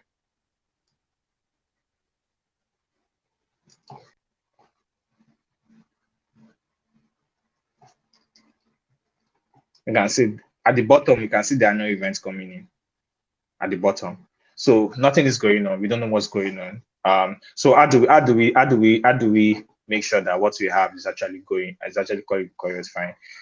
We will need to create a controller and deploy our controller. So for this demo, I'm just going to run it. Like I said, to just show what I said, I don't need to deploy my controller on Kubernetes. I can just run it as an application. So for this one, we are using Go, right, to write our controller. And this is the logic here. This is very simple, very basic. Just this is all you need to run it. A lot of things. I won't spend time to explain what all of this is doing. But what you just need to know is that this is what we need. We are making use majorly of the deployment resource type to create our pods. So so there's this layer of our nginx operator custom resource, which is built on top of the deployment resource, just to be able to create our pod. Now, for me to run, let me do this. Make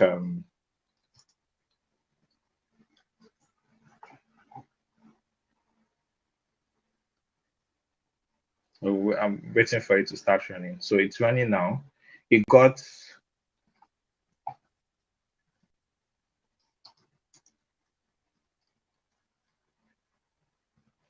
as you can see, initially when we did kubectl get pod, nothing was running. Now we can see our nginx operator pod actually running now. Let's test one more thing to show that it's actually working the way it's supposed to. Let's delete one of these pods. So if I delete one of them, kubectl delete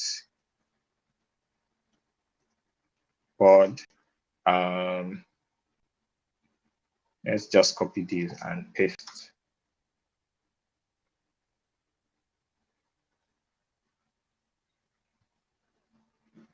Waiting for it to return. Yes. So it has deleted one of the pods. Let's see what happens. So what that means is that it's going to change state, right? Our state. So if you do, because this is quite fast, it will probably be done by now. So we won't be able to see it. So it's already running again 24 seconds ago.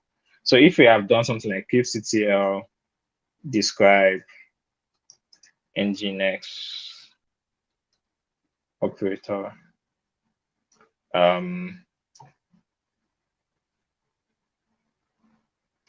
what's the name of our operator again?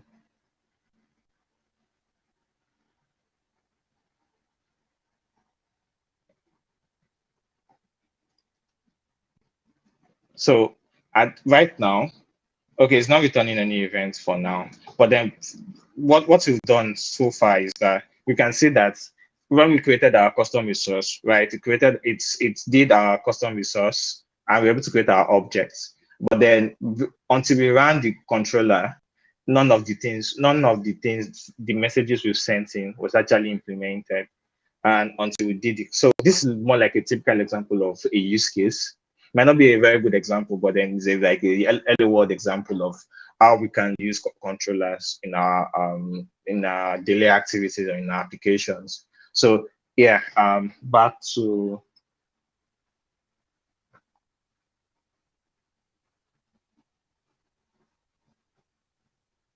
so yeah.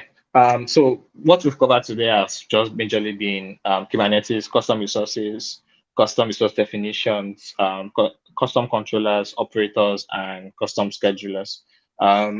Yeah, so that's all from me. Thank you very much for having me. Oh, thank you so much, Dipo Ajayi, for that excellent section. And that was a really informative one. If you were able to follow up on the demo, you must have caught up on that as well. Thank you so much for Yeah. that great section. Okay, so we're going to be moving on to the next section. I think this is section to the last for the day. Yeah, before we call it a day, yeah, we're going to move on to the next one in a bit. Just give us a moment to upload the video right away.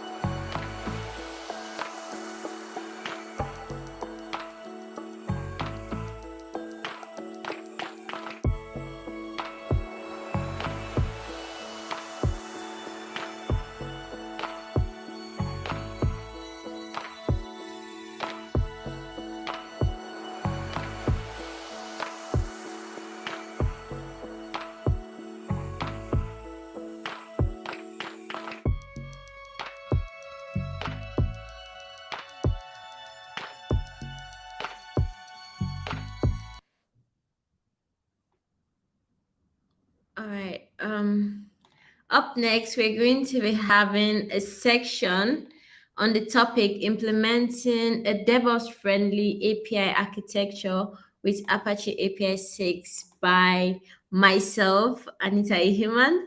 So, I introduced myself earlier, I am Anita Human and I'm a developer advocate, and I'm passionate about sharing knowledge on everything technical writing and public speaking. I'm an open source advocate and passionate about growing developer communities in areas of onboarding, documentation, and diversity, equity, and inclusion. And I also love cats. So this section is going to be going up next. If you have any questions once this is done, you can drop it in the chat as well.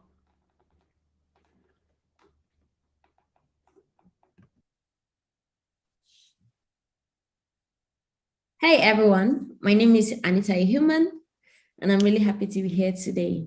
And we must have all heard of numerous API management tools that take care of our API architecture. However, today we'll be looking at implementing DevOps-friendly API architecture with Apache API 6. And so let's get into it. A little bit about me. I am a developer advocate and a technical writer previously at Nemata and Apache API 6. I'm also an open source advocate, a huge fan at that. And you catch me most of the time advocating on open source best practices on documentation, diversity, equity and inclusion, onboarding, and the community. So that's all about me. Let's get into today's topic. During this section, we're going to be looking at what an API is all about. Of course, you can't discuss API gateways without understanding APIs. Now we're going to look at what Apache API 6 is all about and what it means, what DevOps means in a DevOps-friendly architecture. We're going to look at how can DevOps use a central API gateway, and how does Apache API 6 fulfill all of these demands? So now let's get into it. First and foremost, what is an API? Just like the name sounds, it's an abbreviation that stands for Application Programming Interface. Now, this is essential to building and delivering your services. It's simply a way for one or two more computers here to communicate with each other, offering services. Now, most or every service that we see today are either APIs or actually use an API. A simple example of this will be your boat app that you use for transporting from one place to another. Now, this application makes use of an API for the Google Map, an API for Google Map, which helps in navigating different places. Yes, so now that application makes use of an API that helps with the mapping system and all. And so the success of your services depend on the services of your application. And let's take, for instance, this boat application depends on the integrity, the availability, and the performance of that API, which is the mapping system that you're actually using. Let's take, for instance, you're trying to book a ride to a particular location, and then the map happens to malfunction at that moment. The map feature does not work, or it takes it to a wrong location. Now that only means that a lot of persons will say, boat is terrible, boat did me wrong, the boat did me shitty, or something like that, yeah? But it all boils down to the API that this application uses, which is the Google Map API. Now that is basically what an API does. So the integrity, availability, and performance of your application solely relies on the performance of that API that you're using. Now, what exactly is an API gateway? API gateway, on the other hand, is just like the name sounds, it's a gateway, but yeah, it's an application management tool that sits between the client and a collection of backend services. So API gateway serves as a middleman between you, the user, or the person trying to access that particular backend services. Let's say you're accessing it through your system or your phone, whatever you're trying to access. But yeah, the API gateway will sit between you that is trying to access it, receive the call that you're trying to make or the request you're trying to type on your phone, and then sends it to the backend services. And this, as it sends it to the backend services, this backend services will check, and whatever response that aligns with what you're looking for, it will now send back a response with an aggregate, or it will now send back a response, and then the API gateway aggregates all of the response that it has received from the backend services that align with what you are looking out for. Now you might, let's take for instance the boat app that we're still talking about. Now, while you try to look for a location on the map, most times you see that they're like different locations that have similar names that you're actually looking out for. And that is exactly what the API gateway would play in a situation like this. Now, while you send your request, it's going to bring back responses in accordance to that request that you've sent, and then gives it back to you. Then you can decide which one exactly suits or best suits what you're looking out for, right? So that's it's what an API gateway basically does. It sits between the client, which is you, and then a couple of backend services, which is the response you're trying to look out for, and then helps with the communication between both ends. And the API gateway offers a lot of services, or like a lot of features, such as observability, monitoring, logging, and analytics. It takes care of cake management, stabilizing, and load balancing. It also handles authentication, security, and policy enforcement. It can also take care of the service discovery and the basic business logic that goes on within your application. But then whatever it is, the API gateway actually does all of this. Now, Apache API 6 happens to be an API gateway. It is a successful open source project under the Apache Foundation, and it offers a dynamic, real-time, high-performance API gateway features. Now, this tool was open source in the year 2019, and since then, it has gained a lot of attention from developers from different organizations, and as of today, it records over 9,000 stars and over 300 contributors on GitHub. And of course, this API gateway lets you build cloud-native microservice API gateways and delivers the ultimate performance, the security, and a scalable platform for your APIs as well as microservices. Now, this is Apache API 6 is used today by a wide range of companies and organizations for different purposes, such as production, commercial products, and also research. And most of the companies that use this tool today include the Tencent Game. You see companies like Swisscom, NASA, and so much more.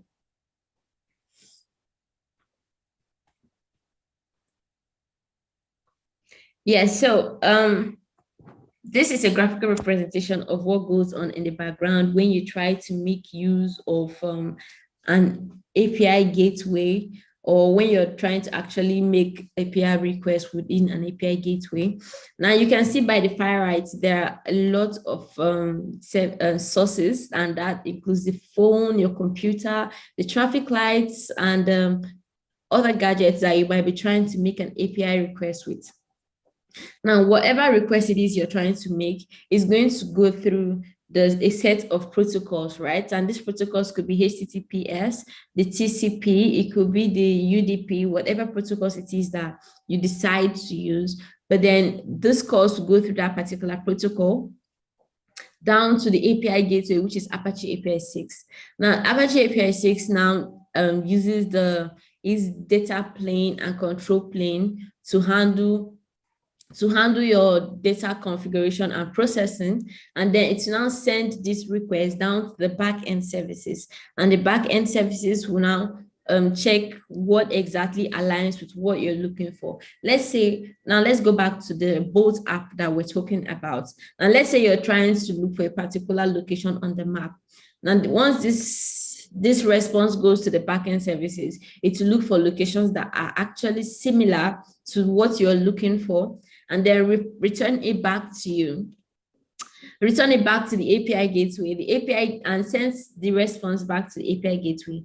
The API gateway will then accumulate all of this and then stream out the best response that actually suits the answer that you're looking for, and then sends it back to you as on the receiving end. And that's where you see that, okay, you get notified on what which services or which particular response that you're looking out for. So basically, that is what Apache API 6 does. And enterprises can quickly manage their APIs and microservice traffic with Apache API 6, and using features like the flow limiting, the authentication, the login security, handling of support for complex, and all of that. Apache API 6 can do a lot for your applications, such as providing the Nginx features of handling the north to south traffic from clients.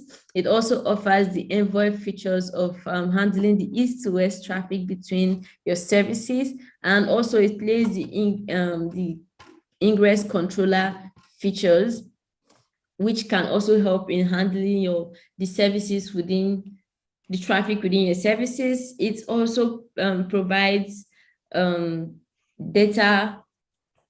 data in traffic results, that is collection and analyzing of all of the data in real time. It also handles observability, which includes logging, tracing, and handling of metrics.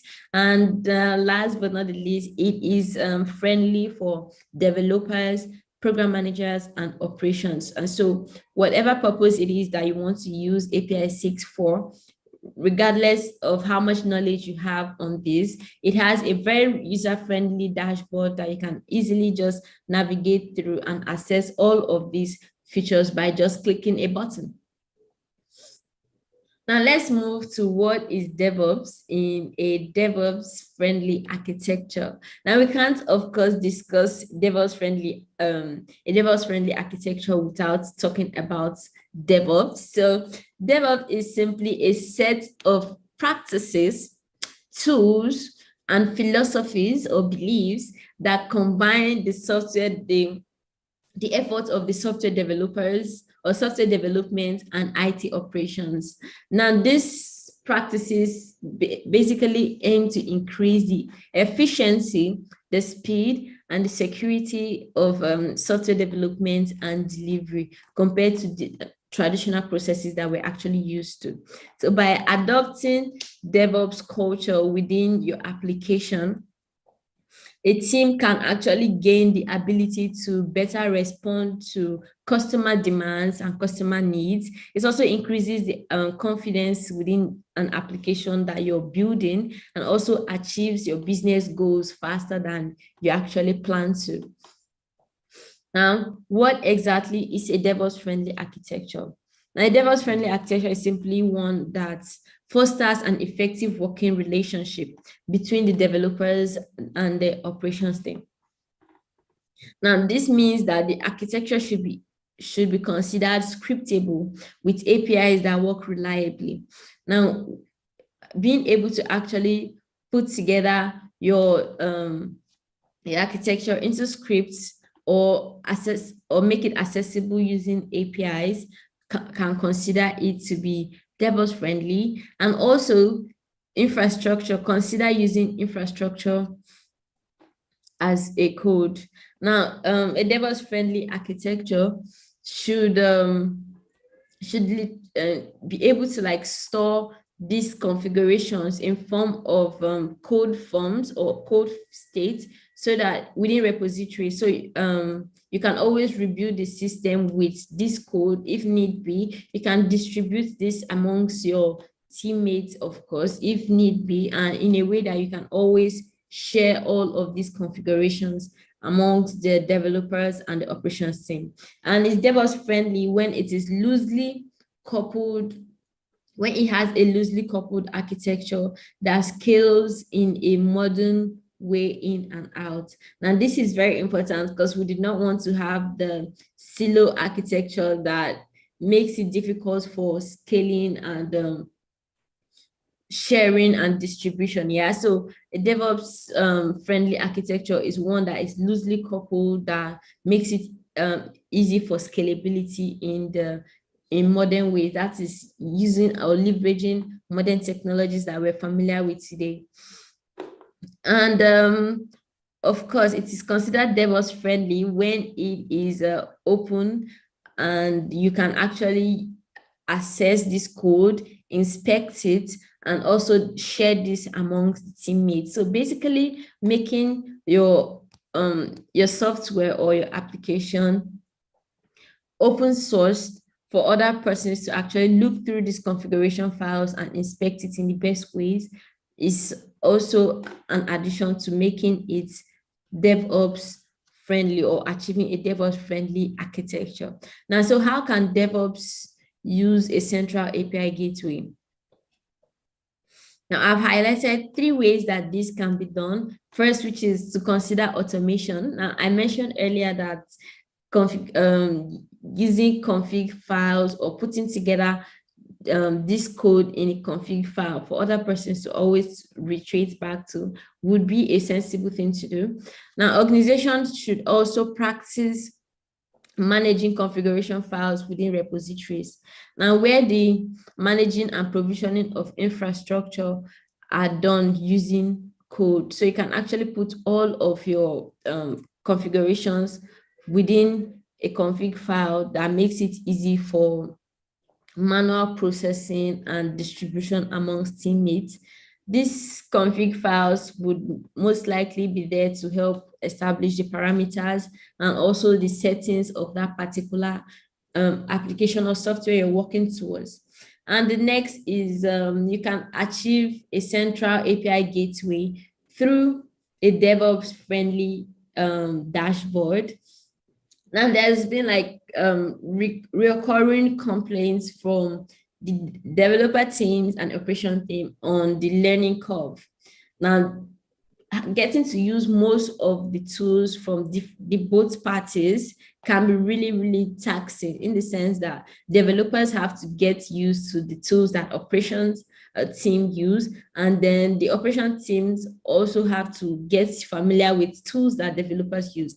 Now that takes a long learning curve, which can be exhausting and time consuming on your end, but having a DevOps friendly dashboard that makes it easy for people to actually access all of these features without having to go through a long, stressful learning curve is also a great way to achieve a central API gateway.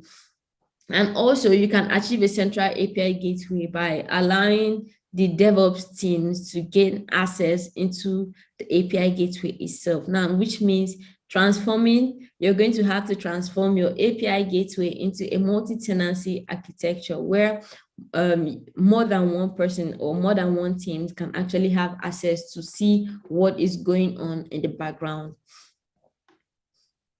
And that is how, these are the top 3 ways you can actually work towards a central API gateway in a DevOps environment. And how does Apache API 6 fulfill all of these demands? Well, let's look at it. First things first, Apache API 6 fulfills these demands by providing a built-in low-code dashboard. And so with this Apache API 6 dashboard, you do not have to go through the long learning curve that we talked about earlier, either as a developer or as an operations team. You don't have to go through all of that. You can actually achieve it by just looking through the powerful, flexible UI and get a hang of it. boycotting all of the learning curves. And with this dashboard, you can operate and manage the Apache API 6 without any form of struggles. You can handle the real-time monitoring with your API, and it also has integrations with the Grafana plugins.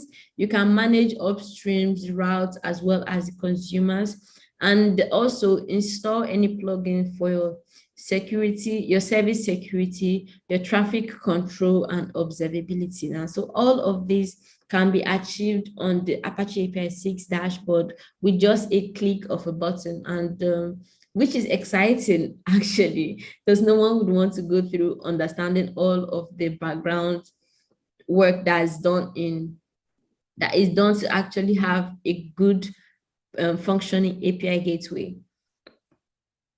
Now, another feature that API 6 has to offer for a DevOps-friendly environment is the multiple ready-to-use plugins. Now, as of today, API 6 records over 60 built-in plugins that are broken down into several categories. These categories cover authentication, security, traffic control, serverlessness, observability, and other aspects to meet the common usage scenarios of your customers. So whatever it is that your customers might actually be looking out for, we have built-in plugins that are already ready to use. You don't have to go ahead to also create new ones. However, API 6 also has provision for custom plugins. Now, this means you have the ability to actually build your plugins according to what feature it is that you want API 6 to serve your customers. So you can actually customize your own plugins from scratch and put it together according to what exactly you're looking out for.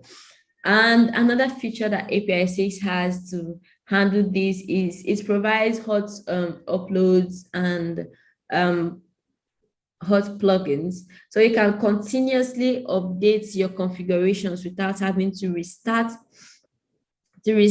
your applications, and this saves a lot of development time for you as a developer or as an operations team. You can easily modify or add a plugin without having to restart your services. Now, if you, for instance, you manually create or customize a plugin that works for you, you can actually include this plugin without having to go through the stress of restarting your service or your application to have these plugins you've imputed working or functioning. Now, this makes controlling of the external workloads in API 6 so much easier and a lot more flexible. Now, API 6 also makes provision for custom plugins, like I said. So once you find out what particular plugins you need and you want to customize that, you don't have to go through the struggles of restarting your services to achieve all of that. Now, next is API 6 has support for multiple platforms and technologies, and you can actually run API 6 from a bare metal machine to Kubernetes, providing vendor neutral and multiple platform solutions. And so you don't have to struggle or think of the technologies that align or do not align with it, because API 6 has support for provision for like multiple platforms that you might be using, and some of these tools that you can also integrate API 6 with, some of these tools and platforms include the HashiCorp Vault.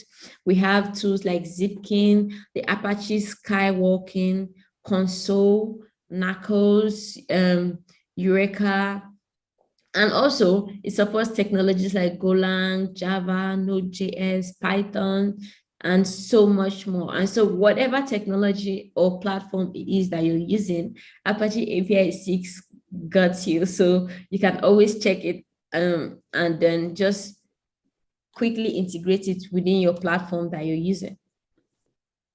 Last but not the least, Apache API 6 is open source. Now that means that you can distribute the code base among your developer teams.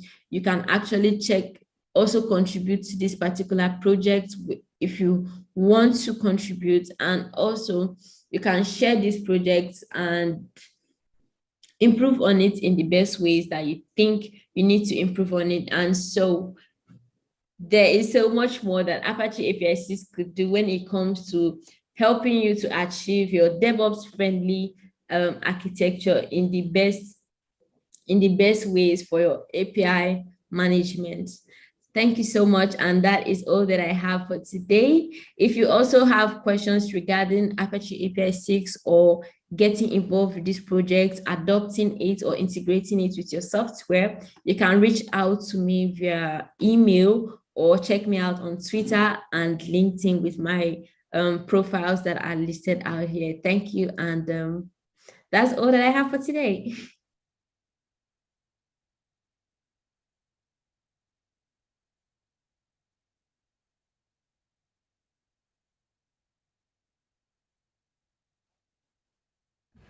That's awesome. Our very own Anita, switching caps from KCD Africa to API 6. So awesome. Happy to have you. I think we don't have any questions in the chat. So except if you have any other information or context you want to add aside from what is in the video. Well, not exactly, but if there are any questions after now, you can always contact me on my social media handles, and I'll do justice to that.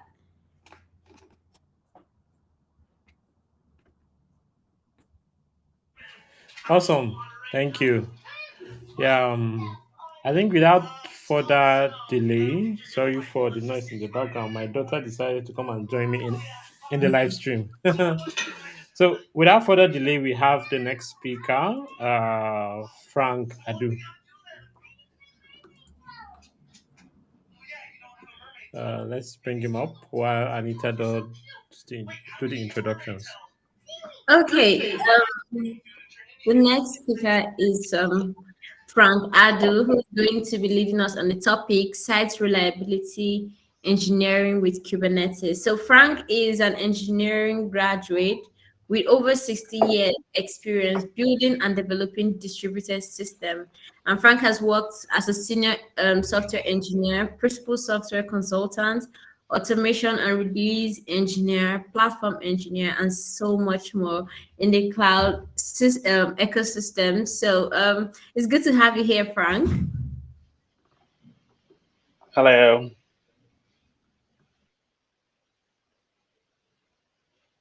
Hello, can anyone hear me? Oh yes, I can hear you. I let you have the stage. All right. Okay, all right, that's cool. Yeah, so excited to be here today, and it's a privilege to be part of the CNCF today to actually talk about site reliability engineering in the Kubernetes space. So I could rightly say site reliability in the cloud native space, because now everything is cloud native at the moment. With much further ado, I think I will go ahead to talk about what site reliability is actually. We've heard the term and the word, the buzzword right now. I'm an SRE, I'm an SRE DevOps engineer as well. So basically, an SRE engineer is ensuring systems are reliable, and that is how I define it, and that is the way I coined it. So you being an SRE, you cut across the entire stack of the chain of delivery. So you start from the design stage and also monitoring stage as well. So you cut across the entire stack of the divide within the SDLC process as well too. And also you closely with the developers very well, and also with their ops team as well. So there's a lot of responsibility as you being a site reliability engineer in the tech space or in within an organization or being a consultant as well. Uh, so let's dive in. So these are the key areas. I've had so many questions I've been asked privately, either on LinkedIn, either on the Twitter space as well. What is the difference between XRE and DevOps itself? It's a bit tricky to actually separate both of them. So basically, what an XRE does is an XRE extends the functionality of DevOps itself. And the school of thought with some of my key folks, some of my uh, IT professionals agree that DevOps should not be coined DevOps engineering, and the DevOps is a culture, kind of. So there is an argument and there's a school of thought around that as well.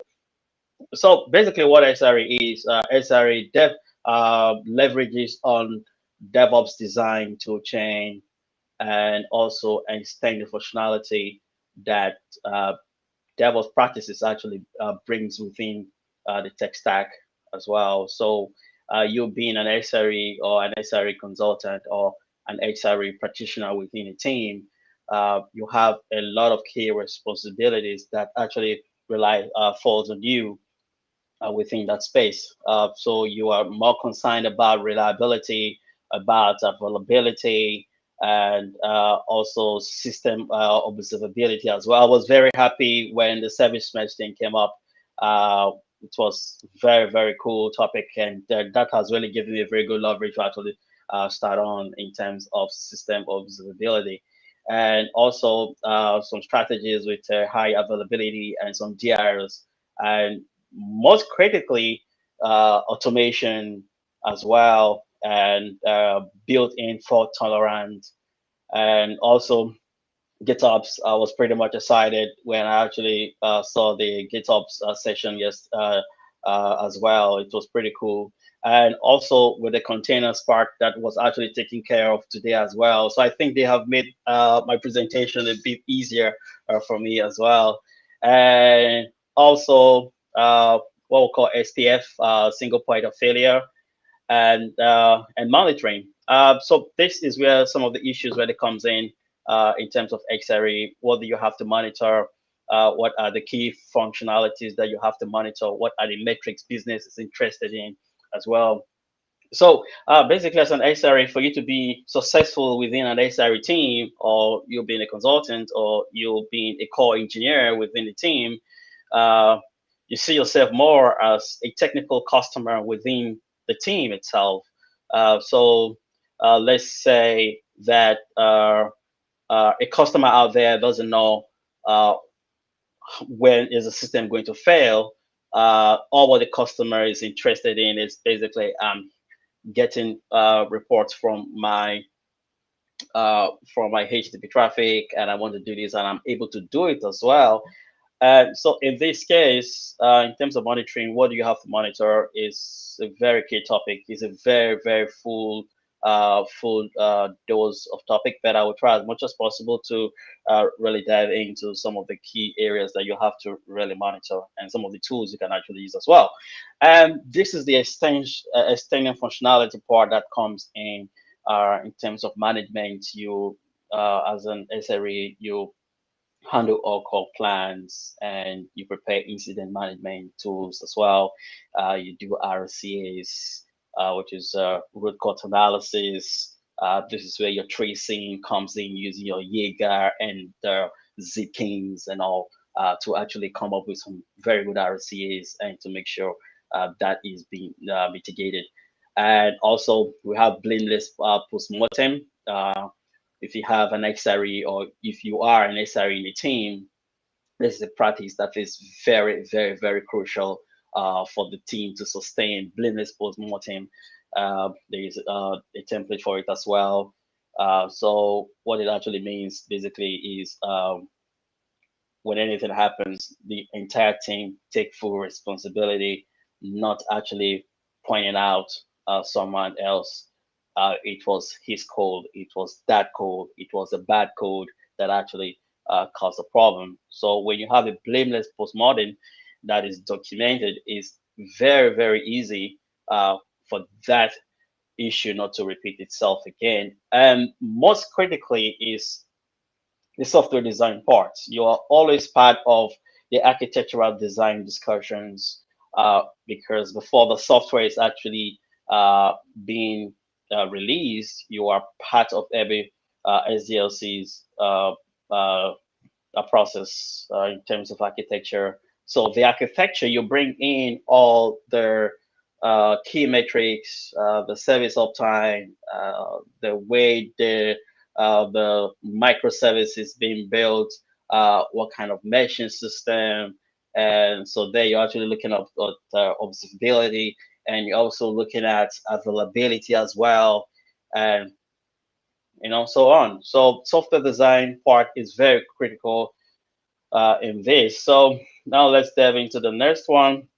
I always say this every time. There is nothing much as fun as and challenging as working on SRE in a Kubernetes environment. It's very, very fun to be working in a cloud native space. Very well. I've never regretted it there, but sometimes it comes with the very, very big pains as well, trying to resolve some issues that could left you wondering why did you actually choose this field.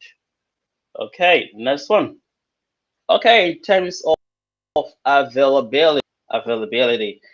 So I made mention of HAs and DRs as well. So now I think SREs now we could really say that we are a little bit advantaged uh, when working in an environment where it's not a Kubernetes based or a cloud native driven environment. So here, Kubernetes was built, is production ready. Production ready in the sense that it's fault tolerant ready and also is high availability ready. And I actually like the word Jabril actually used when he made mention of driven. Actually, Kubernetes is event driven, checking constantly to see every state is actually being maintained. So one of the critical tools as a necessary to have within the Kubernetes space is to be able to write some CRDs and play operators very well. So when you have that at your back, it makes you manage the infrastructure a bit easier. Uh, so when you're actually having CRDs, you are actually extending the functionality of the Kubernetes environment itself. Like I agree with Ray when he made mention of it gets to a point Kubernetes cannot take care of itself anymore. You need to enhance it. So that is where you have to have the tool set, the CRDs and the operators. So it is very key for you as an SRE to have that tool set with you. You need to learn how to write some CRDs. Sometimes you have to go as far as doing some Golang as well. So I also write in Go too, and a bit of Python as well. So now in terms of availability, fine is built, is ready, it's fault tolerant, ready, and all that. But you have to come in with some level of architecture that you're really to really having as well. So yeah, you'll need your three just normal standard uh, one master. You'll have your two workloads running, which is a normal that you have.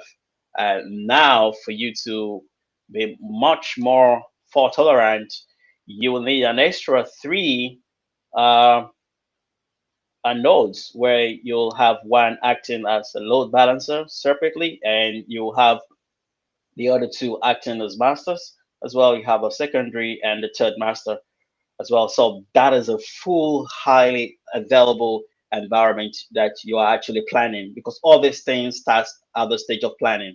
Remember, I talked about the software design, so you are always part of the design process in there. So these are where you have to come in as an SRE to actually plan out as well. So if you're running a cloud, you are a bit very lucky to really do the configuration and do some add-ups to the nodes.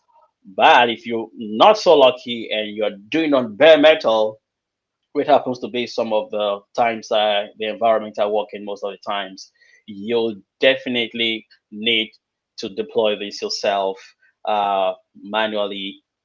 You need to get extra nodes in there. And I know you'll be wondering what is the etcd doing out there, So you are an SRE, you care about performance. So for performance driven architecture, it is very crucial for you to have a separate etcd node or cluster running separately. So with that, you're very sure of your speed and your performance as well running. So here I use HA proxy. You can use any other process out there.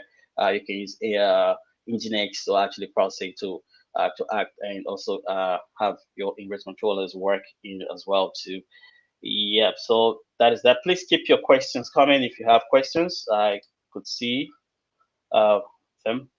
Then also in terms of reliability, which happens to be very crucial. I could give you a very case scenario that I've really had in the past when I was in an e-commerce space. Fridays are usually very heavy with traffic, and some certain hours of the day is very heavy on traffic as well.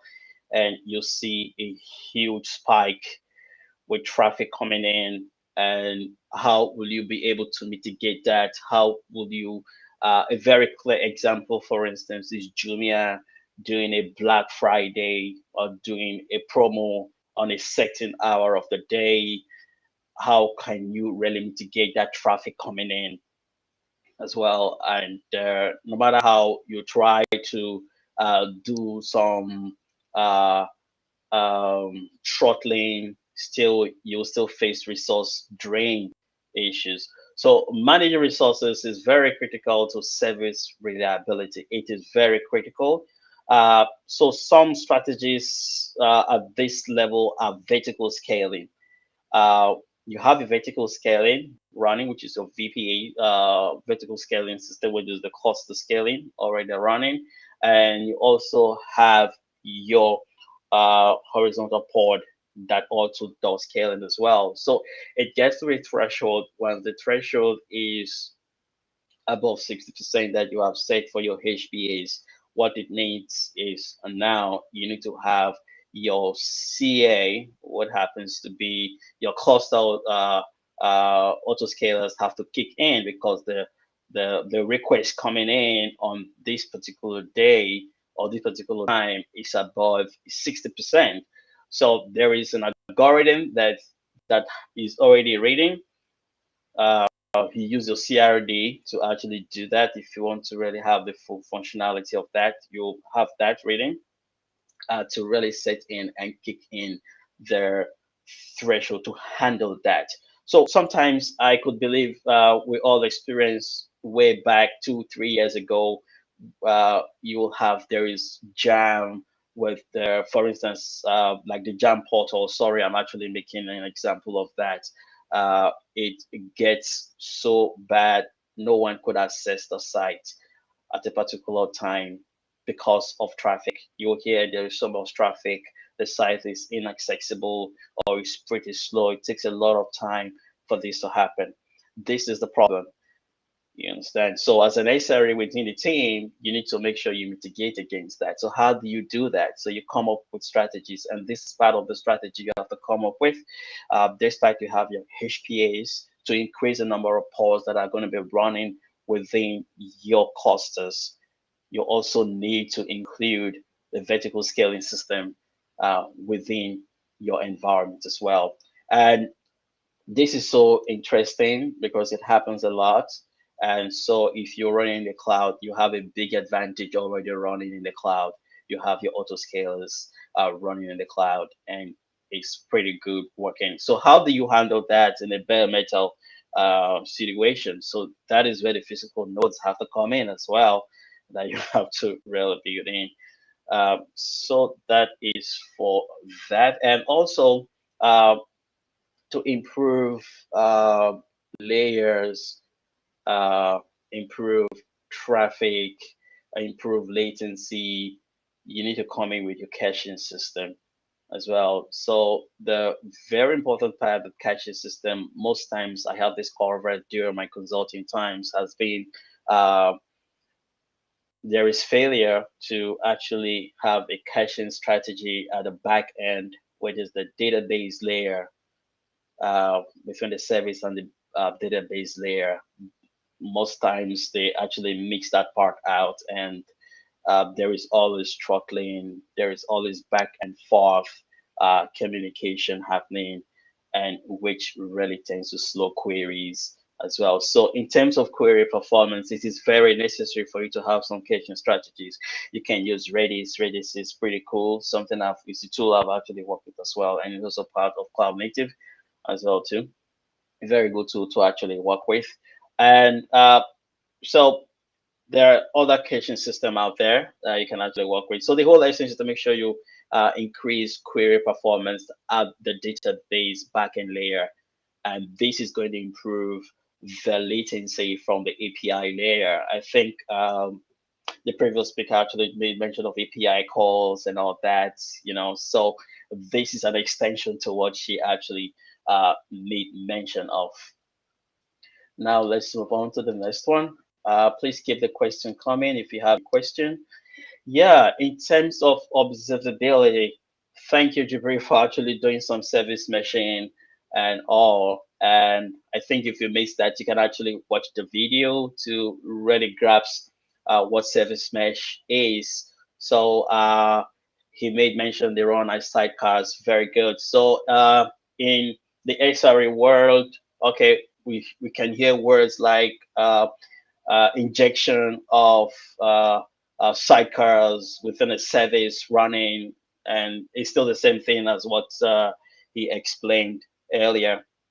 So it is very, very crucial and very, very important for an SRE within a team or handling a team to have an eyes into the services that are running at the backend level, which is very, very critical. So if you have the service mesh running, you could directly scrape or monitor the endpoints for the interconnectivity to actually check which is failing, which is not actually working. And also, this will also help you to mitigate against service degradation. Is something I see almost every day in some teams, and they have a lot of services that are degraded. They are not picking up again because of the observability strategy they actually use. For instance, there are different strategies you can get in to make that work. You can have retries. You can have a single transactions, and all. There are a lot of strategies that you can really put in to really make that happen. And all this happened within the design stage. So within during the architectural design, if you could remember when I started, I talked about the SRA being part of the software design plan. So you are always in every meetings. You are always giving out your own level of experience, making sure the software that is about to be delivered is 100% or 99% conformity to best practices as well. So you cannot imagine a service being put out there and you are an SRE within the team and there are no service mesh or there are no ways to actually improve the interconnectivity of the microservices that actually are running. You could say, fine, we are running on SPA, just a single application we're running, you can actually have some level of observability within that. You can actually have an endpoint being scraped periodically to actually check if that endpoint is up. So not necessarily uh, within the microspaces alone. So you can actually have that done in an SPA environment. And also for the distributed tracing, I could remember when I got into a particular team, there were a lot of issues. You don't know where the issues are coming from. You cannot even tell is it 200 or is it 502 or is it 504, or all what you see is internal server error, and it's quite vague, and actually having developers or the software engineers to actually start tracing, start checking out and all that, that takes a lot of time, and it becomes so mundane and repetitively. So one of the areas as necessary within a team is improve as much as possible every repetitive task, automate those processes as much as possible.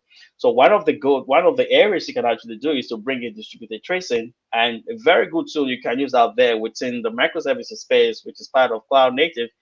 You have the what we call Jaeger. You can use Jaeger to actually do this. It runs on AWS, it runs on Azure Space as well, also run on Google Space as well too, also run on bare metals as well. Is something I've actually have been exposed to a couple of times, and it's one of my tools that I use as well. And so what the distributed tracing, the developers could actually tell, is it 200, is it a 504, is it a 500, and it comes up and it drills down to the exact service that is actually failing. So you visualize it and you actually see it there.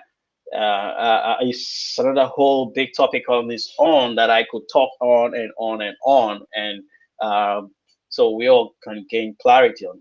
And also building APM. I talked about APM right now. Uh, an application monitoring. Now you're drilling down to a particular endpoint directly, and you are scraping every seconds, hitting the traffic. You could use Prometheus for that. You could use other enterprise tools for that. You could use New Relic as well. You can use Datadog as well. But my go-to tool that is quite flexible for me to actually work with is Prometheus. I use Prometheus to actually do this uh, all most of the time. Depends on the environment I find myself as well. So you create dashboard with it as well, and you set alerts on the endpoints that you're actually monitoring. Uh, if it's failing, or if it fails, you see it first before the client or the customer actually sees it. So you have to mitigate it. So when that happens, that is where you have your rollback almost immediately. That happens. And most a very good scenarios is usually sometimes when a new release is out and their endpoint fails. So what happens? You have to do a quick rollback. That is where your GitOps come in, and your GitOps automation comes in as well to make sure you. I will talk about that. I think in the next couple of slides as well. And also back-end observability is very critical. You have to monitor your database, because right now there is even a new role called database observability engineers.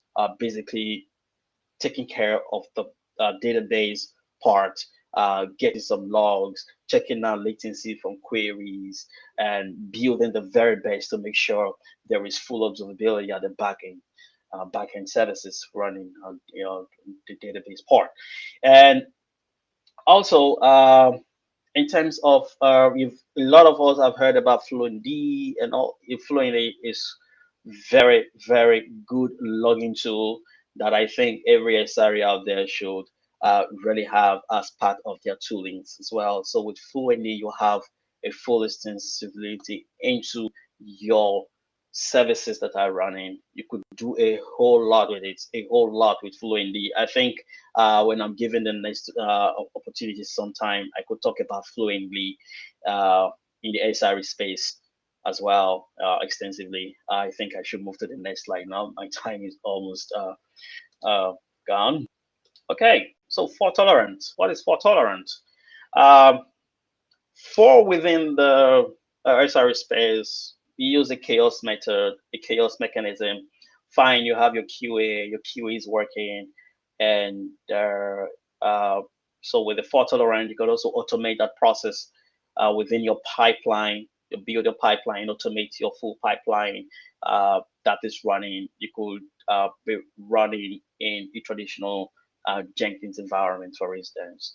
And if you're lucky enough, you could be working in a GitHub Actions environment as well. So you automate the entire process. You have your QA within it as well. And most importantly, that you have to add in to make your chaos method complete within the pipeline. You need to have endpoints within your pipeline.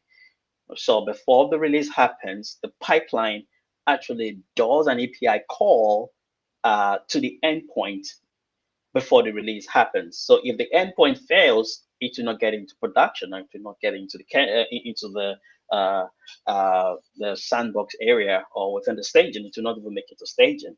So it's a very critical area and a very new system way to make sure before you go to production, everything go 100%.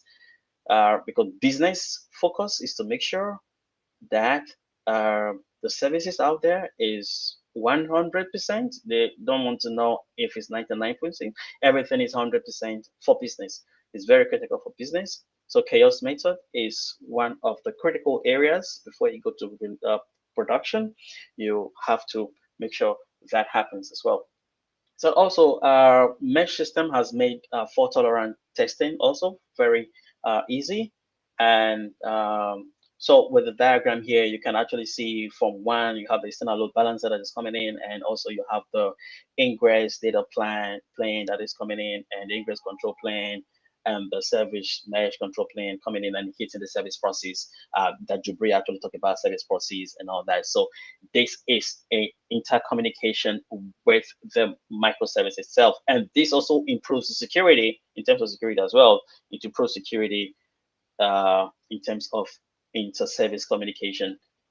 From what you can see here right now, they are all communicating separately and independently and actually hitting directly to their the service processing. So each of them has a service processing that actually enables for service discovery as well. And how to avoid service degradation.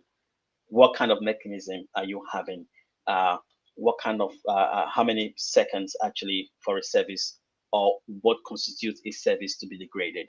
Is it after 3 tries the service is degraded? And if it's degraded, is there a replica or is there a replication? So that is where you have a strategy within the K8 space, where you have a stateful set as well that comes in. So with stateful sets, you can almost have as fault tolerant as much as possible. Okay, now to the next one. Automation, the critical part. I think every SRE, I think this is one of the core functions, one of the core functions within the SRE space, talking about automation, code compliance, infrastructure as code, and having Helm to act as your app management tool set as well.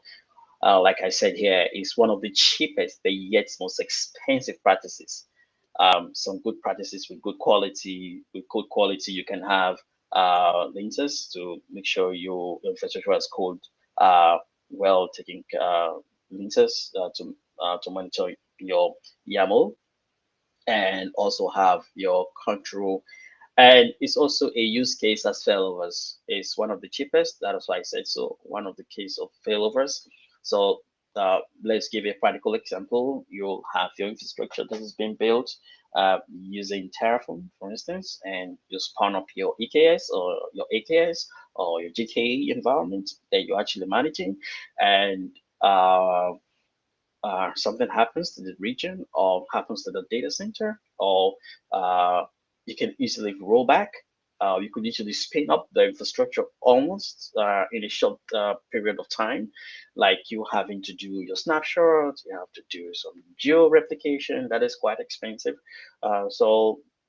It's cheap, but it's expensive. When I mean it's beautiful, because sometimes that is not being put into perspective as well. So within an SRE in a team, the SRE ensures that every infrastructure is built as a code, not a GUI. A GUI is highly discouraged because of the prone to errors, mundane approach, and the number of time it takes to actually bring up back if an infrastructure actually goes down, for instance.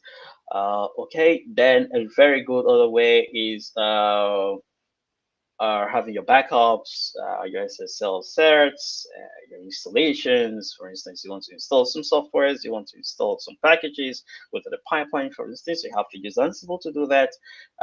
So it makes the entire infrastructure more robust and quite easy to maintain.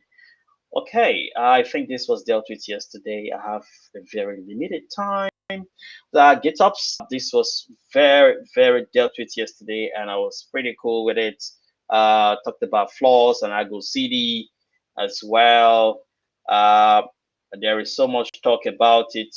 Um, should I go for Argo CD or should I use Flux as well? So Flux can only observe one ripple at a time. I don't know if they've been able to update that. I think the lady from Weaveworks can actually point correctly on that.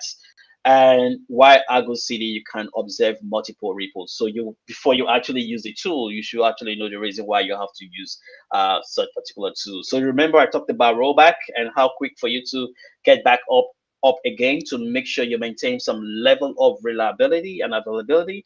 Um, GitOps automation has come to stay, and we have Argo CD and Flux to actually do that. But I prefer using Argo CD because of the multi repo that I can actually work with. I think it's one of the areas that Flux has to really improve that. I don't know if they have a newer version that can actually do that at the moment as well. And also is a source of truth and also release integrity and becomes ownership driven as well.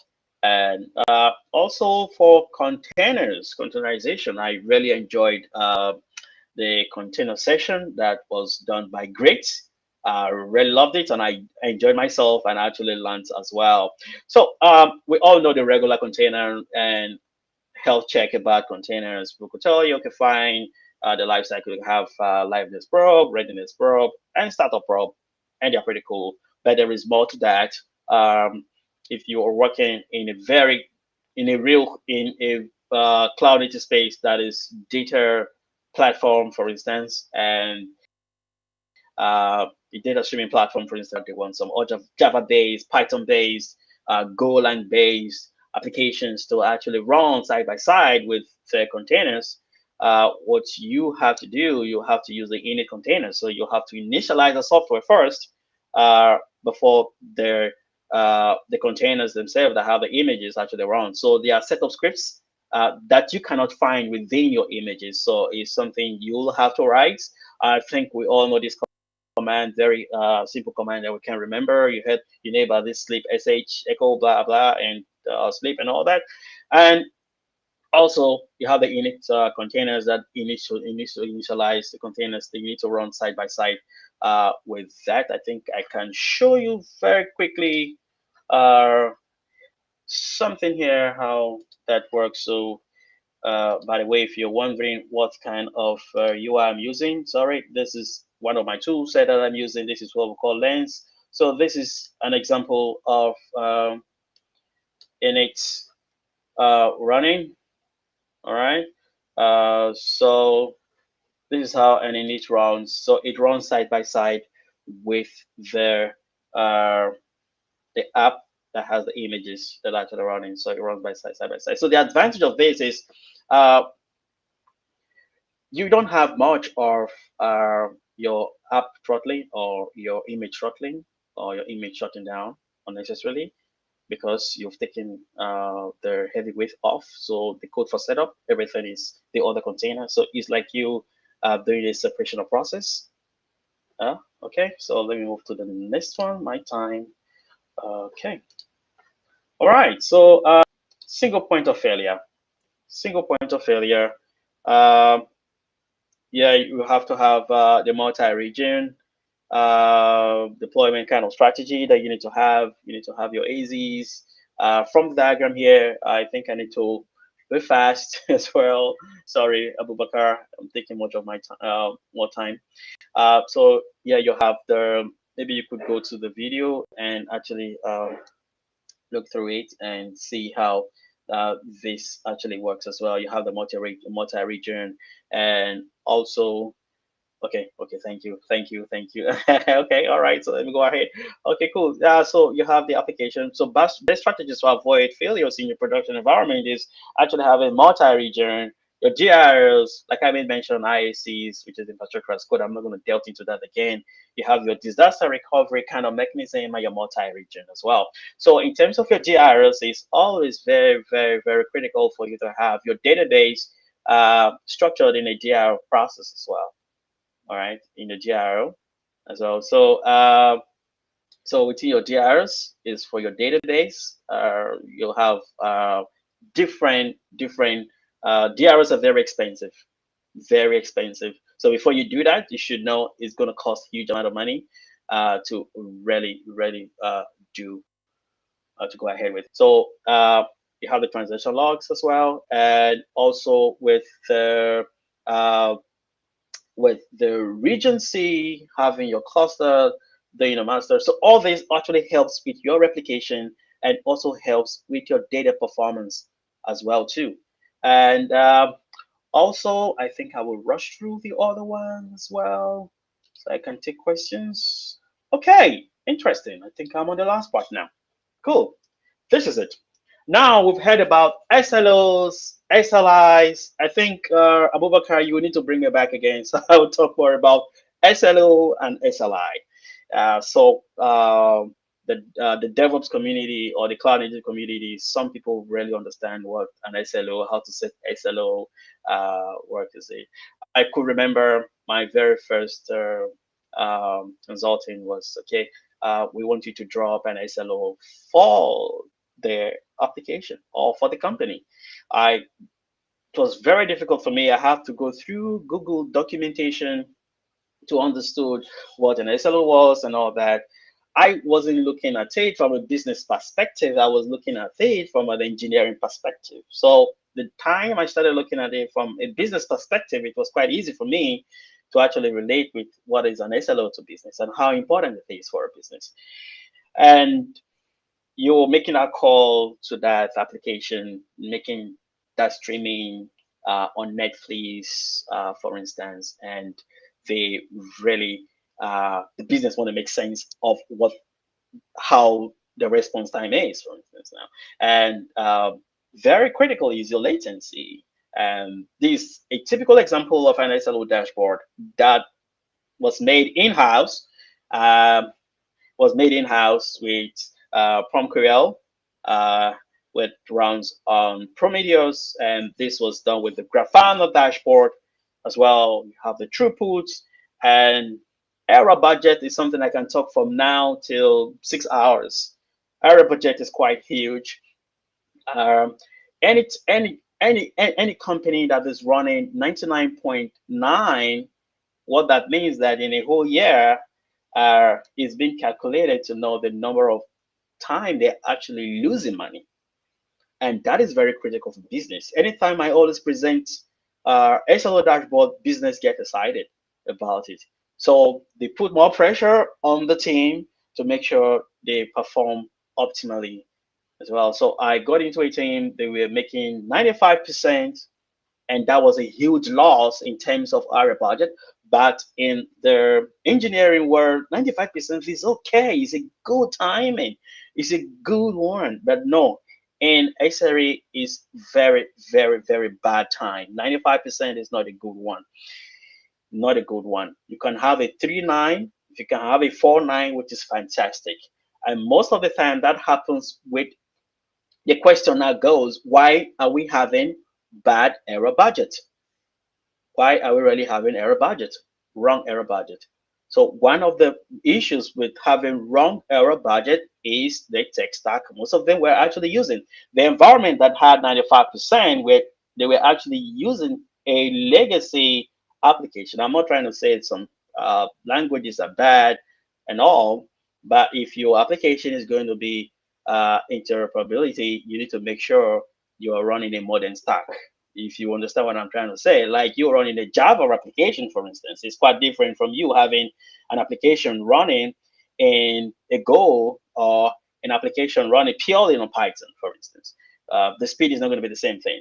So they were actually using an old stack, and they had to really change that into a modern stack, and they were able to achieve 98.7%. So that was a great improvement for business. So in a whole year, when that was calculated, and for you to have effective area budget, you need to measure for a minimum of 14 days of that particular service. 14 days. That is when you can actually, okay, you can come up with something. So SLO maturity actually starts from 30 days. If you build an SLO dashboard now, you're not going to get the exact metrics. You have to wait for 30 days before you can really make sense of the dashboard that you've actually made for business. So business actually love dashboard. This is one of the beauty about you being an ISRE. You communicate with business. You are a business person within a technical team. You are a technical business person within the team as well to make sure all these parts are followed and also taken care of as well. So in terms of incident management, also there is a template for that. I think you can chat me up or something. I could share that as well. There's a template, and also for RCAs, there's also a template as well, and also for postmortem, there's also a template as well to actually work with. And also on call, thankfully, you have a lot of software now that does on call rotation. You can use Squadcast to make that happen. You can use New Relic has inbuilt on call that you can actually work with as well, or you can have your own internal on call system to actually handle that as well. So the whole essence of on call is to make sure. Well, I think I will also teach that as well. There are procedures that comes with on call rotation that comes in when a software goes down. Who do you have to talk to? Who do you need to speak with? Not in our traditional setting. The software goes down, everybody is haywire. We don't know who is responsible, who is the next person, who is the right person to actually speak with. So SRE brings in processes within the software paradigm. So the entire SDLC chain, you are part of it till the very last uh, uh, now till the very last part. So everybody goes to sleep, but as an SRE, you are considering how to really make sure the software is in uptime and is always being decided. So there are a lot about to talk about you being an SRE. So much so. This is quite a limited time for me to actually talk. I would have also loved to do some demos as well, but time is not really going to permit me to do that. I can quickly show you. I don't know if I can share this my screen right now. Okay, where's my screen now? What should I share now? Okay, I think I can share something now. All right, so cool. All right, so this is a dashboard. All right, and this is a streaming dashboard built with Kafka. And so business wants to see this. Business is interested in this. Business actually want to see how this is happening and all that. And so this is how business actually makes sense of what is happening in the back end.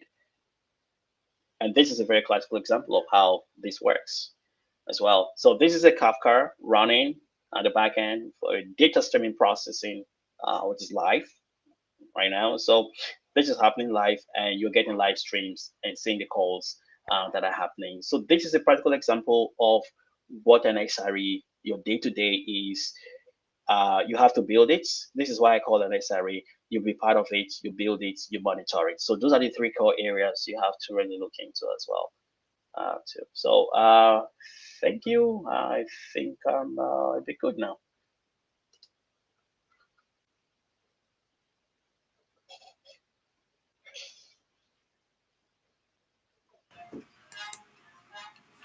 Awesome. I've been sharing everywhere that it seems as if Ilaria Yoda planned this schedule, saw vision, and carefully placed your session to be the last one. You've been touching on almost all previous sessions from yesterday and today, Yeah. and comments have been going all around that this is very interesting. And definitely, if we had known, we'll have made it a 1 hour tutorial session so that you would take complete 1 hour and deep dive instead of the Do 30 a minutes. deep dive, do a lot of retries and all that, and Yeah, also come up yeah, with some exactly. dashboard as well too. And yeah, it's quite big. It's quite huge, you know.